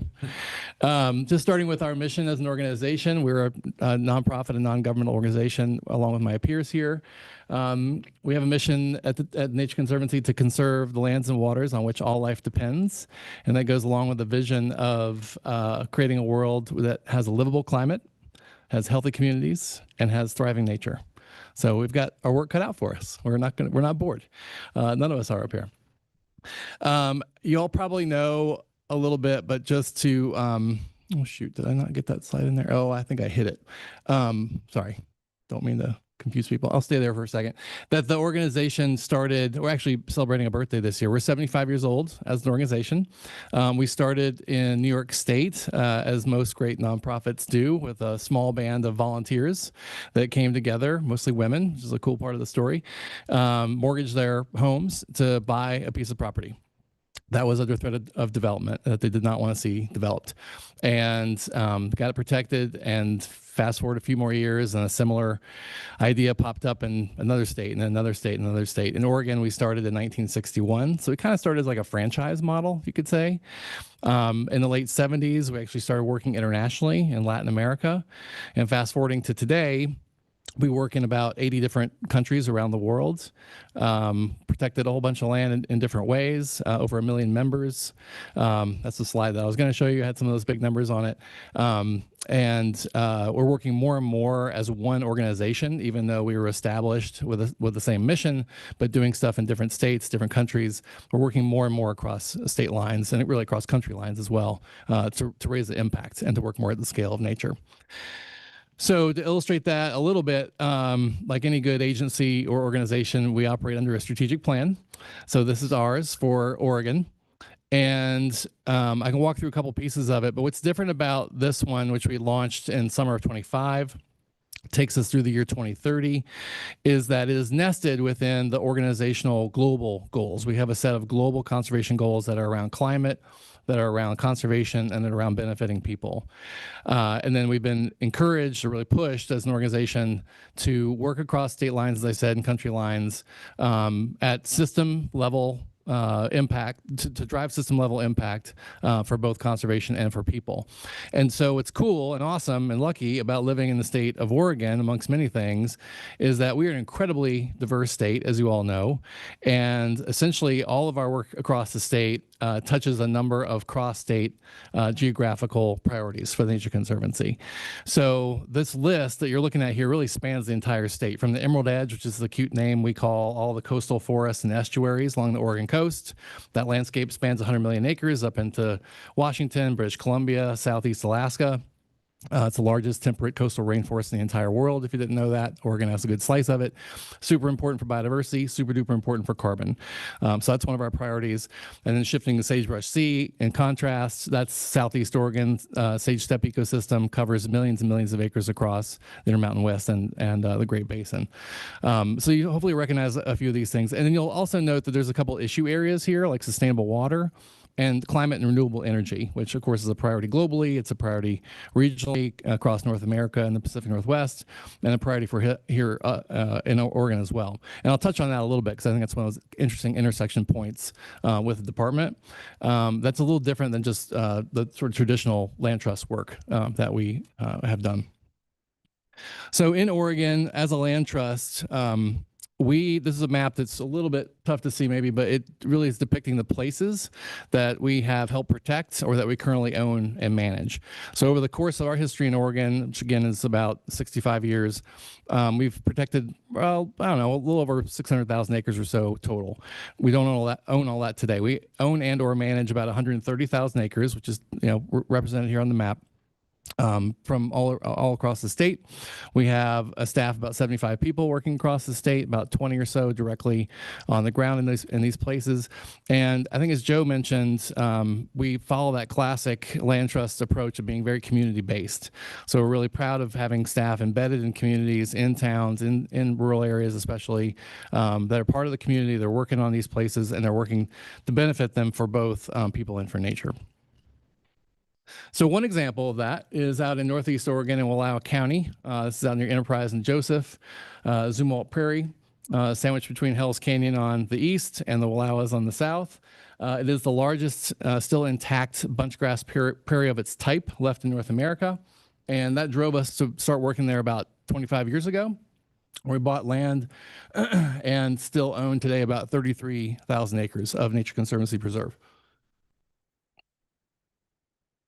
And about 10 years ago, we shifted away from needing to feel like we need to own more land to more of an easement model, which is what Carson was mentioning.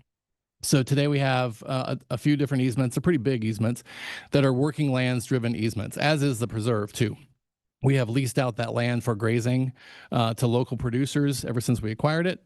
That's been traditional use there for a long time. And that's what the easements are meant to do, is to facilitate and sustain ranching in the long term. And we're bringing sort of this ecological knowledge and curiosity about management actions. Of course, the ranchers are bringing that too, but they're also bringing an economic perspective. And so we're really trying to work with them on grazing management plans that elevates the work that we can do on the ground together, both from ecological perspective and an economic perspective. And it's been fascinating really to work with them on this for a decade plus. So we've got grazing leases that are in effect that we work with the community to establish. We've got these grazing management plans that we work with them on. And then I just wanted to tie it back to some of the things that Carson was talking about in terms of funding. Those easements in particular were funded in part by Farm Bill programs, the agricultural lands easement program. Another example, if we go down to the southeastern part of the state, way in the southeastern part of the state, south of Fields, south of the Steens, we're down in the Trout Creek Mountains, Pueblo Mountains, is a place called Trout Creek Ranch. And I would say this is a little more emblematic now of the kinds of land trustee projects that the Nature Conservancy looks for and does today, because we never owned this land. We helped another land trust called the Oregon Desert Land Trust, based out of Central Oregon. You might have seen their name on the map, to do this project. It was an amazing ranch for sale, 16,000 acres in fee, that came with 500,000 acres in grazing permits on Bureau of Land Management property. So it gives you the ability to improve management and grazing practices across a huge area. And it connects up about 3 million acres of other already conserved lands, mainly public lands, the Steens, National Wildlife Refuges, et cetera. So it's just an amazing landscape. So we were asked to come in, step in. They didn't want us to buy it.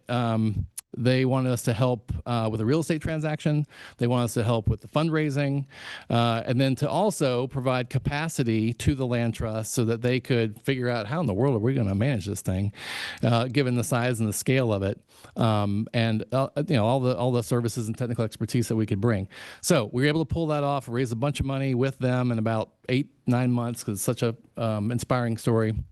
They own the land from day one. They still own it today. They've worked with the ranchers down there. We do have dedicated staff and funding every year that we are pushing to the organization to help with conservation planning and monitoring and all sorts of activities on the ground to improve management, both on the ranch but really outside the ranch. So why is that a model for TNC? Because we're really trying to tie direct sort of, if you will, inside the fence line conservation to outside the fence line impact and influence.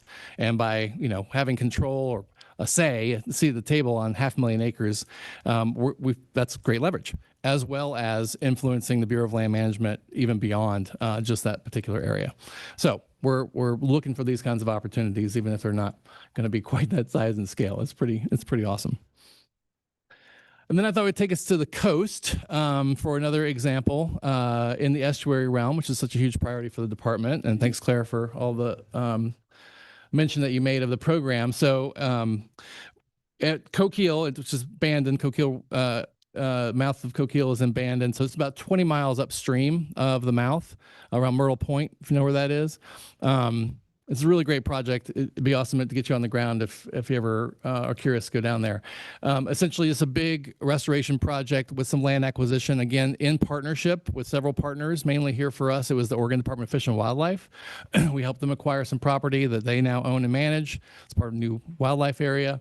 And as you can see from the photo, and as our one of our prominent rancher partners likes to say, by doing the restoration, and especially the main action here was to install a modern state-of-the-art tide gate. We got a lot of failing tide gates up and down the Oregon coast. They got to comply with ESA.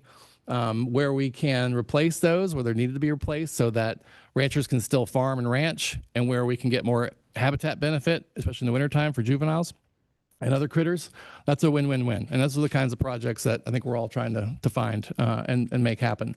So he likes to say this has allowed him to grow beef in the summer and grow fish in the wintertime with the habitat that's been created out there. So you can kind of see that. It's the exact same area. In the summertime, it's pasture. In the wintertime, it's Winter Lake. It's just been a really awesome benefits to see. We got data that shows how much bigger the fish are coming out of estuaries that actually have good habitat versus getting flushed out of the system like a fire hose. And this is a good example of that. So, yes. Yeah. I guess the ownership of this property then is it in private ownership? Because you mentioned ODFW, so you're co-managing or helping ODFW manage it, but who's the property owner? Yeah, ODFW owns the land. Oh, ODFW does. Yeah, but there's also there's still some private lands that are part of the project that are moving towards ODFW ownership as well.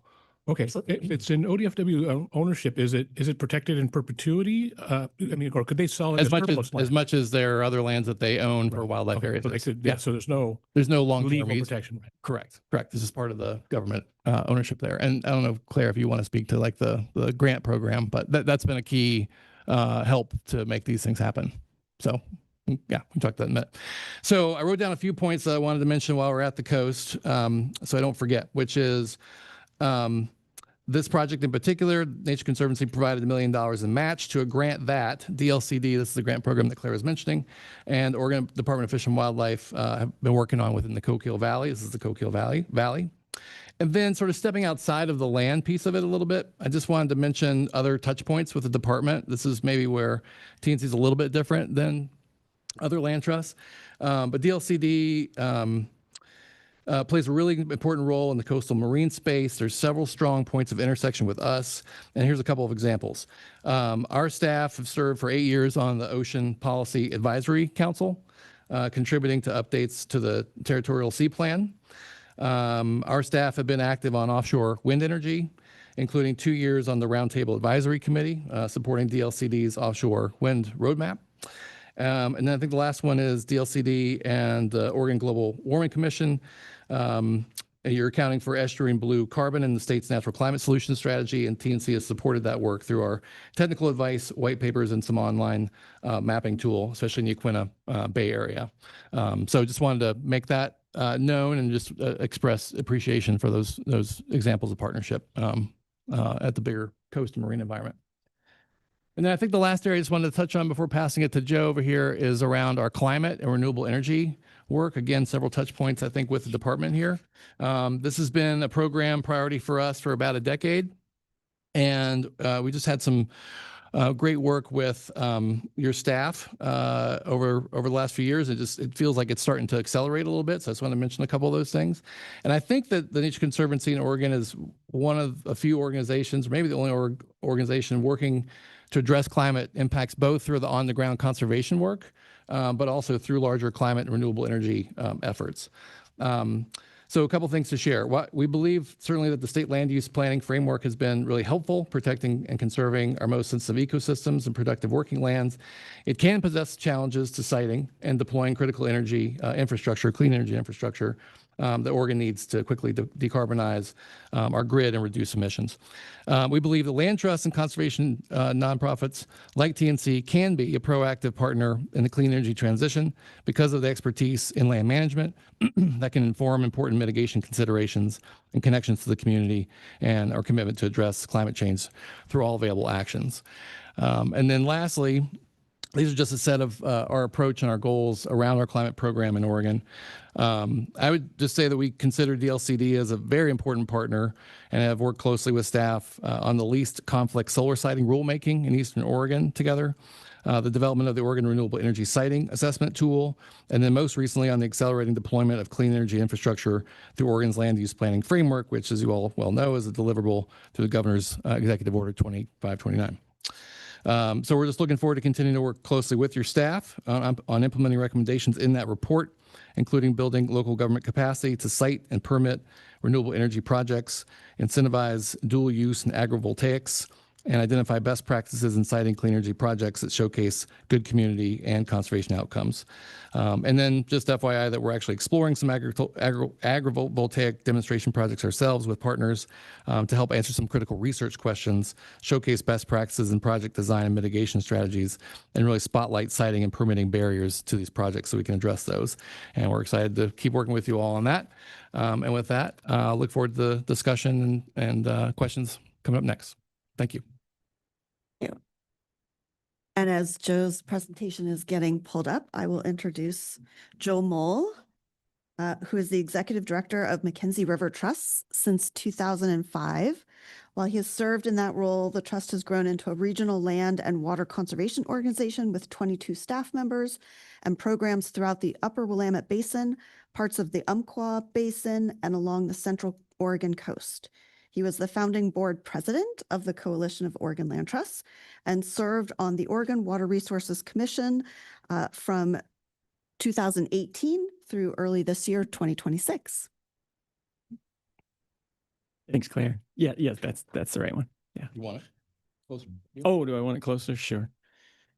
Yeah. Chair Lazo, Director Bateman, members of the commission, thank you for inviting us here today. And for a couple of you at least, you may remember I was a part of the Oregon Water Resources Commission until our joint meeting in March. So for those of you that are new to the commission, and for all of you that have been here and to the staff as well, just know that I appreciate what you do. It's a big thing you've bitten off, whether or not you got that fair warning or not, but it really is productive. And I think at the end of the day, having been on OWRD for 8 years, and there's been talk, especially with the current administration, and since Director Bateman came in at a time when a cohort of natural resource directors came in, and you've this, I think, broad interest in having the state agencies and natural resources work more collaboratively right up front and not at the end of a process. We're making some ground. And I do think that one of the things that the land trust community may be able to help with is we're trying to do that across the agencies all the time. And perhaps we can help with ideas and hosting and other things. So I hope maybe that's something that, as you've mentioned, Brenda, going forward, coming back with more specifics, that might be possible. So I'm going to try to, in just a few examples of the work that we do in the Mackenzie River Trust service area, try to get us to that communicative question and answer. What's the relevance to what you do? I mean, you've spent the last day and a half primarily focused on housing related things, a little bit on the coast, but I know that it's very hard, especially when you hear that the land trust community in general is looking to halt development. Well, what does that mean? I mean, we're at a point right now on the West Coast, especially, where that's become a rallying cry for the problem with housing and other economic development, is that there are too many blocks. I think there's a lot of synergy potential. And so I want to give you some examples of that and then pose a couple of questions for you. Down, forward. There we go. Our mission, one of the big shifts that I think has happened broadly in the land trust world is over my career, 30 plus years, has been a shift to really recognize people explicitly in our work. Initially, a lot of the concern was on keeping people out. Derek mentioned inside the fence lines, outside the fence line, and those fence lines are really coming down. Getting people, people ask me what I'm most concerned about in our work, and it really is irrelevance. If people in general are not aware of what we do and the relevance to their lives, we're done. There's no future for our work. And so we're really trying to emphasize getting people involved in weed management like here and just getting people out on the land in general. We have a pretty large service area, not unlike you saw many other land trusts around the state, the McKenzie River Trust. We have all sorts of branding questions with a name like McKenzie working out of Newport and other places, but so far we haven't come up with anything different. But we have a 3 million acre service area, and we have a hand in currently about 11,000 acres. And so we try to be very strategic, build on other protected areas, whether it's state-owned or federal or other private lands, but to be really, really strategic about where can we have the most impact, because we're still pretty small potatoes in terms of the scale of the issues we're trying to address. And I think the fish and wildlife example, I mean, people tend to think as they become more familiar with world, oh yeah, you take care of the fish and the wildlife and nature in general, but it's becoming much, much, much more than that. Carson and everyone has mentioned the tribally important, culturally important areas.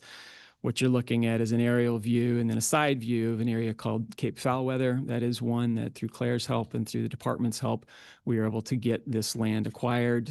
It was very developable and on the market, but it was a very important cultural site for the Confederated Tribes of Siletz Indians. So we were able to work on getting that, holding that land, taking out a loan, working with the tribe to get the NOAA funding, which came through DLCD. We were able to transfer that land. And this September, we'll do a similar project, transferring about 300 more acres in the Yaquina estuary to that tribe as well. And so what are considered the conservation values is really expanding in the land trust world. Our home waters being the McKenzie, the Holiday Farm fire in 2020 certainly put a shock to the system. Everyone in the West now knows we are in a fire zone, which from a housing standpoint, from a drinking water protection standpoint, from a planning standpoint, I mean, a lot of things that we've been relying on for years are just out the window. It coincided, thankfully, with a relatively new approach to river restoration that is really emphasizing taking what you see on the left there, which is the main stem of the McKenzie River channel, and giving it a chance to reconnect with a floodplain that historically it had connection to until we came in and started to build roads and levees and other things that narrowed it down. And certainly it has fish and wildlife habitat benefits, but all sorts of drinking water protection benefits in terms of slowing down sediment as you get sediment sloughing off of hillsides with fire, of keeping water perched in a watershed so that over the course of a very hot and dry summer, there's still water upstream that can be more slowly meted out. Attenuating flood, a flood water that comes through, the levees during Hurricane Katrina, that was all fine until they blew apart and then they were incredibly destructive. Floodwaters that come through a wide valley floodplain, they're still going to get wet, but it slows things down. So again, it's not just fish and wildlife. It's things that I was in DC in April and we're not supposed to use the term natural infrastructure anymore. So whatever you would use now to describe the fact that this is better than investing in concrete in some ways, it pencils out better. And that's something that really guides our work a lot as well. Similarly, yes, please. So are you saying, so prior to the fire, that the right side of that didn't exist? The wetted area that you see there was limited to, so on the far right side, that's Highway 126 going between Eugene and Bend. So you would have seen a very thin thread. That's the main stem on your left. You would have seen about a thread about 1/10 that width right up against the highway. And the rest of it would have been forested and 3 little ponds. And so it was heavy equipment in there, 2 different summers with gangbusters while we had an in-water work window. So all of that reconnection, which looks natural, like it looks post-disaster flood or something like that, that was all crafted. Yeah. Thank you, Chair. Down on the Sayuslaw, this is Florence and the coast there. Similarly, I arrived in 2005 from Montana, working with the Nature Conservancy in Montana. And in 2005, there was a map that was created that said, sea level is rising. There's all sorts of production potential with fish, especially in estuaries. If we could acquire and or restore some of these habitats, it would do a lot to keeping coho off or reduced on the Endangered Species Act and in doing more fish production. over the course of 20 years, we and the Nature Conservancy and ODFW and other partners have been able to do that. All of the parcels you see there are now in conservation one way or another, in an active restoration, and it's about a 1,400 acre piece of land that now we are co-stewarding with Confederated Tribes of Coos, Umpqua, and Siuslaw Indians, working with NOAA, working with U.S. Fish and Wildlife Service to look at long-term, what can we do here for not only fish and wildlife habitat, but again, flood attenuation, drinking water protection, all of the things that obtain from that infrastructure investment there. Derek mentioned inside the fence, outside the fence. We didn't talk about this, but I hope you are all Gary Larson fans, and you may remember this cartoon. I think this was, I was in grad school in the early 90s in Montana, right when Yellowstone National Park was beginning to recognize that, hey, the bison, they don't respect the boundary. They leave and they cause problems, and there's all sorts of brucellosis and things with ag concerns. And then you bring in wolves, and shit, the wolves are leaving the park too. And I just love how Gary Snyder captured that. We have this mental image that we can keep something in a preserve and it's going to stay there and be easy. And it's just not true. And in some ways, our conservation approaches, the tools that we have on the right, what you see is an aerial photo of a conservation easement on farmland that also includes an active floodplain.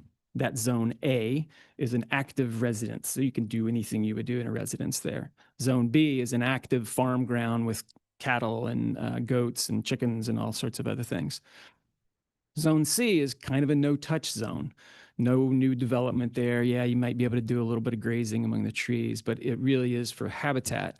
And we have legal documents like this that sort of try to keep those things separate, but it bleeds over all the time. And it increasingly does when now a farmer has has difficulty getting a lease on a property like this and maintaining a farm just because of the rising costs across the board. So if you limit what you limit in terms of usability, can limit the longevity of that farm. And that cycles through everything that you all are all looking at with housing and community development as well. Back to that greatest threat that I feel, the irrelevance and the need for us to get people engaged. It really is a mind shift, because for a long time, especially in the land stewardship, the land care world, the thought was, oh gosh, if you let people in, you're just going to wreck the place. They're going to tear it up, and for no great fault of their own. And that's really shifted, that not only do people want access to enjoy the natural world and reconnect with things that they knew as a kid, but they want to be involved. They want to participate in its care. We are overrun with volunteers and are building more and more structured volunteer organizations. But then you have this area like this, where on the southeast corner of this, that's a big county park that gets 500,000 visitor days per year. And then we have this crazy fence line that Derek is responsible for, because the Nature Conservancy acquired everything to the north of that, 1,300 acres that was owned by a gravel extraction company. All of the stuff on the kind of middle left are old gravel mining ponds that are now slowly getting reclaimed. TNC did a lot of work then. And then they flipped that to us. The McKenzie River Trust now owns and manages that. But that tension of how do you bring people into a recreation area and then say, okay, this is a natural area. You can't really come in there all the time, but maybe we'll have guided trips. Or if you do come in, we need to behave differently. The goals of this site are different. Tremendous opportunity, because that is Springfield immediately to the north of us, and that is Eugene immediately to the west and northwest of us. So it's a really rich area. But when it comes to that tension between how do you love a place without loving it to death, it's a great sort of workshop for us all. You might get the impression from what Carson showed that we've got more money than we need, and I hope that that's not the case, because we don't. And access to capital is a real limiting factor, no question. There's far more work that we could do if we had access to 10 times, an order to double orders of magnitude. And that's no different from your housing world, I know. And so I do think there's some intersection, and we talked a little bit, some of us at lunch, we're talking about things like the Transfer Development Rights Program that DLCD pioneered now 20 years ago. Land banking that it sounds like you all talked a little bit about today, and it's similar sort of things are going on in the land trust community as well as access to capital. Derek mentioned it from the energy development and others. How can we really be proactive and not use this mindset and this work as a way to say, stop what you're doing, but instead say, yeah, we all need access to housing. We all need access to drinking water and other sorts of things. If we're going to bring capital into this state and really build this out, how can we do these things at the same time together and make some difficult choices? We call them sacrifice areas in the wildlife world. You got to have your cows down to water. They're going to trash the stream. Let's sacrifice a narrow area for the good of the larger area by building fences and things like that. Let's designate some areas in these land banks for housing and things, knowing that the wetlands are not going to persist. Let's protect wetlands in other areas. So that's really where I think there's a lot of opportunity. And, you know, it's a question I guess I leave with you all is, with all the pressure to expand UGBs or otherwise take things out of protected status from our land use system and opening them up to development, there is going to be a tremendous amount of wealth generation from that. And I know we have a real estate transfer tax law in Oregon, unfortunately, in my mind, because I think it takes a creative tool off the table. But are there ways that we can bring some of that wealth and spread it more towards the public good than just the housing or the financial investment, economic development they want? And I think that's my last slide. Yeah. Thank you again. And I really do mean it. What you do as a volunteer commissioner is tremendous work. And Oregon's a unique state in that way. And I thank you for that. Thanks. Well, thank you all for the work, A, for the work you're doing, and B, for coming here before us.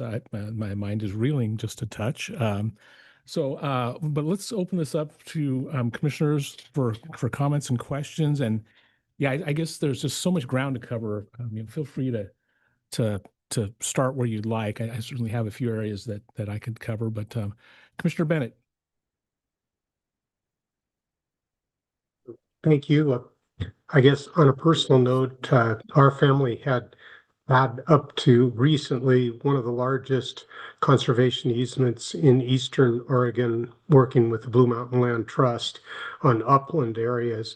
And it was due to the efforts of Colt and others that we were kind of the beta project, as was described by then Director Maida Lofsgarden, between OWEB and NRCS, and putting it all together was a rigorous, about a 12-year process, I have to admit, with a lot of starts and a lot of stops. But having been a planning director, we recognized that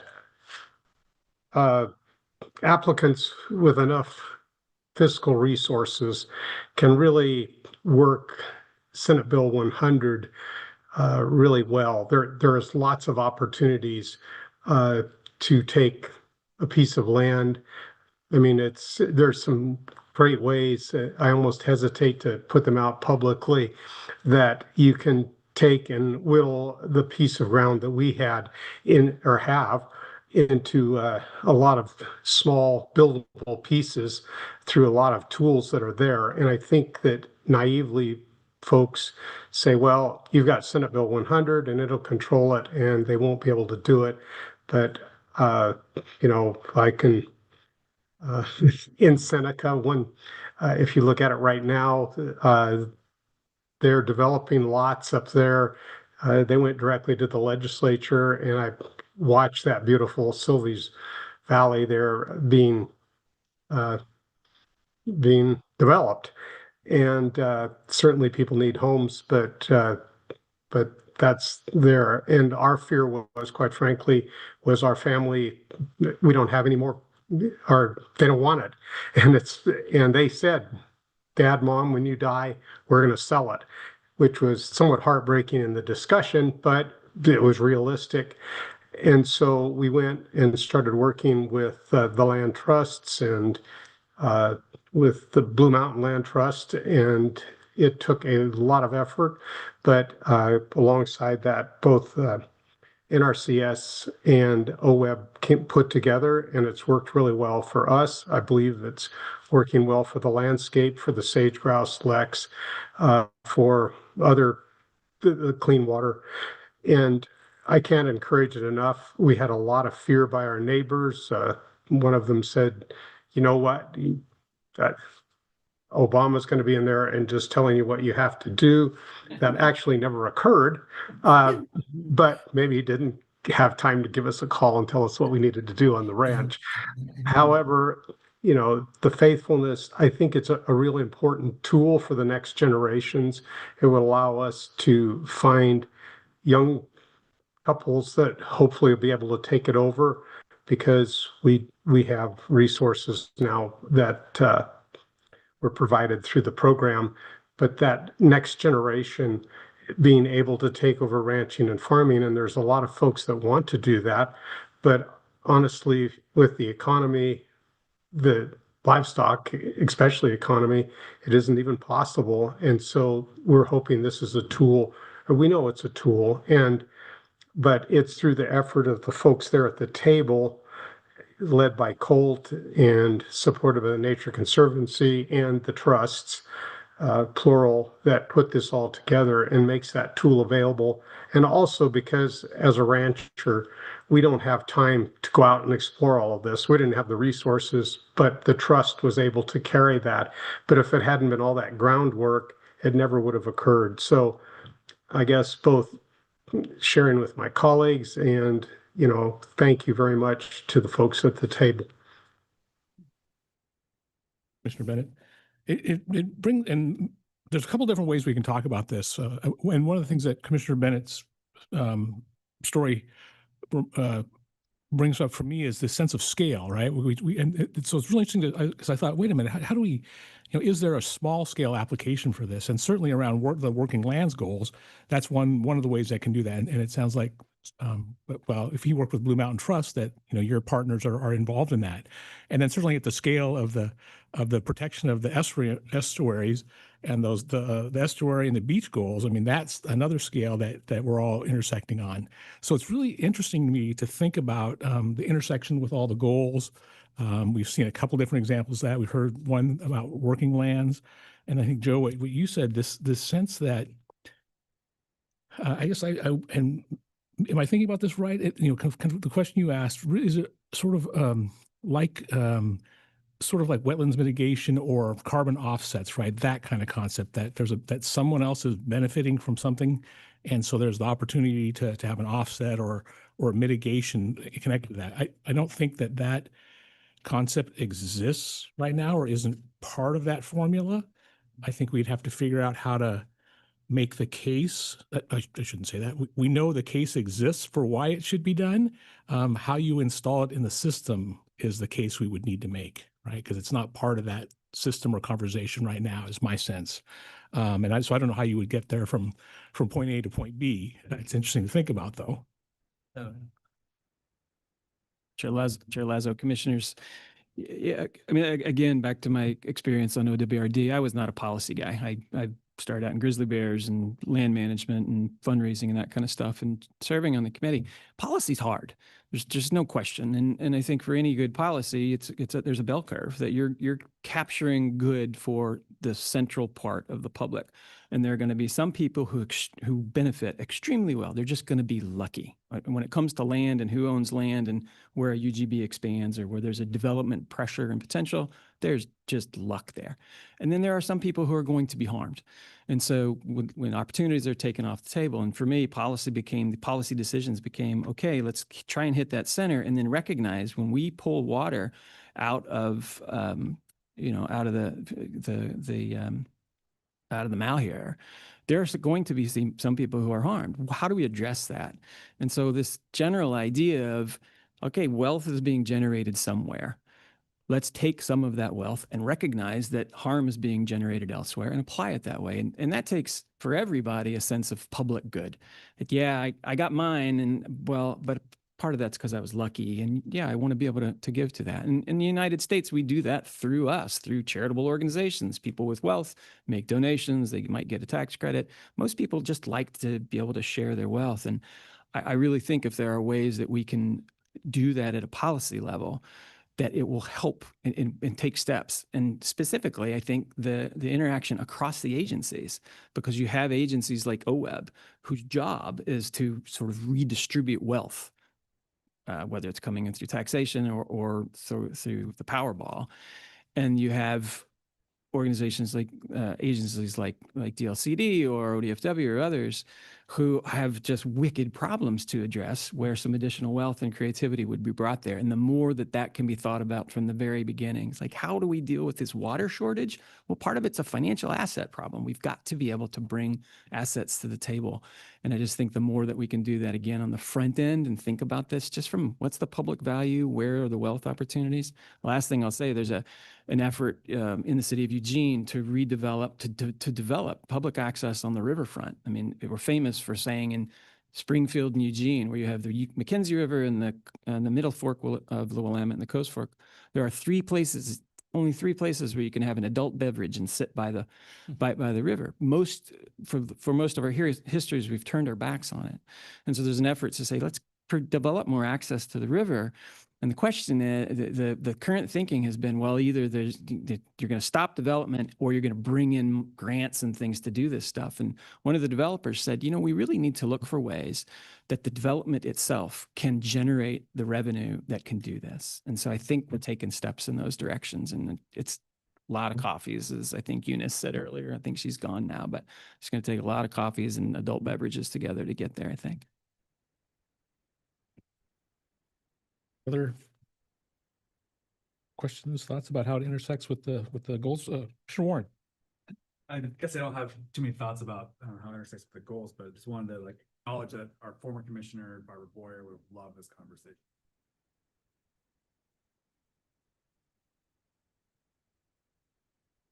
Thank you for being here, and I appreciate the work you all do.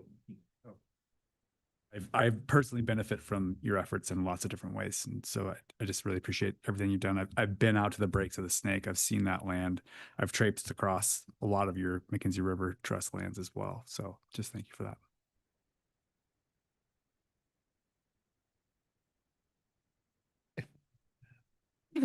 Just a curiosity about something that I think you might have mentioned. Did you say Monsanto dollars? Did I hear that in your presentation? In my day job, I'll put on my other hat. I work for the firm that was Special Attorneys General on litigating the PCB case. And so I think that's what you're referring to, but I didn't want to assume. And so I was just sort of curious about, once the case is done, we don't get a whole lot of information about what's happening next. And so I'm curious to know a little bit more about what opportunities might be available to you with those dollars. Chair Lazo, Commissioner Falconer, thanks for the question. Yeah, so we're tracking the development of the fund, which is being led by council. There is a 50-25-25 split in the settlement investment and the returns on this investment. They've set some ceilings on how much money each biennium. I believe the minimum is 15 million and the maximum, the ceiling, goodness gracious, 30 million. 50% will be invested into what's called a state agency program fund. The council is currently setting strategic priorities to direct the spending of that fund, but we're hopeful that it can supplement some budget holes in some of the natural resource agency programs. It cannot replace existing funding. So my understanding is if there's already a funding source for the program, it cannot, be bolstered by this money, but it could fund something that doesn't have a, sustained funding source. So that work is ongoing, the strategic priority setting for the state agency program fund. There is an interim allocation that was just approved at their June 2022 meeting that will go through the 27-29 budgeting process. So there'll be some interim investment while they finalize the strategic priorities to really guide the future investments of the state agency program fund. 25% is direct payments to the 9 federally recognized tribes in Oregon. That funding is for stewardship and natural resources management, and it's just a direct investment towards them. And then 25% is for a community impact program fund, which is similarly, I don't have all these timelines in my head. I'd be happy to send them to you if you're interested. They are working to hire, my understanding, is a community engagement expert to help build out that funding. So that's what I know as of now. I appreciate that. Oh, yeah. Thank you, Chair and Commissioners. I'll just add that DLC has been participating in the state agency fund process. The commission is currently working on developing their priorities for the funding of that and had reached out to agencies, especially the natural resource agencies, inquiring about types of work that we might be interested to apply for that type of work. So Director Bateman and other staff worked to put together a packet of sample projects and long-term sort of programs that we would want to potentially inquire about funding. And I believe that DLCD is going to be presenting at the next commission meeting, just as an overview of the agency and like giving examples of types of projects and programs that we might look for to apply for that state funding program. Condor? Can you speak to, and I know some of you are just state focused, but on the national front, what states do you think hold best practices, and what are you seeing that could be innovative that is, you know, a public-private partnership, you know, or a public nonprofit partnership with trusts?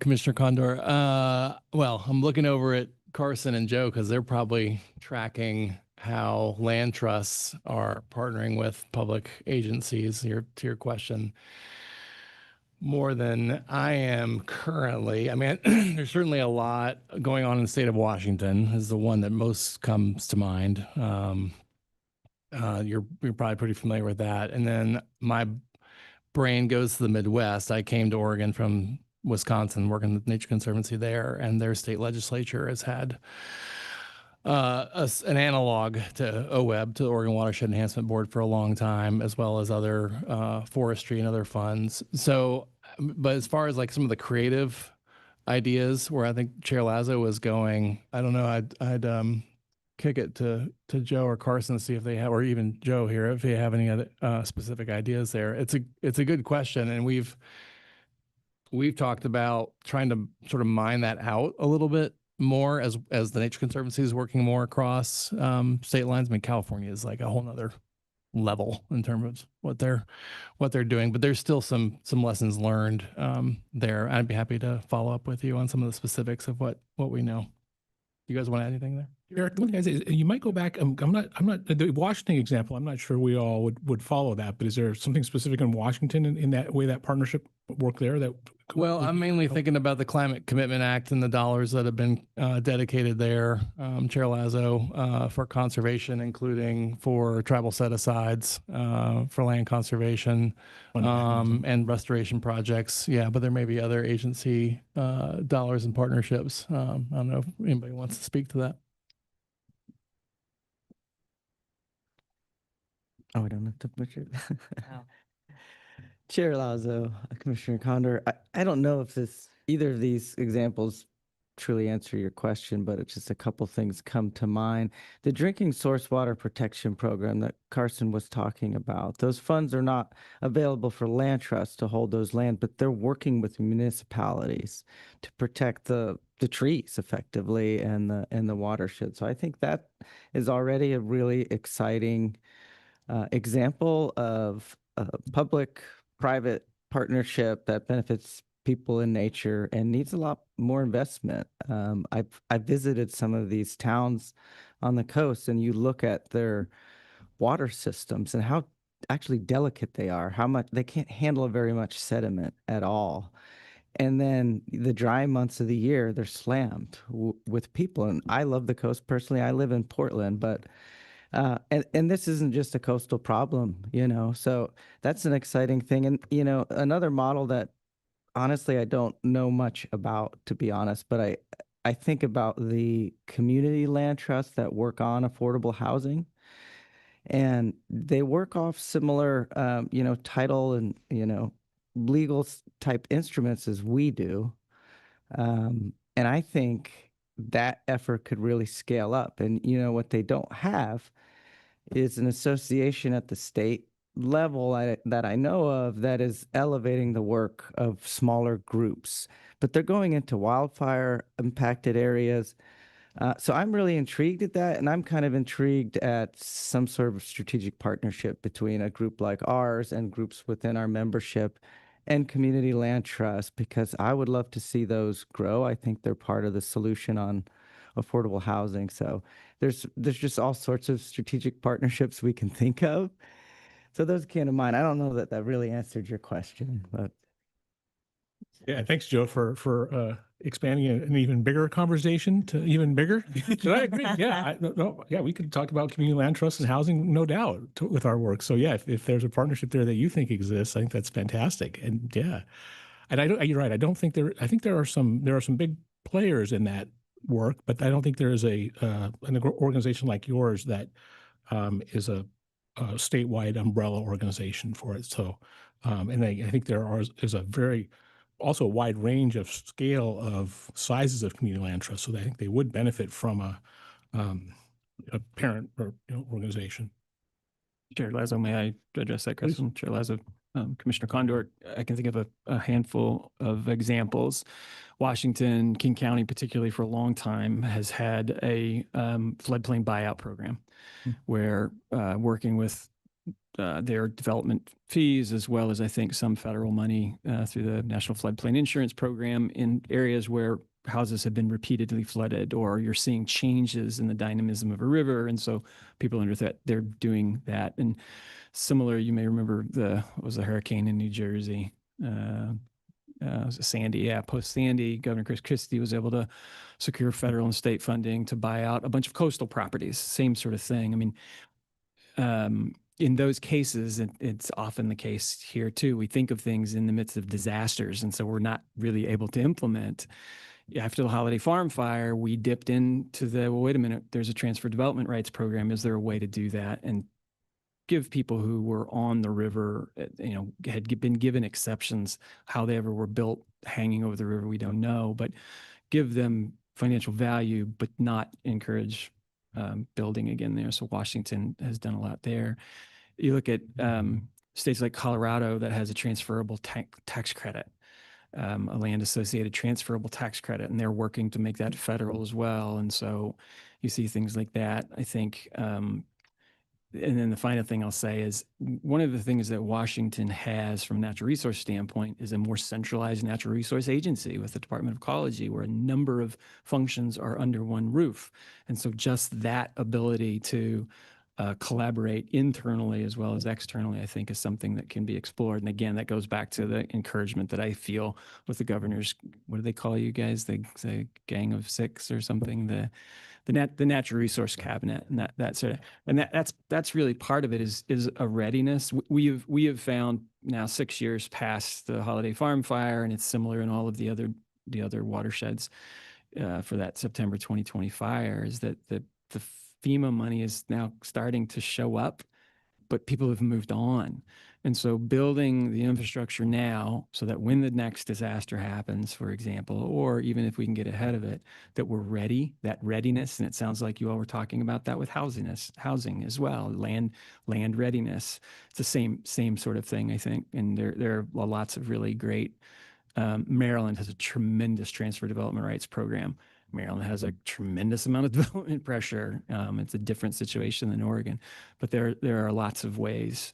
If you're interested, the Land Trust Alliance, which is the national association that we all sit within, has an annual convention called Rally. And that convention this year is in Denver. And it's about 4 to 5 days of workshops and multi-agency gatherings. It's a great time and really productive. And next year, I think it's in Louisville, Kentucky. They move it all over the country. So there's a lot happening, and it's just finding the time to be with each other and to sort of work these things out on the front end instead of panicking on the, what do we do now that we've had this fill in the blank disaster? Thanks for your question. Mr. Warren. Though, I mean, what I'm hearing mostly from you all is like resources, right? Like it comes down to money. We heard that earlier too. But I think there's other opportunities for the collaboration between like this department and your work. And the land back movement, I think, is just so crucial. And that's a great example of how we've partnered with you all in the past. How do we continue that? Right. So we have this pilot project we kind of did, it worked, which is cool. It's like, what are the next steps for that?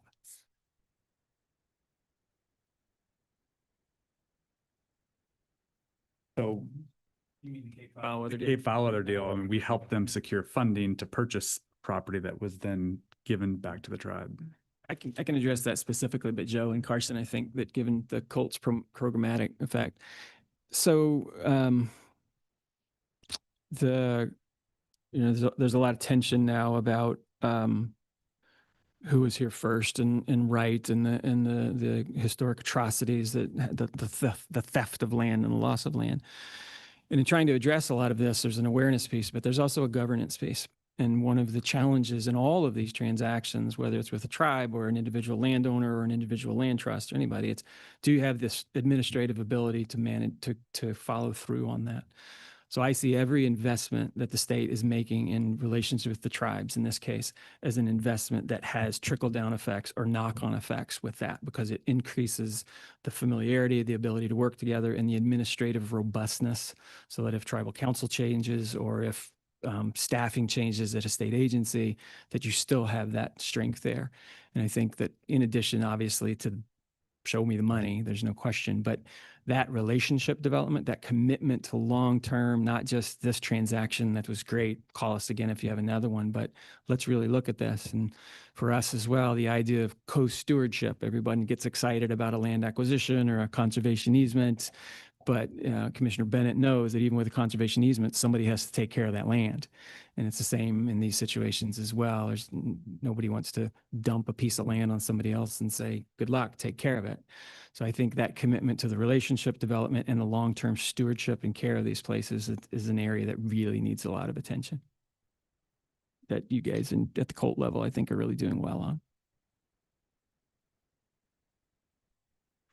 Commissioners, yeah, I don't know how to add to that deeply, but there's quite a lot in that body of work and questioning and a lot of trust building and relationship building across many different organizations, but also mindset shifts and really listening to tribes and what the barriers are. And I can tell you that Oregon Watershed Enhancement Board with us and with tribes have been going through a modernization of their land acquisition program.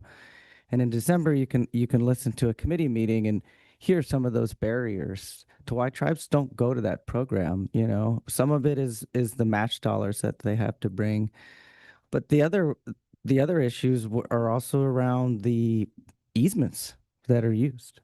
So you have to understand really complicated things like fee to trust process, but also just how does it feel as a first steward to have an agency or an environmental group tell you how to do something that's, you know, you've been doing for millennia.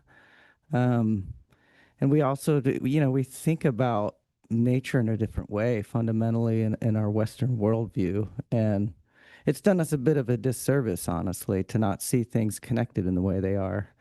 So I think it's just more of the relationship development and us shifting how we think about this work. When you think about a cultural use, it's, now as OWEB has looked at it, it's this other use. So there's habitat and there's this other use. Those cultural uses are how this land was cared for millennia. How is it not conservation? Conservation is trying to heal the land from the damage that's been done since colonization, right? And Joe spoke to this, but for a long time, keep the people off the land. Well, people have always cared for land. It's one of the most human things we can do. It's what I've done for most of my career. And so there's just a lot of mindset shifts, I think, among the public, non-Indigenous people to really be good partners. And, tribes are clear on what they want. And there's a lot of opportunity if we sit and listen and are committed to deeper work. So happy to keep that kind of a conversation going with any agency at the state. Onward. You want to follow that? Yeah. That was beautiful. Thank you. That was very nice. I don't know if I should say this. I'm in day 2 and I'm a little rummy.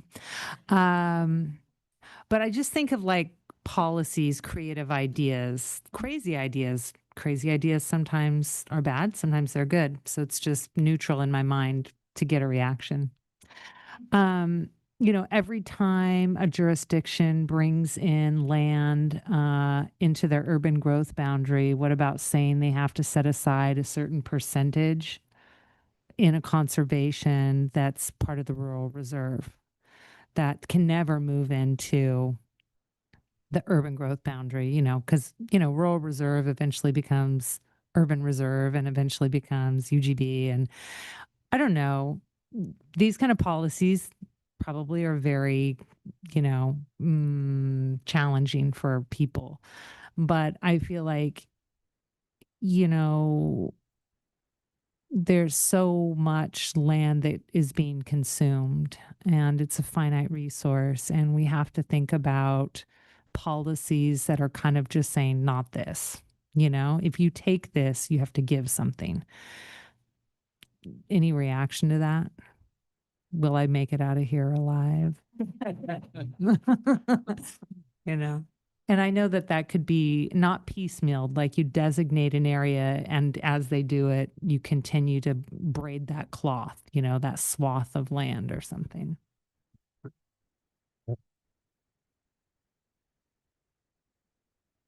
I mean, Chair Lazo, Commissioner Condor.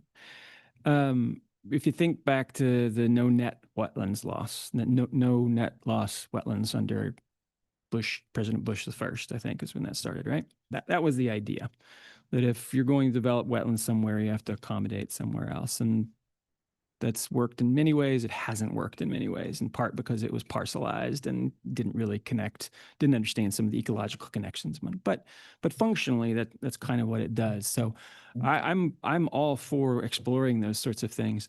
I get a little nervous when it becomes very place specific based, because the other thing, especially here on the west side, all you have to think about is fire and how quickly, fire combined with just changing climate and the expectation that the McKenzie River Valley, for example, is not going to come back the way it was, period. It won't happen. And so if you lock yourself into an urban reserve portion, that may ultimately not be the best serve the public interest in the long term. So, get me kicked out. Do you monetize that somehow? Do you make that a part of the bucket of publicly available funding that goes to where it is most needed, best needed when it's available, that kind of thing. But I really think we have to push the envelope on those things, especially in a state like Oregon, where we don't generate that much wealth compared to some of our neighbors. That's my initial thought on that.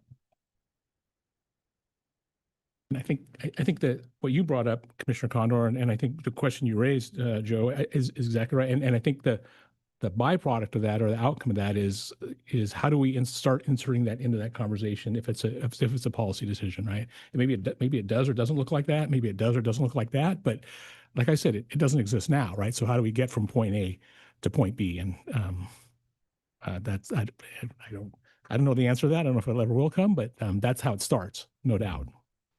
Chair Lazo, I can't help myself. My understanding was that prior to SB 100, one of the things that happened, and I don't know who might have been around at those times, there was a historian on it, was that Ken Kesey, of all people, and a number of other folks hosted these things called the Bend in the River gatherings, where they started in Pleasant Hill, but they went to Bend, and a number, Stuart's shaking his head, and they were just y'all come sort of public gatherings to sort of identify needs and resources, and those were some of the first churnings that led to SB 100. Is that apocryphal? Is that just fiction? Has anybody else ever heard of this? But I do think that rather than, formal public hearings that are at times when ag producers or working families can't attend, that we have to somehow combine with public forums that are gathering people for fun, that they are outdoors or they're in rural areas or they're not in a hearing room, for God's sakes, and really generate those sorts of things. And I know there are tremendous limits to challenges to that, but I really do think we need to let our guard down a bit and approach it on a much more human scale to get there without the psychedelics that they had there. Oh, the ideas might be flow better, but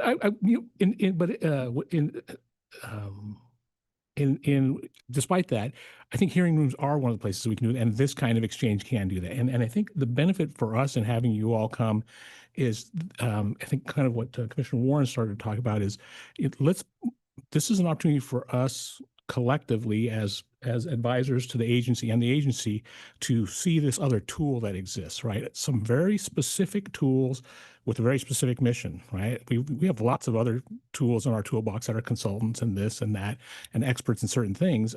You all are exactly the same with a very specific mission. And it's interesting to have heard from each of those groups and where you fit, right? And so, Derek, you're talking about, not only the policy work you've done in some of the rulemaking, but the agrivoltaic that you are doing, right? And so there are pieces that you all intersecting with the work that you all are doing around, already done with the land back work you're doing specifically geographically. So, each of these tools is different, but it's a really productive to identify, wait a minute, if I have this thing, I might have an opportunity to go policy-wise to the TNC or to the coalition or to McKinsey for those opportunities. And so I think that's an opportunity for staff who is already connected to this to see that those tools exist, that this is how they benefit our work. And so, maybe there's an opportunity to employ those at some point. And same for us as we're guiding policy to say, hey, I wonder if this is something that would fit for the coalition or for McKinsey or for TNC. So that's my takeaway from today. And I know we're a bunch over, and I know that Director Bateman will want to close us out, but really appreciate you all coming and having this conversation with us, and look forward to much more to come. Yeah, I think Everything's been said, except thank you so much. It was great to have you here. And can we have more, please, in the future? Absolutely. Thank you. Have a good weekend. Thank you so much. And we're going to take a quick break, I guess, right? Not quickly, but shall we? Yeah, I approach the stage. Hat around if you ever want to talk about these things and just sort of put on the river hat. Nice. I thought it was the nonprofits literally passing the hat. I come from the nonprofit world, so I know what that means. Not today. Not tonight, Jay.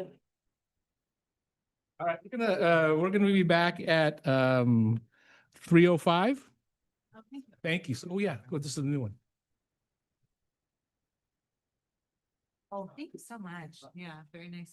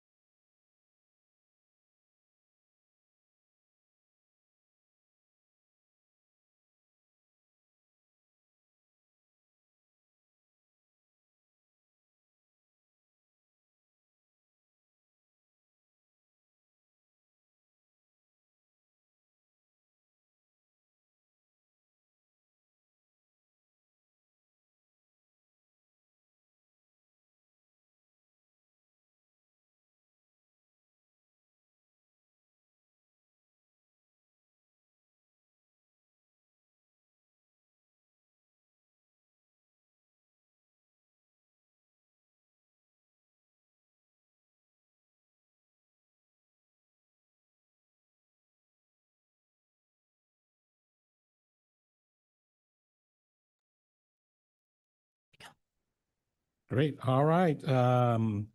Welcome back from break. We are on agenda item number 16. Before we do that, I just want to remind commissioners that there will be two things that you will owe to Denise before you leave: the agenda scorecard. So if you haven't been filling that out along the way, and also hopefully somebody has shown you, if you didn't know about your expense report for our meeting together. So that goes back to our folks in the agency. All right, now we'll move on to item number 16 on the agenda, the extension of time for cities using pre-Oregon housing needs analysis rules for urban growth boundary expansion. And we've got Ethan with us again. Thanks, Ethan. Thank you, Chair Lazo, members of the commission. My name is Ethan Stuckmeyer. I manage the housing division here at DLCD.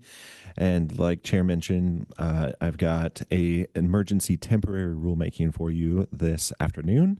It is titled The Extension of Time for Cities Using Pre-Oregon Housing Needs Analysis Rules. Title is a little, we can work on that one. I'll scribe that one in a little bit more detail. So this agenda item will be somewhat brief. I've got a few things to discuss with you today. First, I want to get us all grounded in the legislative background about what is on offer here today. We'll talk about the need for the commission to take some action today. And then we've got the recommended action and temporary rules. Of course, this is a item that we're asking the commission to take action on today. All right, so some legislative background. For folks who have been on the commission or following along with the commission, the Oregon Housing Needs Analysis is not a new phrase or program, but for members of the commission who are new, the Oregon Housing Needs Analysis is the updated framework by which local governments complete Goal 10 housing planning obligations, but also their Goal 14 obligations when it comes to meeting their residential land needs. And this is a diagram that we've been using lately to describe that Oregon Housing Needs Analysis program and the cycle that creates. Fundamentally, it is number 1, determine housing need; number 2, develop an action plan; and 3, track and monitor progress. This rulemaking is associated with the Oregon Housing Needs Analysis on a very particular point.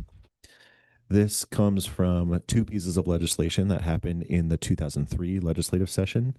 House Bill 2001 was passed within the first 60 days of the session as a priority bill. That bill was adopted, the text here that's in italics. I hesitate to read it, but ultimately there's a couple points that I want to highlight. There is a particular section that identifies the potential conflict in the timing, the sequencing of the applicability of the Oregon Housing Needs Analysis and some of the work that local governments were doing at that time and continue to do. So the operative pieces here are the first sentence: to avoid interference with current planning activities and to avoid unjust or surprising results. Basically, the commission can delay the applicability of those Oregon Housing Needs Analysis rules to certain jurisdictions so long as they complete that work by January 1st, 2026. That was what was adopted in House Bill 2001. Like I mentioned, that bill was passed in the first 60 days. There's an opportunity to update some of that language still within that same session. The legislature opted to do so in relation to this particular piece and adopted House Bill 2889 in that same session, and changed that date from January 1st, 2026 to January 1st, 2028 to allow additional time and flexibility for local governments who raise concerns about this during that session. Correct. Please. Yeah. 2020. What did I say? Oh, no. Yes. 2027. Yeah. Be very clear on Thank that. you. Very important later. Yes. Right. 2027. Thank you. All right. So hence this kind of rulemaking here today. The way that House Bill 2001 and 2889 were adopted changed the statute and rules relative to that work immediately upon signing of that bill. But for this provision where local governments could continue to work under the old framework to avoid, again, surprising and unjust results, and to allow the commission to some time to adopt the rules that were implementing those particular provisions in that statute. And so local governments have and still are continuing under that operating premise of I can continue the work under the old rules so long as I finish that work by January 1st, 2027. And DLCD has provided grants to those local governments to continue that work with that same caveat that this work that you're doing under the old rules needs to conclude in short order. And without the commission taking action under that provision in the statute, it risks local governments from continuing down that path without the commission specifying that they can do so as provided in the statute, leaving them kind of in this lurch of, oh my goodness, I was operating under this premise of I could complete that work by January 1st, 2027. But now, because the commission didn't take specific action, I am maybe on the hook for redoing or abandoning that work in the first place. So our recommended action is for the commission to take specific action to identify that this is a acceptable operating practice and that local governments can continue to use those old rules to complete some of their work that is already underway and is nearing completion. And so this is not quite a conforming rulemaking, but it is a rulemaking nonetheless that the commission is asked to do to take that specific action to avoid unjust and surprising results for local governments. And the applicable sets of rules here are the ones that the commission adopted both in December of 2024 and December of 2025. So those being Chapter 660, Division 8. This is related to local governments' housing capacity analyses and housing production strategies, and also the acceleration program elements of that division. Division 21, which is related to urban reserve planning, and Division 24, which is related to urban growth boundary amendments. This is a temporary, asking the commission to adopt temporary rules that would expire on January 1st, 2027.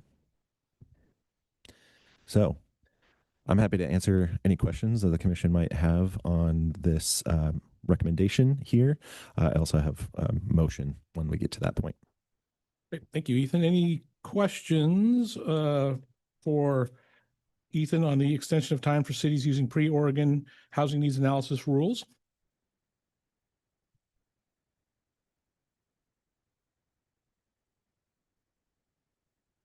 Commissioner Warren. Just process clarification more than anything else. So is this just because we have not updated our rules to reflect that change? And for my own edification, Steve, is this something we actually have to do, or is this just a best practice? We would, sorry, Chair Lazo, Commissioner Warren, we need to act because it's a grant of authority to the commission to take this action, but absent action, we haven't accepted that invitation. So by not doing anything, they would have to, they being local governments, would have to comply with all the statutes at the time they went into effect, rather than have this delayed effective date that was authorized by the legislature. Any other questions? Hence the temporary and emergency nature of these provisions. They will expire as the authority to do so expires at the start of the year, January 1st, 2027. Chair Lazo, if I could, elaborate on that point. The authority that Mr. Shipsey is speaking to expires on that date, right? And so this is not the reason why I kind of made this joke about extension is it does not extend the ONA kind of start date, which is, January 1st, 2027. This is just for local governments to continue to finish out their existing projects until that date.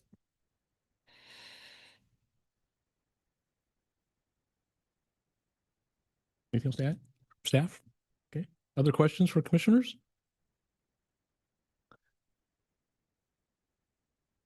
Otherwise, I think we would entertain a motion with regard to the extension of time for cities using the pre-ONA rules.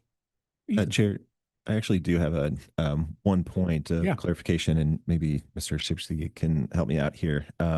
The rules that we're asking the commission, that, as you'll see in this motion, the recommended motion, are these in a supplemental addition to the packet. So I just wanted to call that out specifically. Those are dated, I believe, June 19th, if I'm not mistaken. I'm looking at the other folks in the room here.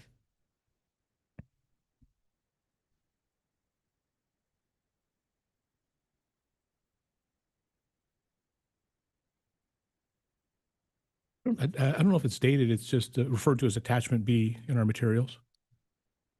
It is? 18th. Copy of attachment B. Emailed to Commissioner Clemson.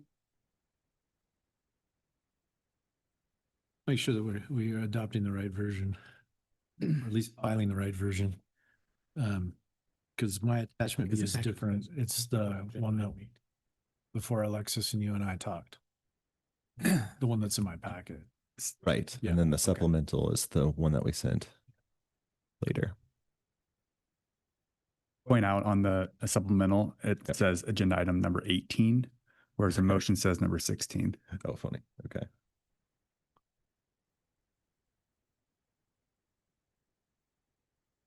So.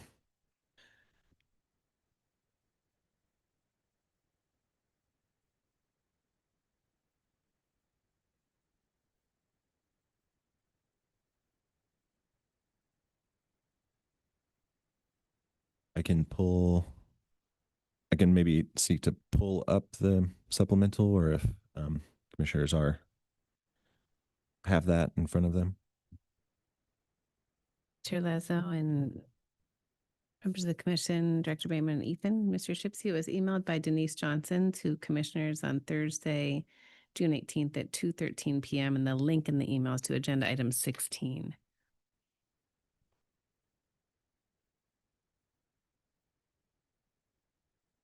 And Our and motion Commissioner Warren's correct that it's labeled on the document attachment B agenda item 18, but it should have been 16. Our apologies. As long as our motion is correct, I'm comfortable to move.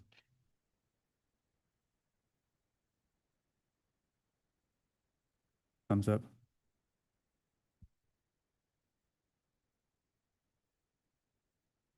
They're both labeled attachment B, so it might have been confusing. Ethan, you want to just put it up on the screen and we can say that one? Well, no. Sorry. The headings are Yeah, it's different. good. Does that help? Attachment B with bold headings. Share if people. Heading is slightly different. I did. Okay.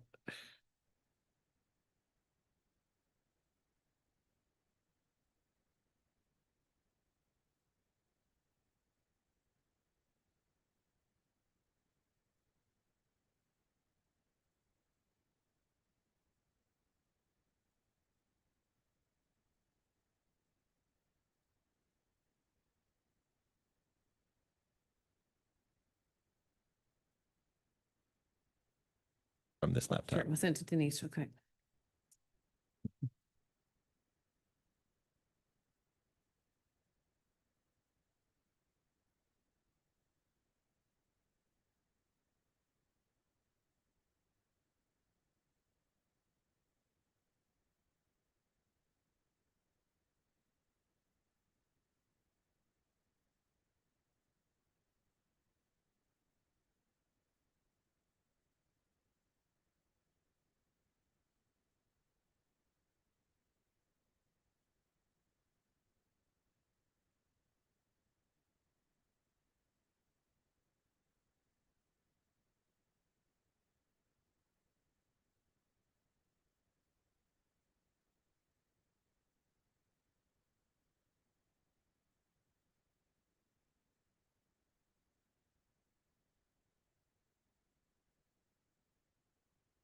Successful.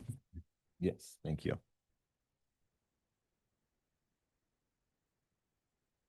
Yes, I just wanted to make sure, because there was two attachment Bs, that we actually got the correct version.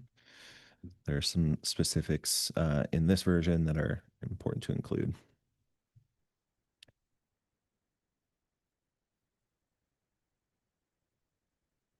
Maybe I could speak to those so it's not so ambiguous. The changes that you'll note or that you'll see from the original version that was published, I believe, on that would have been the 12th or the 11th in your packet, did not include the, it was only related to the adoption that the commission made on December 6th of 2025 and did not include the adoption that the commission made on December 5th, 2024.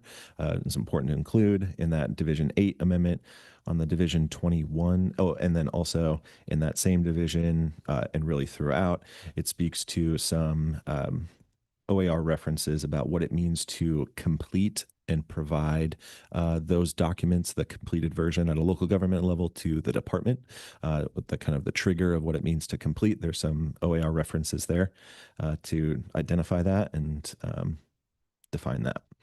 And then in Division 21 and 24, it is just the identification of what it means to have a complete document. There's not a reference to a 2024 adoption because the commission did not make amendments to those particular divisions in 2024. All right. So commissioners, again, it's the supplemental addition.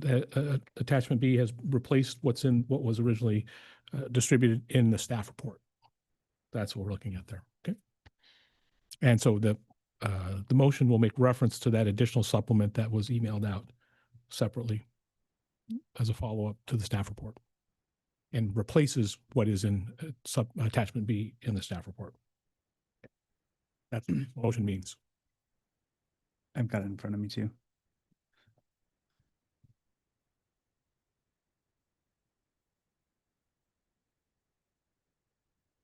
Commissioners. I move that the Land Conservation and Development Commission adopt temporary rules within Oregon Administrative Rules, Chapter 660, Division 8, 21, and 24, as provided in Attachment B through the supplemental package, or as a supplemental addition to agenda item number 16 with an established expiration date of January 1st, 2027. I'll second. Commissioner Warren makes a motion and Commissioner Falconer the seconds. So we have a motion on the table. Any further discussion? If not, Denise, will you call the roll? And I hesitated there, but we do have a quorum. Commissioner Bennett, Aye. Commissioner Condor, Yes. Commissioner Warren, Aye. Commissioner Falconer, Yes. Chair Lazo. Aye. Great. Motion And we carries. have Commissioner Scar and Porter with excused absences. Perfect. Thank you so much, Denise. All right, motion carries. Okay, thanks, Ethan. All right, next we have agenda item 17, which is a placeholder on our agenda for any requests for appeals that might come before the commission, and there are none at this meeting. I have enough to do. Thank you. All right, then we will move to our final item for this June meeting, which is our item number 18, public comment. And Denise, are there folks signed up for public comment? Yes, we have two. We have Alexandra Ring, who's in person, and we have Eric Rutledge, who's joining us virtually. Fantastic. Okay, thanks, Alexandra. Please join us here and you'll have 3 minutes for public comment. Thank you for being here. I will make this quick. I know we all want to go home. Chair Lazo, members of the commission, for the record, my name is Alexandra Ring. I'm the housing and land use lobbyist for the League of Oregon Cities. We represent all 241 cities across the state of Oregon, from our large urban centers to our small frontier communities. Thank you all for the opportunity to testify today. It's great to see some new faces on the commission. I'm here to talk today about some ongoing concerns with rulemaking. Those of you who have been with us before have heard our concerns in the past, and those of you who are new will probably hear them in the future. But cities and counties continue to have a lot of frustration with the rulemaking process. how long meetings go, how many of them are spent on grounding, how late we get copies of the rules, cities and counties' feedback not being taken and heard. And in the end, the rules that come before the commission are not something that can be implemented. They come to you with substantial issues. We believe in local control, but at the end of the day, we also believe in programs that we can implement, programs that on the ground our city planners can take those rules and put them in to effect with ease, and they're not frustrating for the cities, they're not frustrating for the developers. Rules that don't pit our cities and our developers against each other unnecessarily. We have seen rules that are overly complex, that only serve to frustrate everyone involved, back requirements that seem clear but are in fact a math problem for developers, and variable from jurisdiction to jurisdiction, lot to lot, unclear fire, water, and waste collection review, and rules that don't meet the clear and objective standards that our codes as local governments are required to meet. It's the responsibility of the commission to hold the agency accountable to being responsive to feedback on draft rules, especially from local governments, the implementers of this work. As you continue to have rules come before you as a commission, as you hear public comments, as you read the final rules, we ask you pay close attention. Is what you are hearing reflected in the final rules? Will these rules serve Oregonians? Are these reasonable expectations of your local government partners? And will these rules work across Oregon and not just in the metro region? We need rules and programs that work to build more housing, not just layer on confusing state regulation. Thank you for your time and consideration, and we look forward to working with you. Thank you, Alexandra. All right, we also have Eric Rutledge online. Eric, you'll have 3 minutes. Thank you. Good afternoon, Chair Lazo, Commissioners. My name is Eric Rutledge. I'm the Community Development Director at the City of Sherwood. I was with you not too long ago in Southern Oregon, so good to see you again. Wanted to provide some comments as early as possible on some ongoing rulemaking. And first, just wanted to thank DLCD staff for all of their work. Not an easy task standing up new programs. So I appreciate the truly heavy lifting that they've been doing. I'm coming from the perspective of a local government practitioner, and as Alexandra said, we would like to see programs that work. We agree with the underlying principles of housing production, but do have some concern about the specific details in the rules and how they would actually play out when implemented. Just to give a few specifics, in some of the rulemaking, one of our concerns is around fire access, and essentially there not being an opportunity for local fire departments to comment or require changes that would allow adequate fire access. There, essentially how that happens is, once a home is placed on a specific lot, then the fire department would look at it at that time and comment and potentially require changes to the site plan to ensure adequate fire access. And some of the rulemaking that's happening now, that there doesn't seem to be that opportunity. Along similar lines, solid waste management. Same process. Once a particular building gets placed on a site and the solid waste hauler can actually look at the proposal, they might comment and say, hey, we can't get our trucks back there within this multifamily site plan. And so they might require changes to access to ensure that those, very expensive trucks that they have can actually serve the site. The alternative would be, I guess, a whole bunch of totes within a multifamily building where all the residents would need to, I guess, carry out individual totes to the street. In both those cases, there was no representation on the rulemaking advisory committee from fire providers or from waste providers. And then the last comment is both the underlying ordinances or law and the rulemaking don't really speak to non-conforming situations. So if under one of the rulemakings, the home would supersede local zoning ordinances, but it doesn't really speak to what happens when then that property owner goes to make a change. But for example, the setbacks don't meet the code because it superseded it in the beginning. I appreciate your time and attention on this. Thank you. Thank you for your testimony today, Eric. Appreciate it. Denise, anybody else signed up for public comment today? No. Great. Okay. All righty. Well, thank you for the public comment. As is our practice, the commission won't respond to public comment, but have heard that and will take it into consideration as we move forward. Other than that, that is the last agenda item for today. So thank you all for a fantastic couple of days of meetings, and we will next see everyone online at July 29th for our virtual meeting, which will include the hearing on the Middle Housing and Oregon Homes rulemaking. Great. So we are now adjourned.